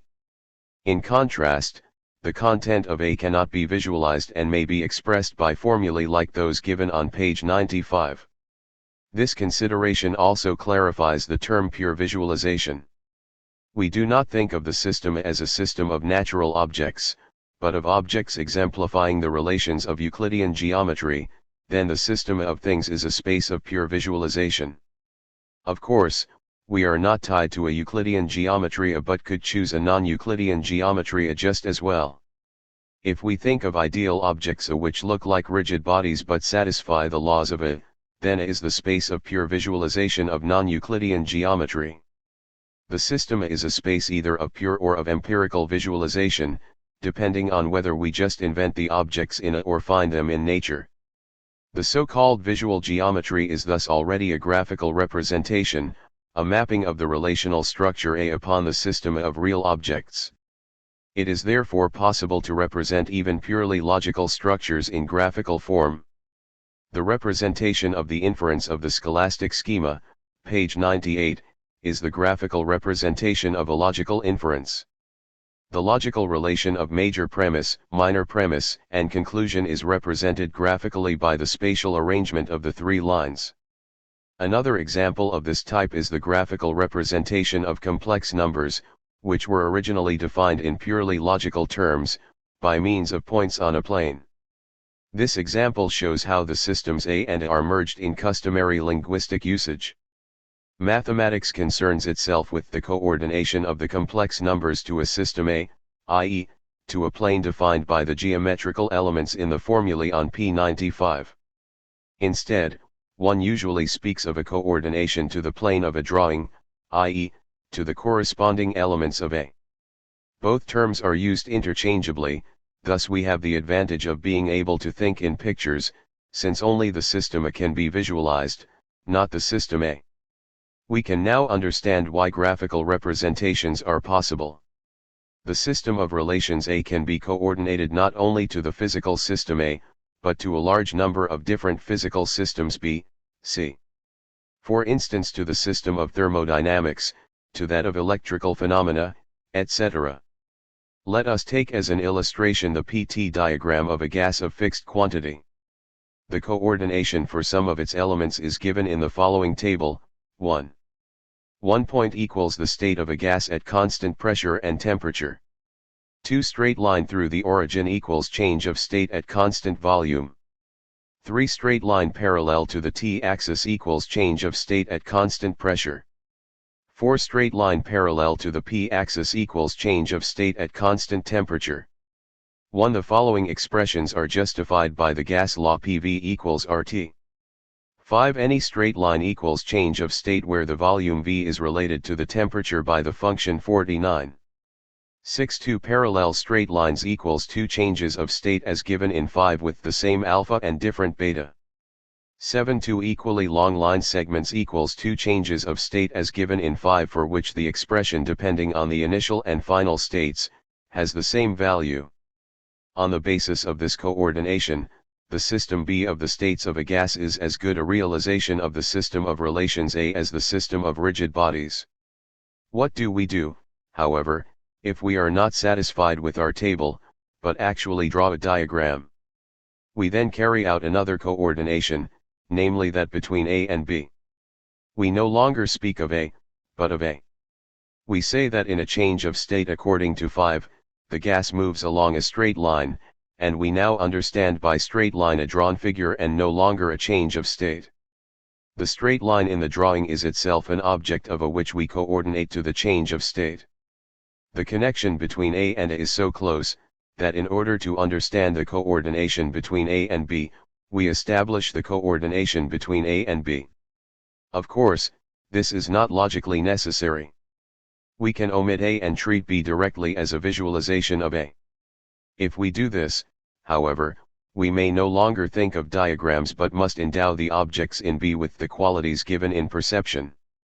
We may think for instance of the sensation of pressure and temperature, any combination of both of which is a representation of a point. If we think of both as uniformly increasing, then the sensation which we have is the image of a straight line. The system B of states of the gas is as much a realization of A as the system of rigid bodies, and it is also a realization in terms of perceptions if we actually think of the states of a gas and do not smuggle in diagrams. There is not just one, but there are many different physical geometries. The geometry of rigid bodies is generally preferred for practical reasons, but it is by no means the only one that can be visualized. We are so accustomed to the preferred position of rigid bodies that we acknowledge as space only the system represented by them. In principle, one could just as well call the manifold B of states of a gas a physical space. The physical space is generally reserved, however, for the system of rigid bodies. These practical considerations are naturally by far the most important ones, and we shall therefore understand by physical geometry the system of rigid bodies and light rays. This preference is caused not only by habit but is also based on the physical properties of the objects in A. They can easily be produced as geometrical tools such as rulers and triangles, easily be kept constant, and above all, readily be compared with other physical phenomena. These are the reasons why the objects in A have become the preferred tools of measurement, and why we have grown accustomed to determine all physical states by comparison with rigid measuring rods. We measure temperature via a column of mercury finally on a rigid scale, and electric voltage by the length of a circular strip of paper, the scale of the voltmeter, etc. This preference, however, is not due to logical necessity. We could just as well measure the length of rigid rods by means of voltages if we were to substitute a standard dry cell for the standard meter kept in Paris. The reduction of all measurements to rigid measuring rods is based purely on pragmatic considerations. At various times attempts have been made to show the epistemological necessity of reducing all measurements to those of space and time. This restriction is not admissible.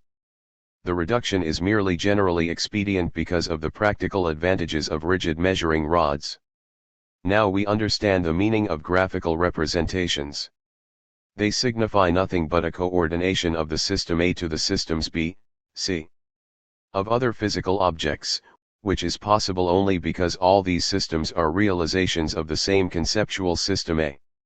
That we call a graphical representation a visualization is epistemologically speaking not correct, since the systems B, C, can be visualized just as well as A. Due to practical considerations, however, we have grown accustomed to express the conceptual relations of A mostly by A, not thinking of them abstractly but always as represented by visual pictures of A. It is a simplification if we represent other physical systems in terms of the preferred system A. Indeed, even the operator of a machine thinks more readily in terms of diagrams than in terms of the physical processes which he controls by the levers in his hand. We should like to express at this point the conjecture that the representation of geometrical relations by systems of objects is more than a matter of convenience, and that it rests on a basic necessity of human thinking. It is quite impossible to think abstractly about relations.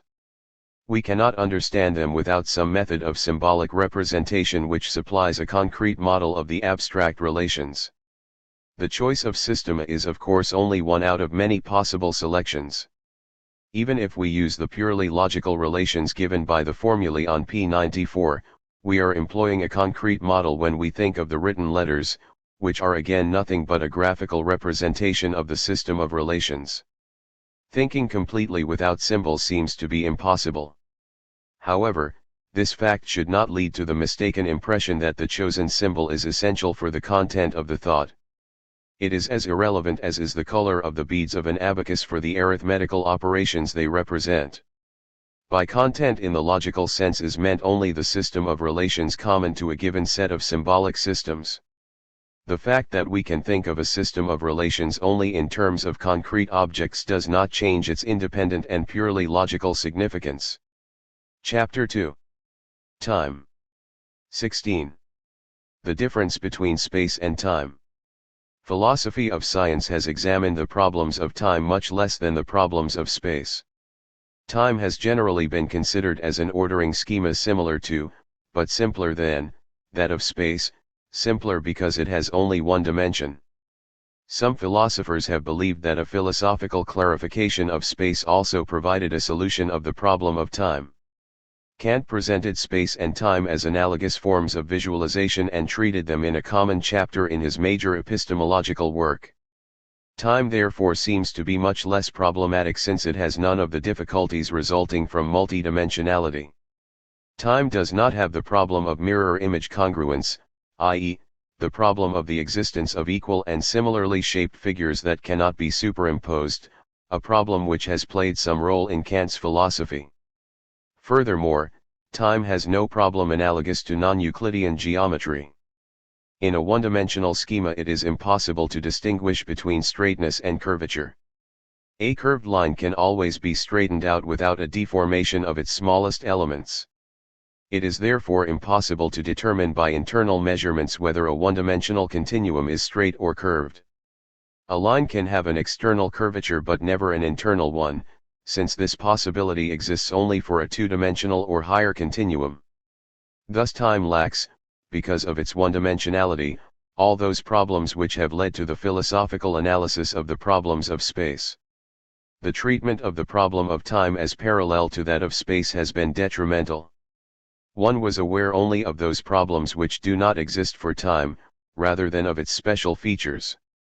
These features manifest themselves in the fact that time order is possible in a realm which has no spatial order, namely the world of the psychic experiences of an individual human being. This is the reason why the experience of time is allotted a primary position among conscious experiences, and is felt as more immediate than the experience of space. There is indeed no experience of space in the direct sense in which we feel the flow of time during our life. The experience of time appears to be closely connected with the experience of the ego. I am is always equivalent to I am now, but I am in an eternal now and feel myself remaining the same in the elusive current of time. At the moment, however, we cannot go into this question. Before we attempt a solution of these intricate problems, it is necessary to consider the order of time as a problem of natural science, similar to that of the order of space. An analysis of natural science is the only path to the central problems of epistemology. We must therefore first examine those problems which result from the parallelism of spatial order and time order and show that the changes in the philosophical analysis of geometry have also consequences for the order of time. First, the problem of congruence exists for time intervals as well as for spatial distances. The parallelism becomes even closer, if space and time are combined into a four-dimensional manifold where all the epistemological problems appear in the same fashion in which we have encountered them in the three-dimensional manifold of space. Whereas the conception of space and time as a four-dimensional manifold has been very fruitful for mathematical physics, its effect in the field of epistemology has been only to confuse the issue. Calling time the fourth dimension gives it an air of mystery. One might think that time can now be conceived as a kind of space and try in vain to add visually a fourth dimension to the three dimensions of space. It is essential to guard against such a misunderstanding of mathematical concepts. If we add time to space as a fourth dimension, it does not lose in any way its peculiar character as time. Through the combination of space and time into a four-dimensional manifold we merely express the fact that it takes four numbers to determine a world event, namely three numbers for the spatial location and one for time. Such an ordering of elements, each of which is given by four conditions, coordinates, can always be conceived mathematically as a four-dimensional manifold. The same is of course possible in many other cases. Musical tones can be ordered according to volume and pitch, and are thus brought into a two-dimensional manifold. Similarly, colors can be determined by the three basic colors, red, green, and blue, if we state for any given color how much it contains of each of these three components. Such an ordering does not change either tones or colors, it is merely a mathematical expression of something that we have known and visualized for a long time. Our schematization of time as a fourth dimension therefore does not imply any changes in the conception of time. The practical value of this form of mathematical expression lies in the fact that we can occasionally visualize the manifold with the aid of spatial concepts, i.e., that we can represent them graphically. We can thus symbolize the manifold of tones by means of a plane. If we express the volume of the tone on a horizontal axis and its pitch on a vertical axis, then every point of the plane, more correctly, the quadrant, since volume and pitch cannot be negative, corresponds to a tone of specific volume and pitch. Such a representation of tones on a plane is for many purposes very practical, but it is by no means necessary. Even if we understand by volume and pitch the experience that we have in hearing the tone, the two-dimensional manifold still exists, these experiences themselves form the manifold. Let us refer at this point to the considerations of 15 which showed that a multidimensional manifold is a conceptual structure and that the space of visualization is only one of many possible forms that add content to the conceptual frame. We therefore need not call the representation of the tone manifold by a plane the visual representation of the two-dimensional tone manifold. The auditory realization of the tone experiences themselves would also give perceptual content to the conceptual manifold. The same holds for the four-dimensional space-time manifold. We could conceive it as represented by a four-dimensional space. In this case, however, imagination fails us, since visualized space has only three dimensions. In this situation we can avail ourselves of spatial representations of cross-sections of the four-dimensional manifold. We may represent a dimension of space on a horizontal axis, the dimension of time on a vertical axis, and obtain in the plane of the resulting space a representation of the manifold of events which occur on a line in space at various times. This method of visualizing the flow of time by means of a diagram can be very useful. The theory of relativity, however, is not required for such a visualization, since graphically represented railroad schedules, for example, achieve the same effect. Yet this device does not change our conception of time. We can always fill the four-dimensional space-time manifold with the direct perceptual content which we have connected with space and time in the past. In the way we experience events as spatially and temporally determined, they already form a four-dimensional manifold. We may therefore retain the perceptual difference between space and time without fear of contradicting the mathematical representation. Just as the representation of tones on a plane cannot require us to give up the intuitive representation of the volume or pitch of a tone, so the combination of space and time into a four-dimensional manifold cannot offer any grounds to discard the intuitive representations which we connect with space and time and which differ considerably for them. On the contrary, it is just in this form that the intuitive representation of all four dimensions is possible without difficulty. The properties of time which the theory of relativity has discovered have nothing to do with its treatment as fourth dimension. This procedure was already possible in classical physics, where it was frequently used. However, according to the theory of relativity, the four-dimensional manifold is of a new type. It obeys laws different from those of classical theory. These results were obtained when time was subjected to the same kind of analysis as was applied to the three-dimensional space manifold. The analysis led to a realization of the arbitrariness of coordinative definitions even for time, and finally to some insights which appeared at first very strange. To demonstrate these changes in the conception of time we need not employ mathematical considerations. We can remain within the perceptual experience of time and develop everything the theory of relativity teaches about time. Indeed, in an epistemological sense we shall go further. On the other hand, we shall recognize the significance of the structure of the four-dimensional manifold with the help of a mathematical formulation of our results, and thus deprive it of its apparent mystery. We shall even find that the Minkowskian world is incorrectly interpreted if one looks to it for support of the parallelism of space and time. On the contrary, the world of Minkowski expresses the peculiarity of the time dimension mathematically by prefixing a minus sign to the time expression in the basic metrical formulae. The peculiarity of time appears even in an analysis that does not consider the subjective experience of time. We shall show that the parallelism does not exist objectively and that in natural science time is more fundamental than space, the topological and metrical relations of which can be completely reduced to observations of time. We shall finally recognize that time order represents the prototype of causal propagation and thus discover space-time order as the schema of causal connection. In this chapter we shall consider only physical time. We shall pay no attention to the psychological characteristics of the experience of time, but shall analyze the physical order of time just as we gave an analysis of the physical order of space. Such a distinction is certainly possible. We can examine what physics means by time just as we can examine what physics means by matter.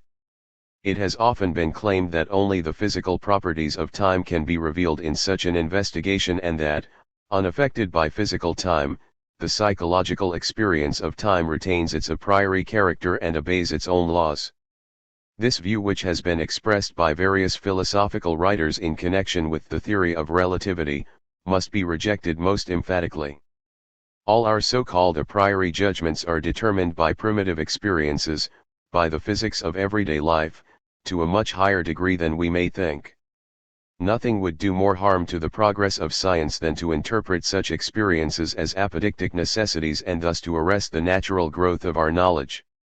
Actually, such a conception would make the physics of everyday life the norm for scientific physics and express our unwillingness to adjust our imagination to the development of physics from a naive world picture to an exact science.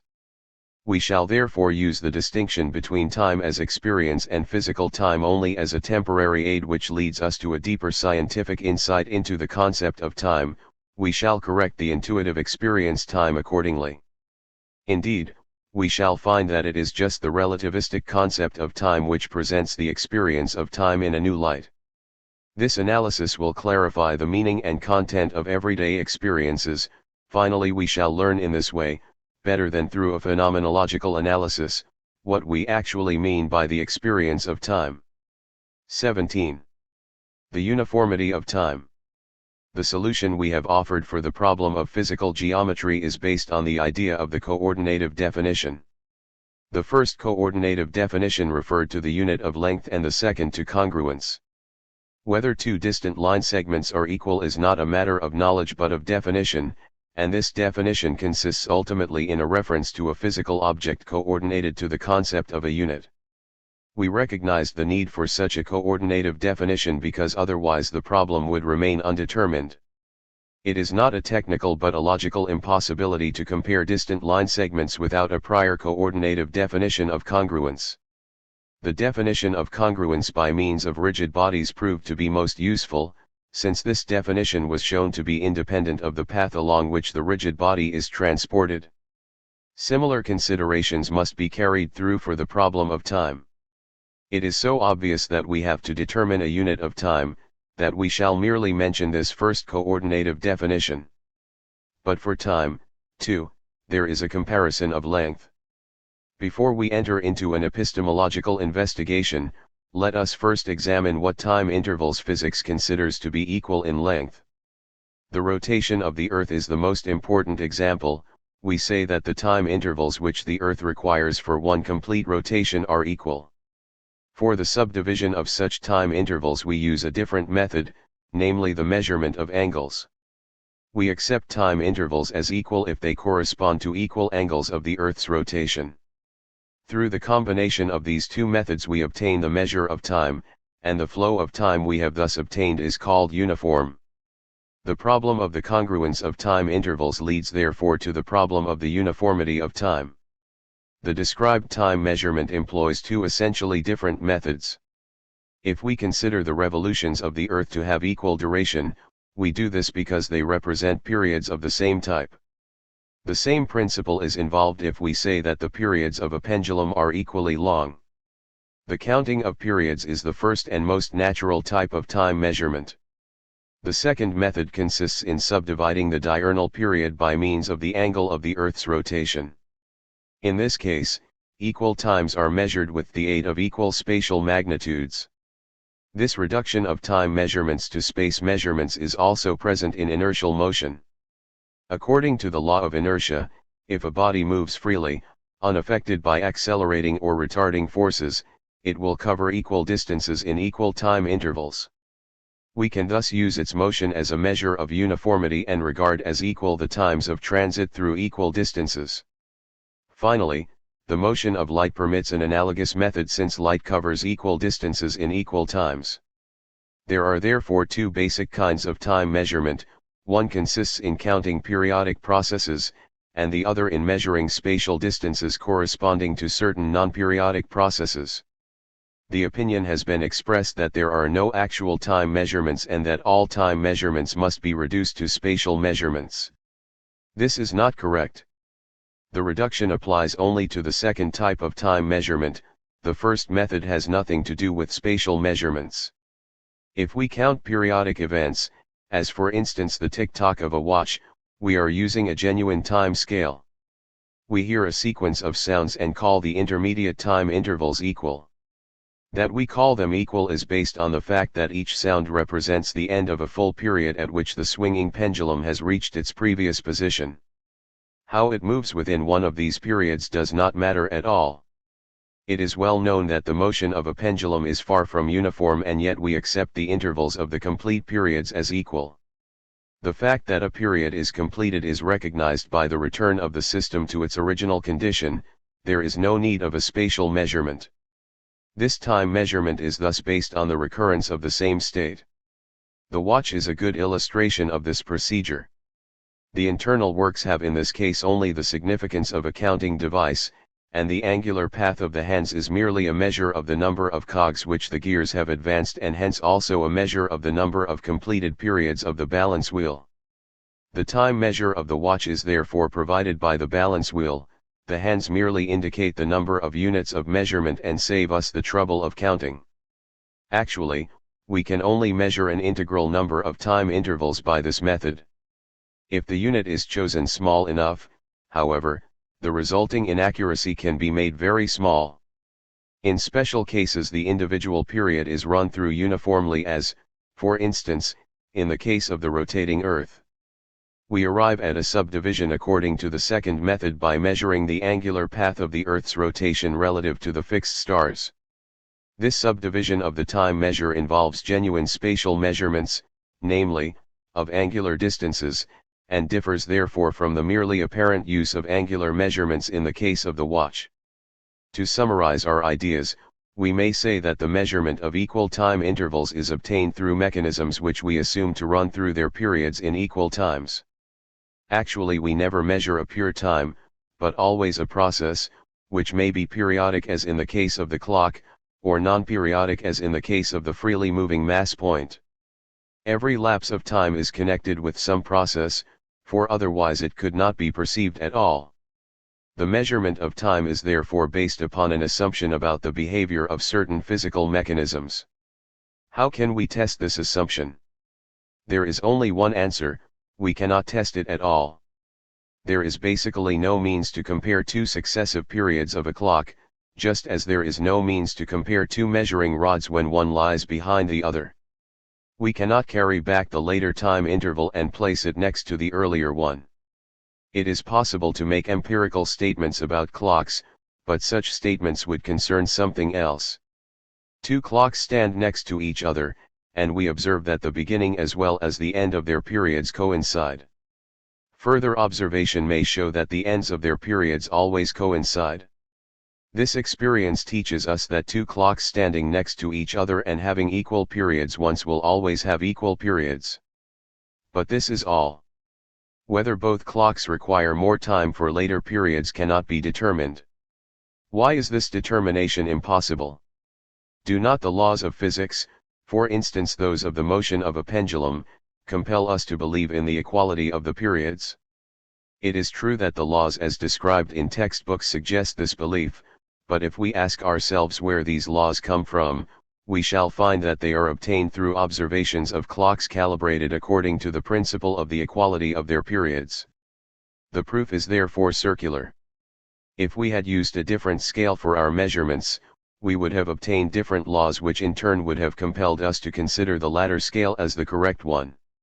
Neither can the circularity be removed by time measurements of non-periodic processes. The law of inertia does prescribe a measure of time, but this law could easily be restated for a different type of time measurement in which a freely moving body slows down and a body which falls towards the earth moves at a uniform rate. This restatement would never lead to internal contradictions. A solution is obtained only when we apply our previous results about spatial congruence and introduce the concept of a coordinative definition into the measure of time. The equality of successive time intervals is not a matter of knowledge but a matter of definition. As for spatial congruence, a certain rule must be laid down before the comparison of magnitudes is defined. This determination can again be made only by reference to a physical phenomenon. A physical process, such as the rotation of the Earth, is taken as a measure of uniformity by definition. All definitions are equally admissible. We could define the motion in the Earth's gravitational field as uniform and would consequently obtain a retardation for a freely moving body. Physics, however, has decided on a particular definition with special properties. It uses three independent methods for the definition of the uniformity of time. The definition by means of natural clocks. The definition by means of the laws of mechanics. It comprises not only the definition by means of inertial motion, but also those definitions which use the rotating earth or the pendulum. The definition using the motion of light, light clock. We shall discuss 1 and 2 in the following section, 3 and 27. However, we can assert, it is an empirical fact that these three definitions lead to the same measure of the flow of time. Since these definitions have this property, the clock proves to be the natural measure of time in the same sense in which the rigid measuring rod is the natural measure of space. Processes of nature thus determine a flow of time. It is, however, not an epistemological necessity to use the clock as a definition of uniformity. In an epistemological sense, any other definition is equally admissible, provided only that it leads to a univocal and non-contradictory description of nature. For practical reasons, one chooses the definition by means of clocks because it simplifies the description of nature considerably. This simplicity has nothing to do with truth, since it is merely descriptive simplicity. On the other hand, it is a statement of fact that a flow of time of this kind exists, that therefore all periodic processes, and furthermore inertial motion and the motion of light, lead to the same measure of time. This statement should not be considered to be a priori but the result of experience. It could be false, and later we shall learn about cases for which it is indeed not true. Today we know that it applies strictly only in gravitational free space and in gravitational fields of particular simplicity, in stationary fields. Since strictly speaking there are no such fields, our characterization of the uniform flow of natural processes holds only approximately. This approximation fits terrestrial and astronomical relations to such a high degree that the deviations lie far below the limits of exactness. There is good reason, therefore, for astronomers to try to make uniform time independent of the fluctuations of the Earth's motion resulting from its own rotation, axial oscillations, its revolution around the Sun, and lunar influences. These difficulties show that the coordinative definition of uniformity cannot be given so easily as it can be schematically conceived. There is no periodic motion which is completely free from external influence and which returns to exactly equal states.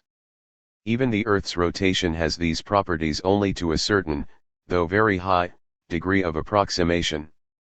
The precession of the Earth's axis has the effect that the Earth has a slightly different position after each rotation and therefore does not reach exactly the same state. For this reason uniform time is not considered to be equal to the directly observed time, but is derived indirectly from it by a series of corrections. This method is the same as that used in the measurement of length, where the unit of length is given not directly by the transported measuring rod but is calculated indirectly with the aid of correction factors for temperature, etc. It is obvious, of course, that this method does not enable us to discover a true time, but that astronomers simply determine with the aid of the laws of mechanics that particular flow of time which the laws of physics implicitly define.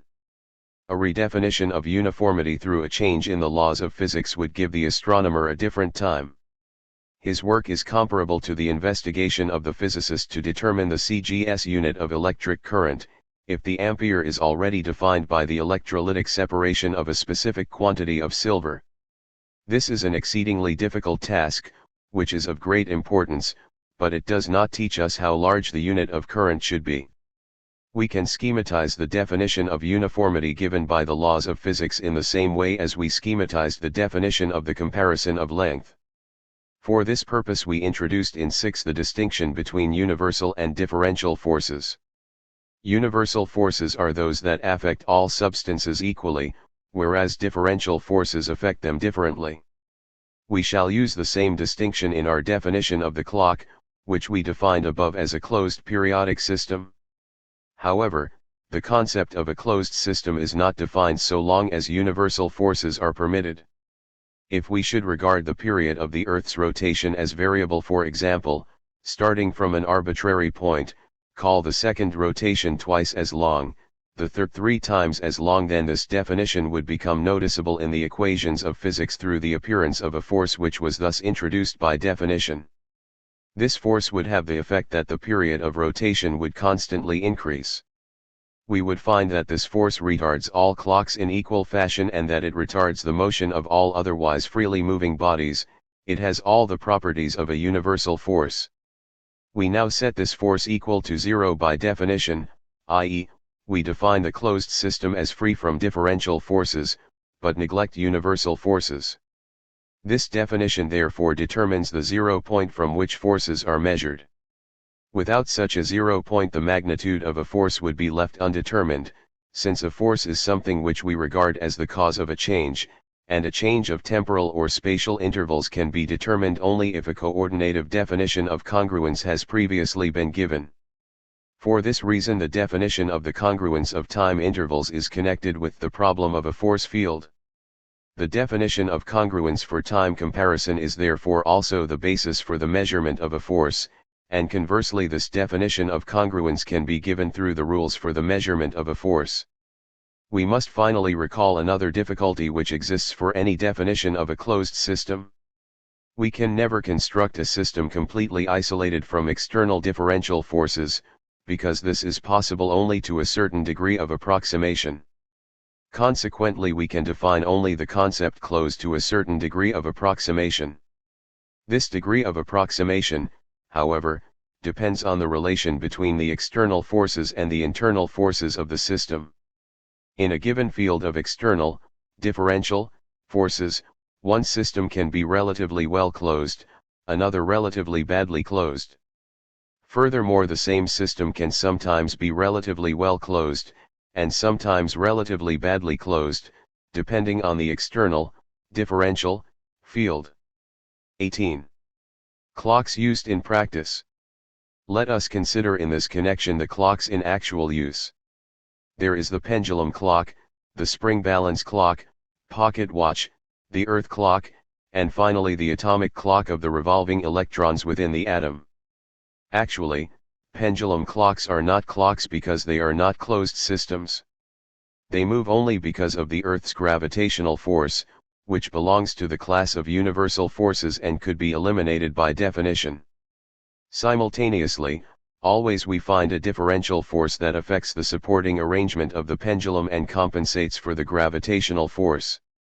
This elastic force is an external differential force which is essential, however, because if it did not exist, the pendulum would not oscillate but would fall freely. This force is of the same order of magnitude as the driving force of the pendulum, and the system is thus far from being closed. The pendulum clock can therefore be used as a measure of uniform time only with certain precautionary measures, namely, when the force of attraction of the Earth is constant. The pendulum clock is really nothing but an indicator of the Earth's attraction, a force which is measured by the equations of mechanics, such that it is constant when time is defined by truly closed clocks, as for example the Earth clock. 50. Therefore, even the pendulum clock may be taken as a measure of uniform time. If we were to move a pendulum clock to a different latitude, however, the same equations of mechanics would force us to consider the unit of time of the clock as changed, since the strength of the gravitational field of the Earth is smaller near the equator than at the poles due to the considerable flattening of the Earth. The definition of time by means of the pendulum belongs therefore to the second type of definition given in the previous section, page 117.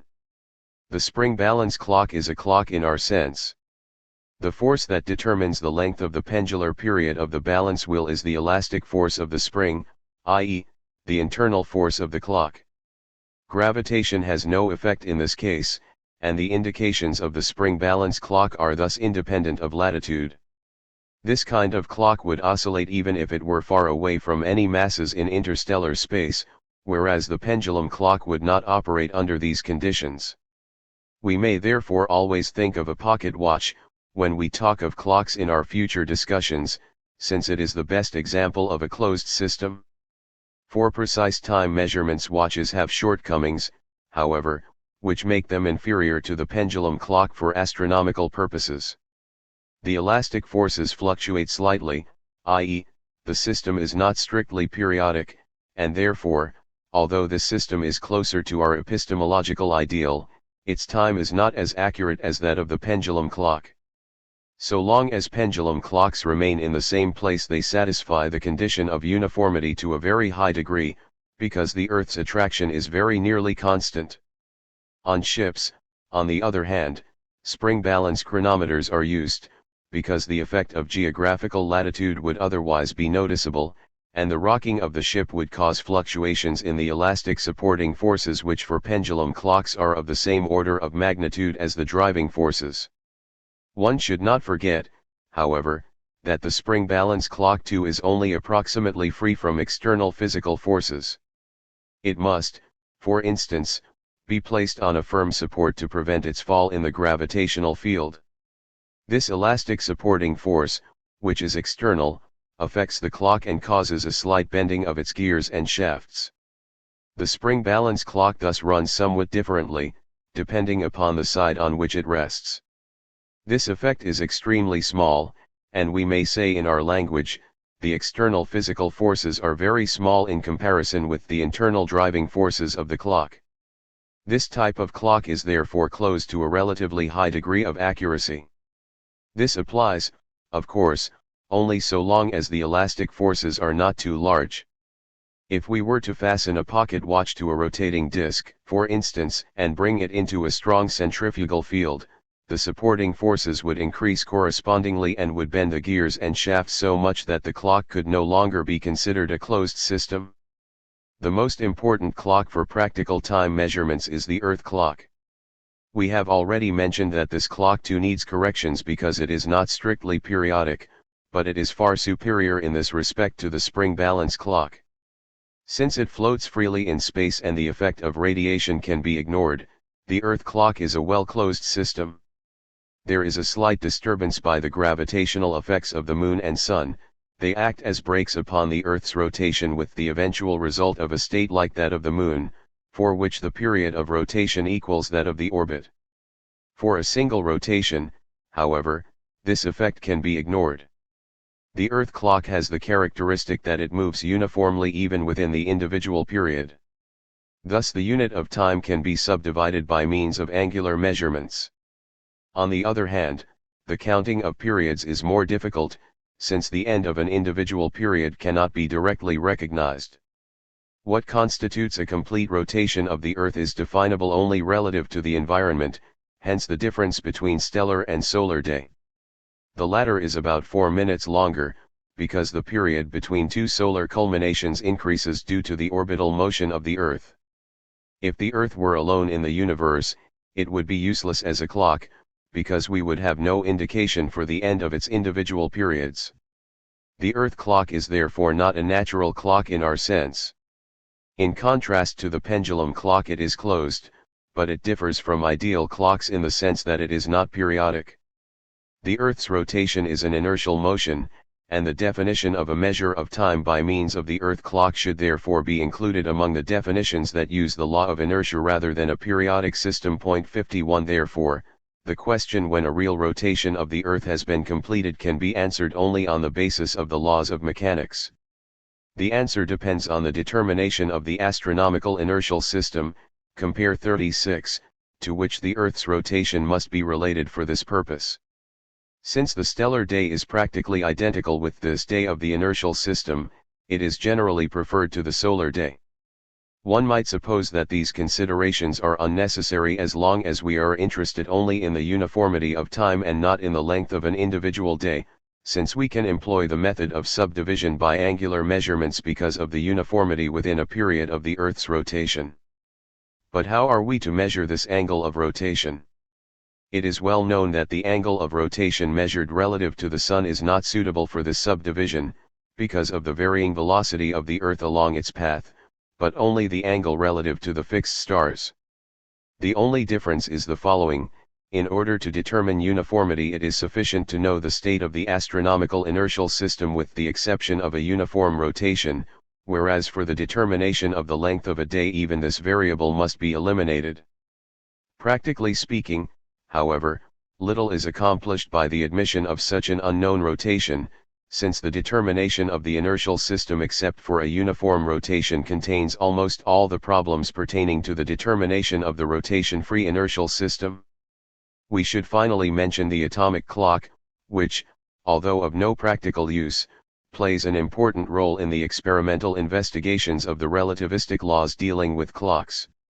An electron within the atom revolves with a high degree of precision, and its period provides us therefore with a very exact unit of time. The force that the nucleus of the atom exerts on the electron, keeping it in a closed path, can be considered as the internal force of the clock. The entire atom, and not the electron alone, is the clock, the period of which is indicated by the revolution of the electron. This clock is closed to a very high degree, since the external forces acting on an atom are very weak compared to its strong internal forces. The atom would be an ideal clock except for the results of quantum theory. We can never observe an atomic clock as we observe other clocks, we can only measure the frequency of the emitted radiation. According to the ideas of classical theory, the frequency would be a direct measure of the period of the electron's revolution, which could thus be directly observed. Bohr's discoveries have taught us, however, that the atom emits light in an entirely different fashion. The revolving electron does not emit any light at all, consequently we have no knowledge of its period of revolution. Light is emitted only when the electron jumps from one orbit to another. The conditions of a periodic system are, therefore, not satisfied. Bohr's theory has shown nevertheless that the frequency is determined by the stationary states between which the jump takes place. However, this situation is much more complicated, and the question arises whether under these conditions the atom may still be regarded as a clock. As long as we have no accurate information about the process of the emission of light, we can only express conjectures at this point.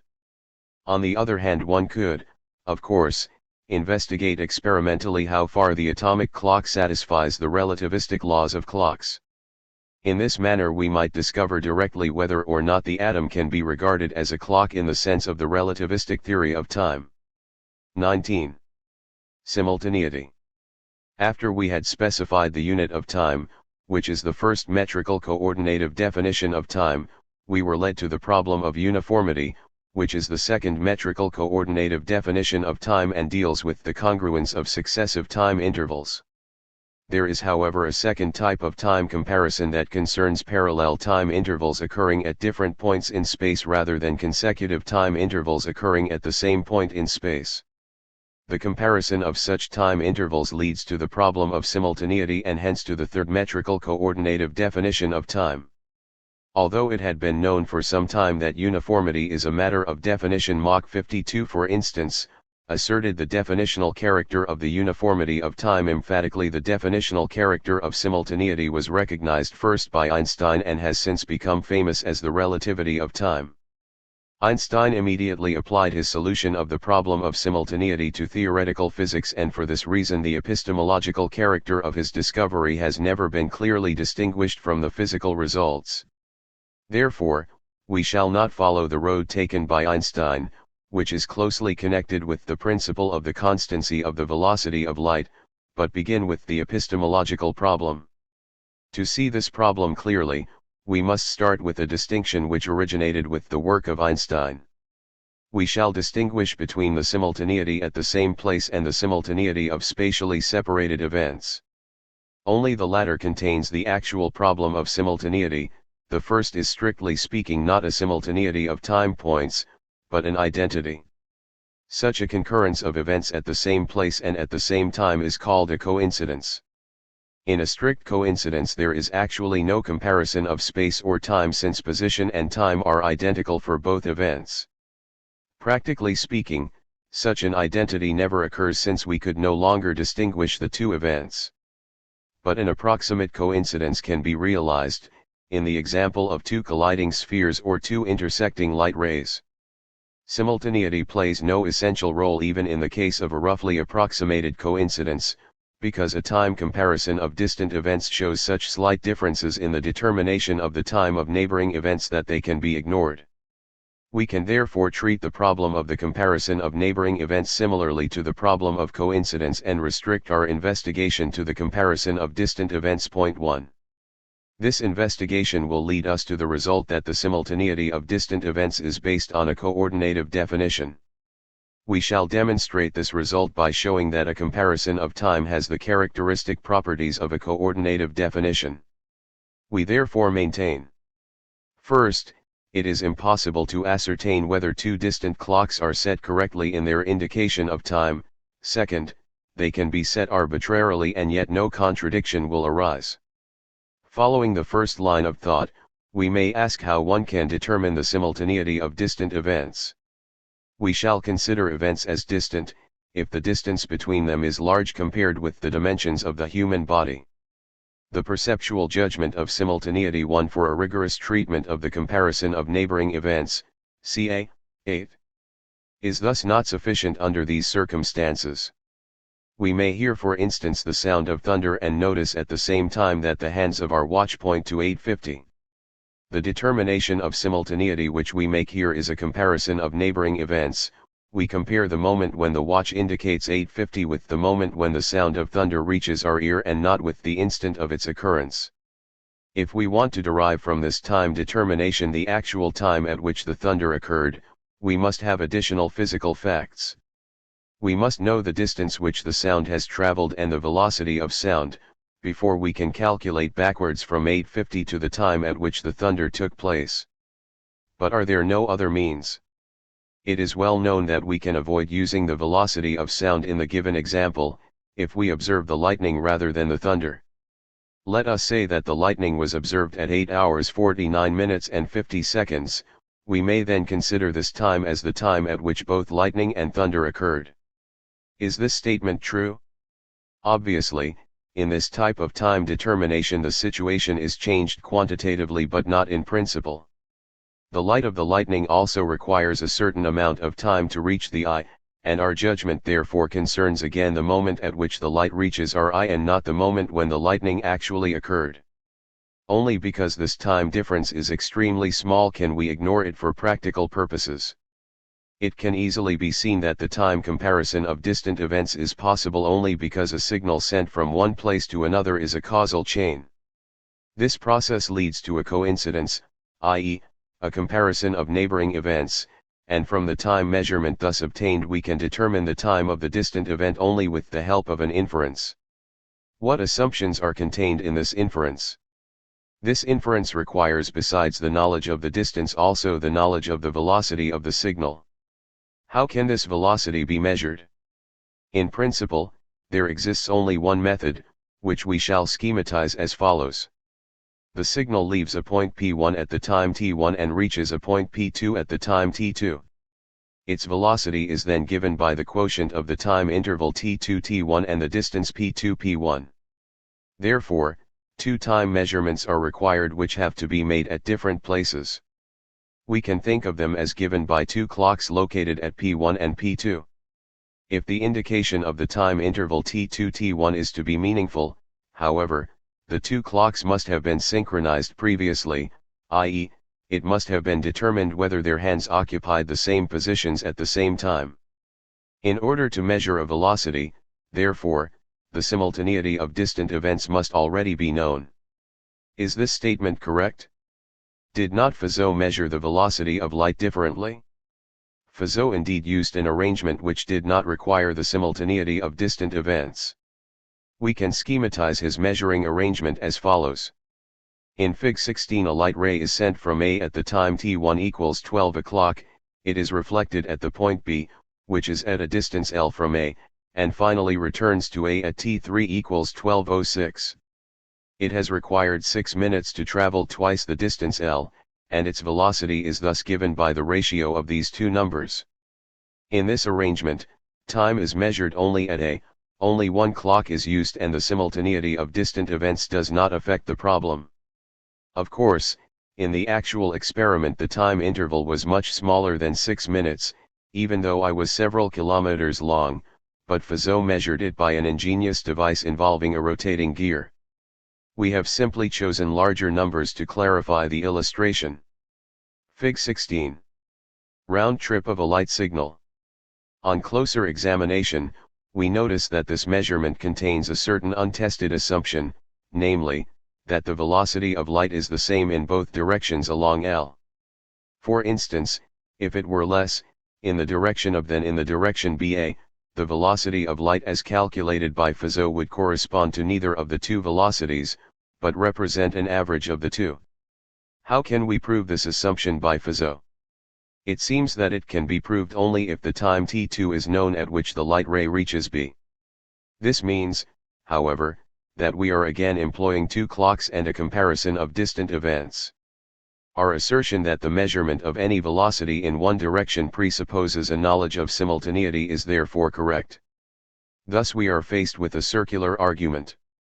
To determine the simultaneity of distant events we need to know a velocity, and to measure a velocity we require knowledge of the simultaneity of distant events.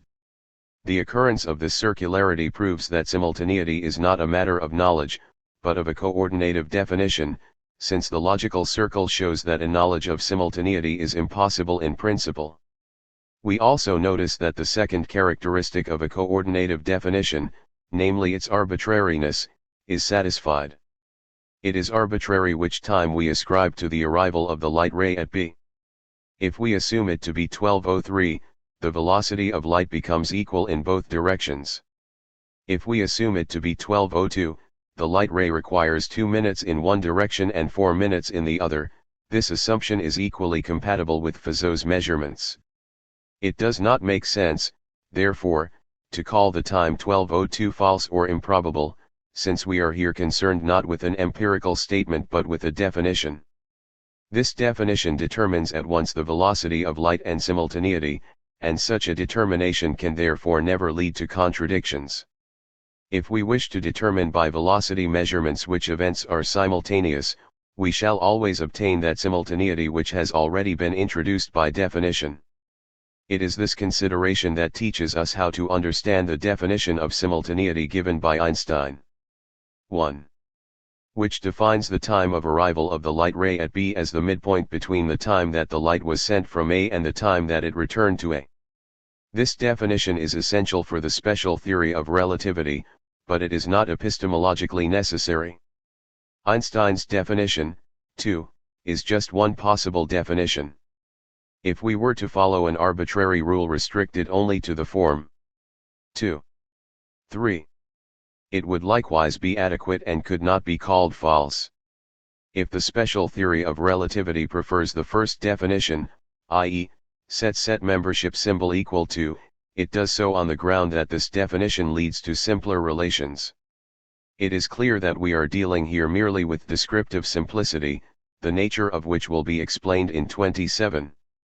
The arbitrariness is restricted only by condition 3, which specifies that T2 must lie between T1 and T3, otherwise the signal would arrive at B at a time earlier than its departure from A. The epistemological significance of this restriction will be discussed in detail in 22. These considerations have shown that simultaneity is a matter of a coordinative definition. Simultaneity also has the peculiar dual character which we can most easily observe in the definition of the unit of length. What we mean by a unit of length can be defined conceptually. A unit of length is a distance with which other distances are compared. Which distance serves as a unit for actual measurements can ultimately be given only by reference to some actual distance. The same is true of simultaneity. We can give a conceptual definition of simultaneity. Two events at distant places are simultaneous if the time scales at the respective places indicate the same time value for these events. What time points of parallel time scales do receive the same time value can ultimately be determined only by reference to actual events. This reference is essentially of the form, these particular events are to be called simultaneous. We say with regard to the measuring rod as well as with regard to simultaneity that only ultimately the reference is to be conceived in this form, because we know that by means of the interposition of conceptual relations the reference may be rather remote. We may recall here the example of the determination of a unit of length by reference to a color, mentioned in 4, where the reference is not directly to a spatial distance.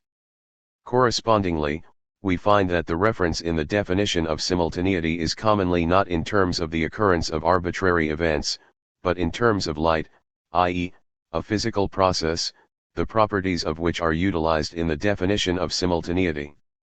In this fashion we are able to replace a direct reference by a description of operations which can easily be repeated, since it is commonly understood what is meant by light and by these operations.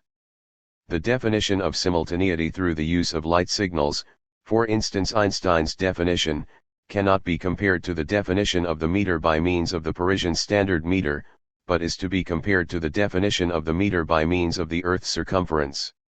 In this definition the physical phenomenon the Earth's circumference corresponds to the physical phenomenon light in the definition of simultaneity, and the rule count off 40 million times corresponds to the rule send a light signal from A to B and back and set the time of arrival at B equal to the average of the two time values at A.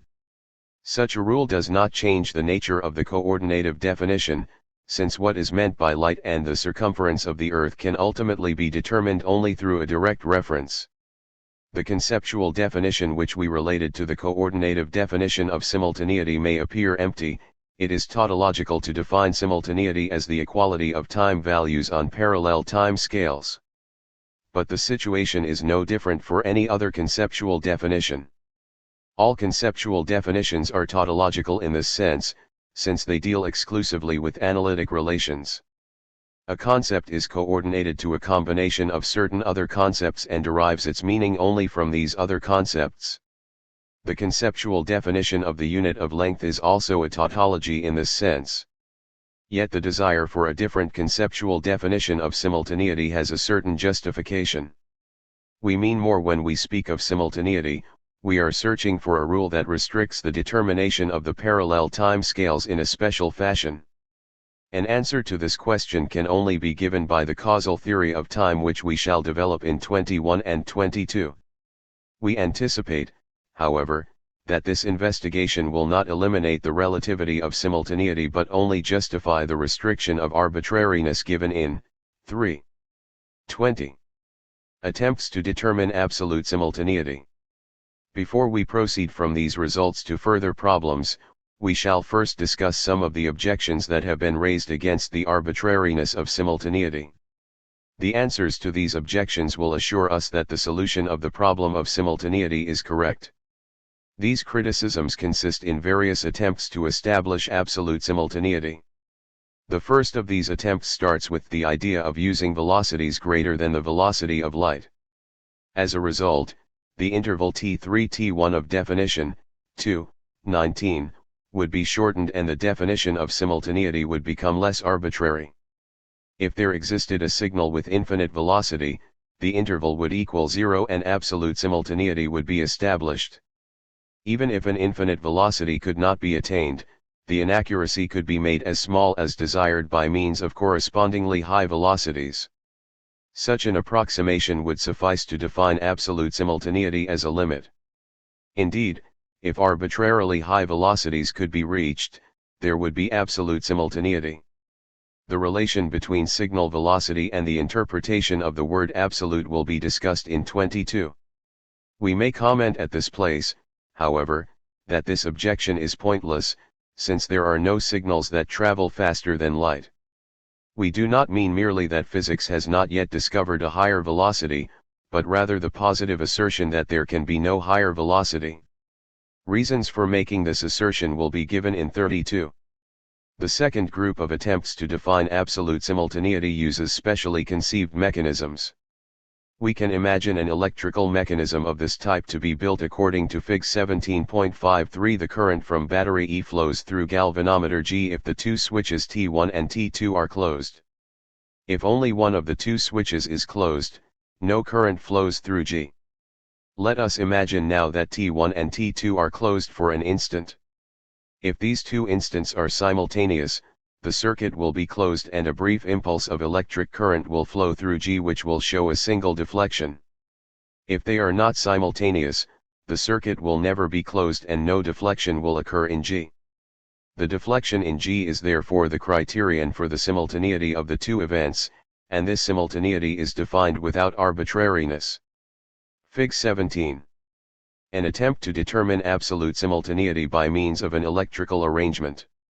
However ingenious this attempt may appear, closer examination reveals where it fails. It uses a far too primitive theory of electric currents. The property of an electric current to flow only in a completely closed circuit holds for stationary states alone. Under rapidly changing conditions, however, the electric current shows entirely different properties. The occurrences during a momentary closing of the two switches can be described as follows. Let us assume that only T1 is closed for a moment. The electromagnetic field, which had previously spread from E to T1, proceeds now to G, and further to the lower side of T2.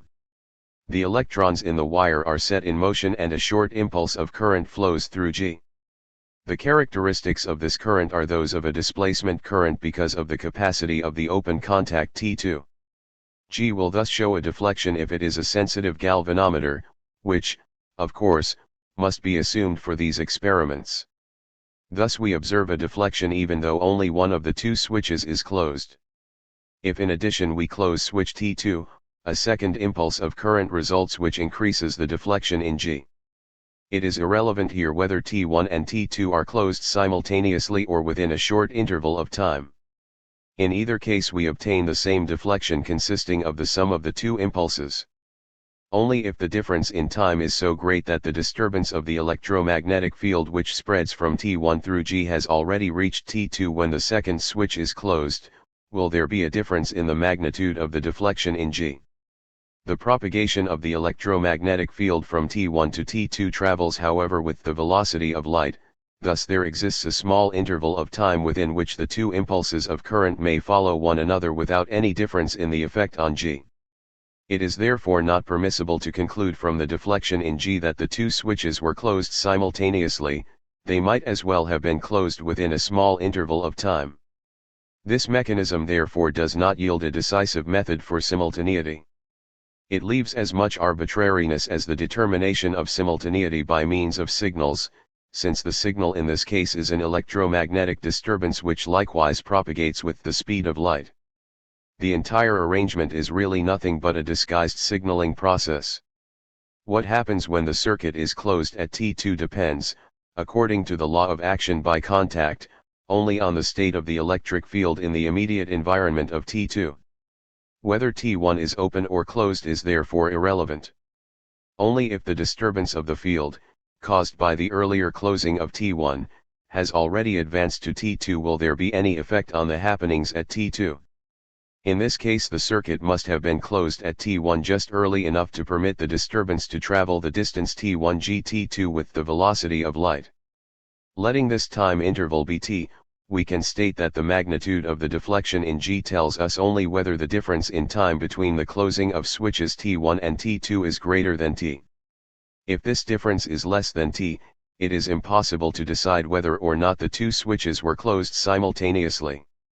The electrical mechanisms for the determination of absolute simultaneity fail because electric effects propagate with the velocity of light. The relations of a stationary circuit suggest at first sight action at a distance, but actually no violation of the principle of action by contact occurs. The principle of action by contact is one of the most basic laws of physics. It is impossible for the effect of an occurrence to be immediately noticeable at any arbitrary distance. The effect spreads by traveling through all intermediate points. This principle applies to every form of causal propagation. Gravitation, for instance, offers no exception, and the Newtonian law of gravitation is correct only under stationary conditions. For rapidly moving systems, this law must be corrected to account for the finite speed of the propagation of gravitation. 54. One should not conclude, however, that the principle of action by contact necessarily implies the existence of a finite limit to the speed of all causal propagation. The principle excludes only infinite velocities, whereas it is compatible with any arbitrarily high velocity. If we wish to assert the existence of a finite limit, this assertion will have to be added to the principle of action by contact. Only this addition enables us to assert that there is no mechanism capable of determining absolute simultaneity. Even gravitational forces cannot be used for such a mechanism, since they also spread with the velocity of light. We may therefore omit the different mechanisms that have been invented for the determination of absolute simultaneity, because all of them are variations of the same fundamental idea and fail because each presupposes, in a more or less disguised form, an infinite or arbitrarily high velocity of causal propagation. We shall mention one more example, which involves a misconception of rigid bodies. Let a rigid rod rest with its ends on the marks A and B, Fig. 18. If the rod is suddenly grasped at A and pulled to the left, its ends no longer cover the points A and B. The two moments at which the coincidences of A and B with the two ends of the rod are lost, must be absolutely simultaneous according to the laws of classical physics. This cannot be admitted in a physics which includes the principle of action by contact. In such a physics there are no absolutely rigid bodies. When the rod is grasped at A, the end which rested on B does not move immediately, since the effect spreads by means of an elastic propagation from A to B. The velocity of this elastic propagation cannot be greater than the velocity of light, actually it is smaller. Therefore, this arrangement cannot be used for the determination of simultaneity. With the existence of a limit for all causal propagation, not only infinite velocities but absolutely rigid bodies are excluded. Fig. 18. An attempt to determine absolute simultaneity by means of moving a rigid rod. Since absolute simultaneity cannot be attained through causal propagation, the possibility of a fundamentally different method might be envisaged. This leads to a third attempt at a determination of absolute simultaneity, to absolute transport time. This procedure uses the transport of clocks to establish absolute simultaneity.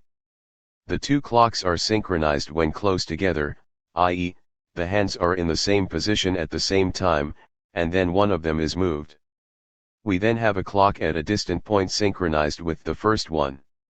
We shall call this arrangement of clocks a transport synchronization. A criticism of this method can be carried out in either of two ways. First, we may investigate whether the transport of clocks actually leads to a simultaneity that is free from contradiction. This investigation presupposes that the time indications of clocks are independent of the path and velocity of transport, i.e., the following assertion would have to be true: two clocks, synchronized at one place, are still synchronized when they are brought to a different place along different paths with different speeds.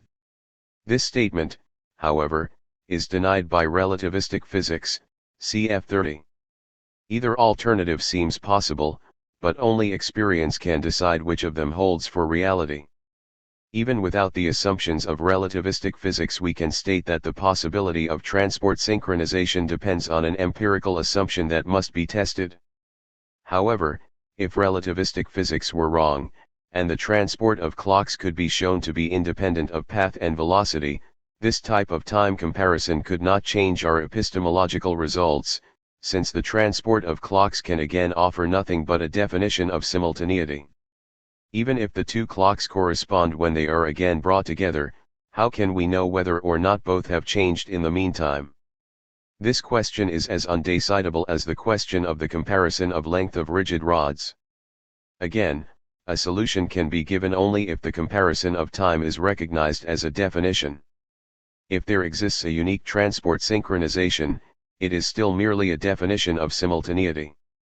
We can characterize the peculiarity of the transport synchronization clearly if we use the Minkowskian picture of the four-dimensional space-time manifold. The transport of a clock constitutes a causal chain spreading from the point event E1 to the point event E2. In this respect, there is no difference between this method and the method which employs signals for the determination of simultaneity. Here too we find that the comparison of time is established with the aid of a causal chain. While the signal simultaneity uses the velocity of the causal propagation, the transport of clocks makes use of different considerations. Here we can imagine points marked off on the causal chain E1 E2, Fig. 19, which are produced by the transported clock whenever it completes a unit of time. At the same time, the clock that remains subdivides the chain E1 E2, and the time comparison between E2 and E2 results from counting the number of sections on the two causal curves. It is obvious that this comparison of time presupposes that the marked off sections are of equal length. But this presupposition is based on a coordinative definition, and the analogy to the definition of spatial congruence is clearly seen. The theory of absolute time states that the diagram necessarily looks like Fig. 19b, but it is clear that at first the clocks furnish only the irregular relations of Fig 19a and that this figure must be redefined in order to coincide with Fig 19b. An additional assumption, which alone makes such a redefinition univocal, must be recognized. It is the assumption that a clock which moves along a differently winding world line from E1 to E2 marks off the same number of sections. Of course, this is an empirical assumption. Fig 19. Definition of simultaneity by means of the transport of clocks. The absolute transport time, if uniquely defined, would give us nothing but a definition of simultaneity, which is a definition in the same sense as the definition of congruence by means of rods. The theory of relativity, however, maintains the existence of an essential difference. Whereas the congruence of rods is independent of the path of transport, that of clocks is not. The theory of relativity excludes the transport time because of this physical fact. We summarize the results of the preceding sections as follows. The time metric depends on three coordinative definitions. The first deals with the unit of time and determines the numerical value of a time interval. The second deals with uniformity and refers to the comparison of successive time intervals. The third deals with simultaneity and is concerned with the comparison of time intervals which are parallel to each other at different points in space. These three definitions are required in order to make a time measurement possible. Without them the problem of the measurement of time is logically undetermined. There is neither absolute simultaneity nor absolute uniformity, if we understand by absolute the property that this time is the only correct time. However, there remains the possibility that physical mechanisms or the entire system of physical laws might distinguish one definition as simpler than the others. In this sense there might be an absolute time. For instance, we know from experience that the definition of uniformity by means of clocks or of the law of inertia is distinguished from others by its simplicity. This distinction is maintained in the special theory of relativity and vanishes only for more general gravitational fields. Among the definitions of simultaneity, those based on the infinite limiting velocity or the transport of clocks might turn out to be the simplest. Whether or not they do is an empirical question. Both possibilities are denied by the special theory of relativity. Hence this theory played an important role in the clarification of the definitional character of simultaneity. 21. Time order. In the preceding sections we have developed the three metrical coordinative definitions of time, which concern the unit of time, uniformity, and simultaneity. We shall now turn to another type of coordinative definitions, namely, the topological ones. We shall present two such definitions. The first topological determination of time deals with time order at the same point. Consider an observer at a certain point who has to decide the temporal order of two events, both of which occur at the same place. This aspect of temporal order corresponds to the relation greater than in the series of numbers and we shall represent it by the same symbol. E2 E1 means therefore, E2 is later than E1. With respect to two events that are sufficiently separated in time, the observer has an immediate experience of time order, and he uses this experience as the basis for the ordering of the events. However, in this chapter, we shall not refer to the subjective experience of time order. Subsequently it will be shown that it is in principle impossible to use subjective feelings for the determination of the order of external events. We must therefore establish a different criterion. Such a criterion is found in the causal relation. If E2 is the effect of E1, then E2 is called later than E1. This is the topological coordinative definition of time order. To complete this statement we should add that it also applies to the case where E1 is only a partial cause of E2 or where E2 is only a partial effect of E1. It is obvious that with the definition of later than we have also given the definition of earlier than. The second relation is nothing but the converse of the first. If E2 is later than E1, then E1 is earlier than E2. This follows analytically and needs no new coordinative definition. However, we must now make sure that our definition of later than does not involve circular reasoning. Can we actually recognize what is a cause and what is an effect without knowing their temporal order? Should we not argue, rather, that of two causally connected events the effect is the later one? This objection proceeds from the assumption that causality indicates a connection between two events, but does not assign a direction to them. This assumption, however, is erroneous. Causality establishes not a symmetrical but an asymmetrical relation between two events. If we represent the cause-effect relation by the symbol C, the two cases C, E1, E2, and C, E2, E1 can be distinguished, experience tells us which of the two cases actually occurs. We can state this distinction as follows. If E1 is the cause of E2, then a small variation, a mark, in E1 is associated with a small variation in E2, whereas small variations in E2 are not associated with variations in E1. If we wish to express even more clearly that this formulation does not contain the concept of temporal order, we can express it in the following form, where the events that show a slight variation are designated by E*. We observe only the combinations 1. And never the combination 2. In this arrangement the two events are asymmetrical and therefore it defines an order.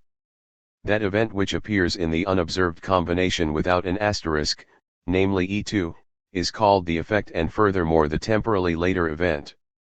It should be noted that assertions 1 and 2 were obtained without the presupposition of an order. We could have placed the event E2 first in these combinations and would still have been able to distinguish E2 as the effect. On the other hand, we have made the assumption that we are able to distinguish between E and E*, i.e., that we know which of the two events has the special mark. We may do so because E** is to be interpreted as a combination, E, where E signifies an additional event, namely, the special mark. Just as we may assume that E1 and E2 can be recognized as two separate events, we may assume that E** can be recognized as the combination of two separate events. This assumption lies within the frame of our schematization, which presupposes that we can distinguish individual events. We cannot justify this schematization within the frame of our present discussion, which is limited to space and time, since such a justification belongs to the analysis of the concept of causality. Here we must be satisfied with the assertion that the space-time problem cannot be solved at all without some schematization. Point 55. An example, we send a light ray from A to B. If we hold a red glass in the path of the light at A, the light will also be red at B. If we hold the red glass in the path of the light at B, it will not be colored at A. Another example, we throw a stone from A to B. If we mark the stone with a piece of chalk at A, it will carry the same mark when it arrives at B, event E2. If we mark the stone only on its arrival at B, then the stone leaving A, event E1, has no mark.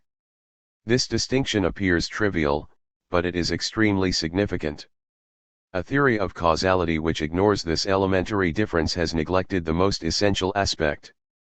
The procedure which we have described is used constantly in everyday life to establish a time order, and we have no other method in many scientific investigations where time intervals are too short to be directly observable. We must therefore include the mark principle in the foundations of the theory of time. We have in the above principle a criterion for causal order that does not employ the direction of time, and we can therefore use it in our definition of time order. There exists a topological coordinative definition for time order. We can base it in general on the concept of the causal chain, in which the order of events corresponds to the order of time. Occasionally one speaks also of signals or signal chains. It should be noted that the word signal means the transmission of signs and hence concerns the very principle of causal order which we have discussed. We have to distinguish here between two problems. First, the procedure described leads to an order of time, in the same sense in which the points on a line are ordered. Such a series of points has two directions, neither of which has any distinguishing characteristic. Temporal order, too, has two directions, the direction to earlier and the direction to later events, but in this case one of the two directions has a distinguishing characteristic: time flows from the earlier to the later event. Time therefore represents not only an ordered series generated by an asymmetrical relation, but is also unidirectional. This fact is usually ignored. We often say simply, the direction from earlier to later events, from cause to effect, is the direction of the progress of time. However, in this form the assertion is empty unless we specify what progress of time means. In the same fashion we could say that the points on a line progress from left to right, but this assertion is empty, since the progress of points means here nothing but the progressing in the selected direction. When we speak about the progress of time, in contrast, we intend to make a synthetic assertion which refers both to an immediate experience and to physical reality. This particular problem can only be solved if we can formulate the content of the assertion more precisely.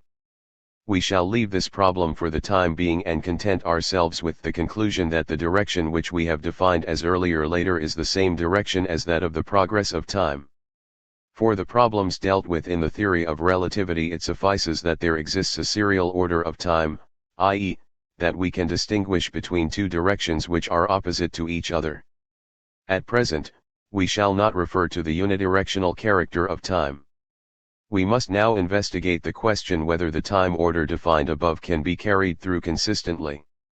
If a contradiction did occur, it would manifest itself as follows: according to one analysis, E2 would be later than E1, and according to another E2 would be earlier than E1. This result would lead to the schema of Fig 20, in which there is a causal chain from E1 to E2 such that E2 is an effect of E1, while there is also a causal chain that makes E1 an effect of E2. The combination would result in a causal chain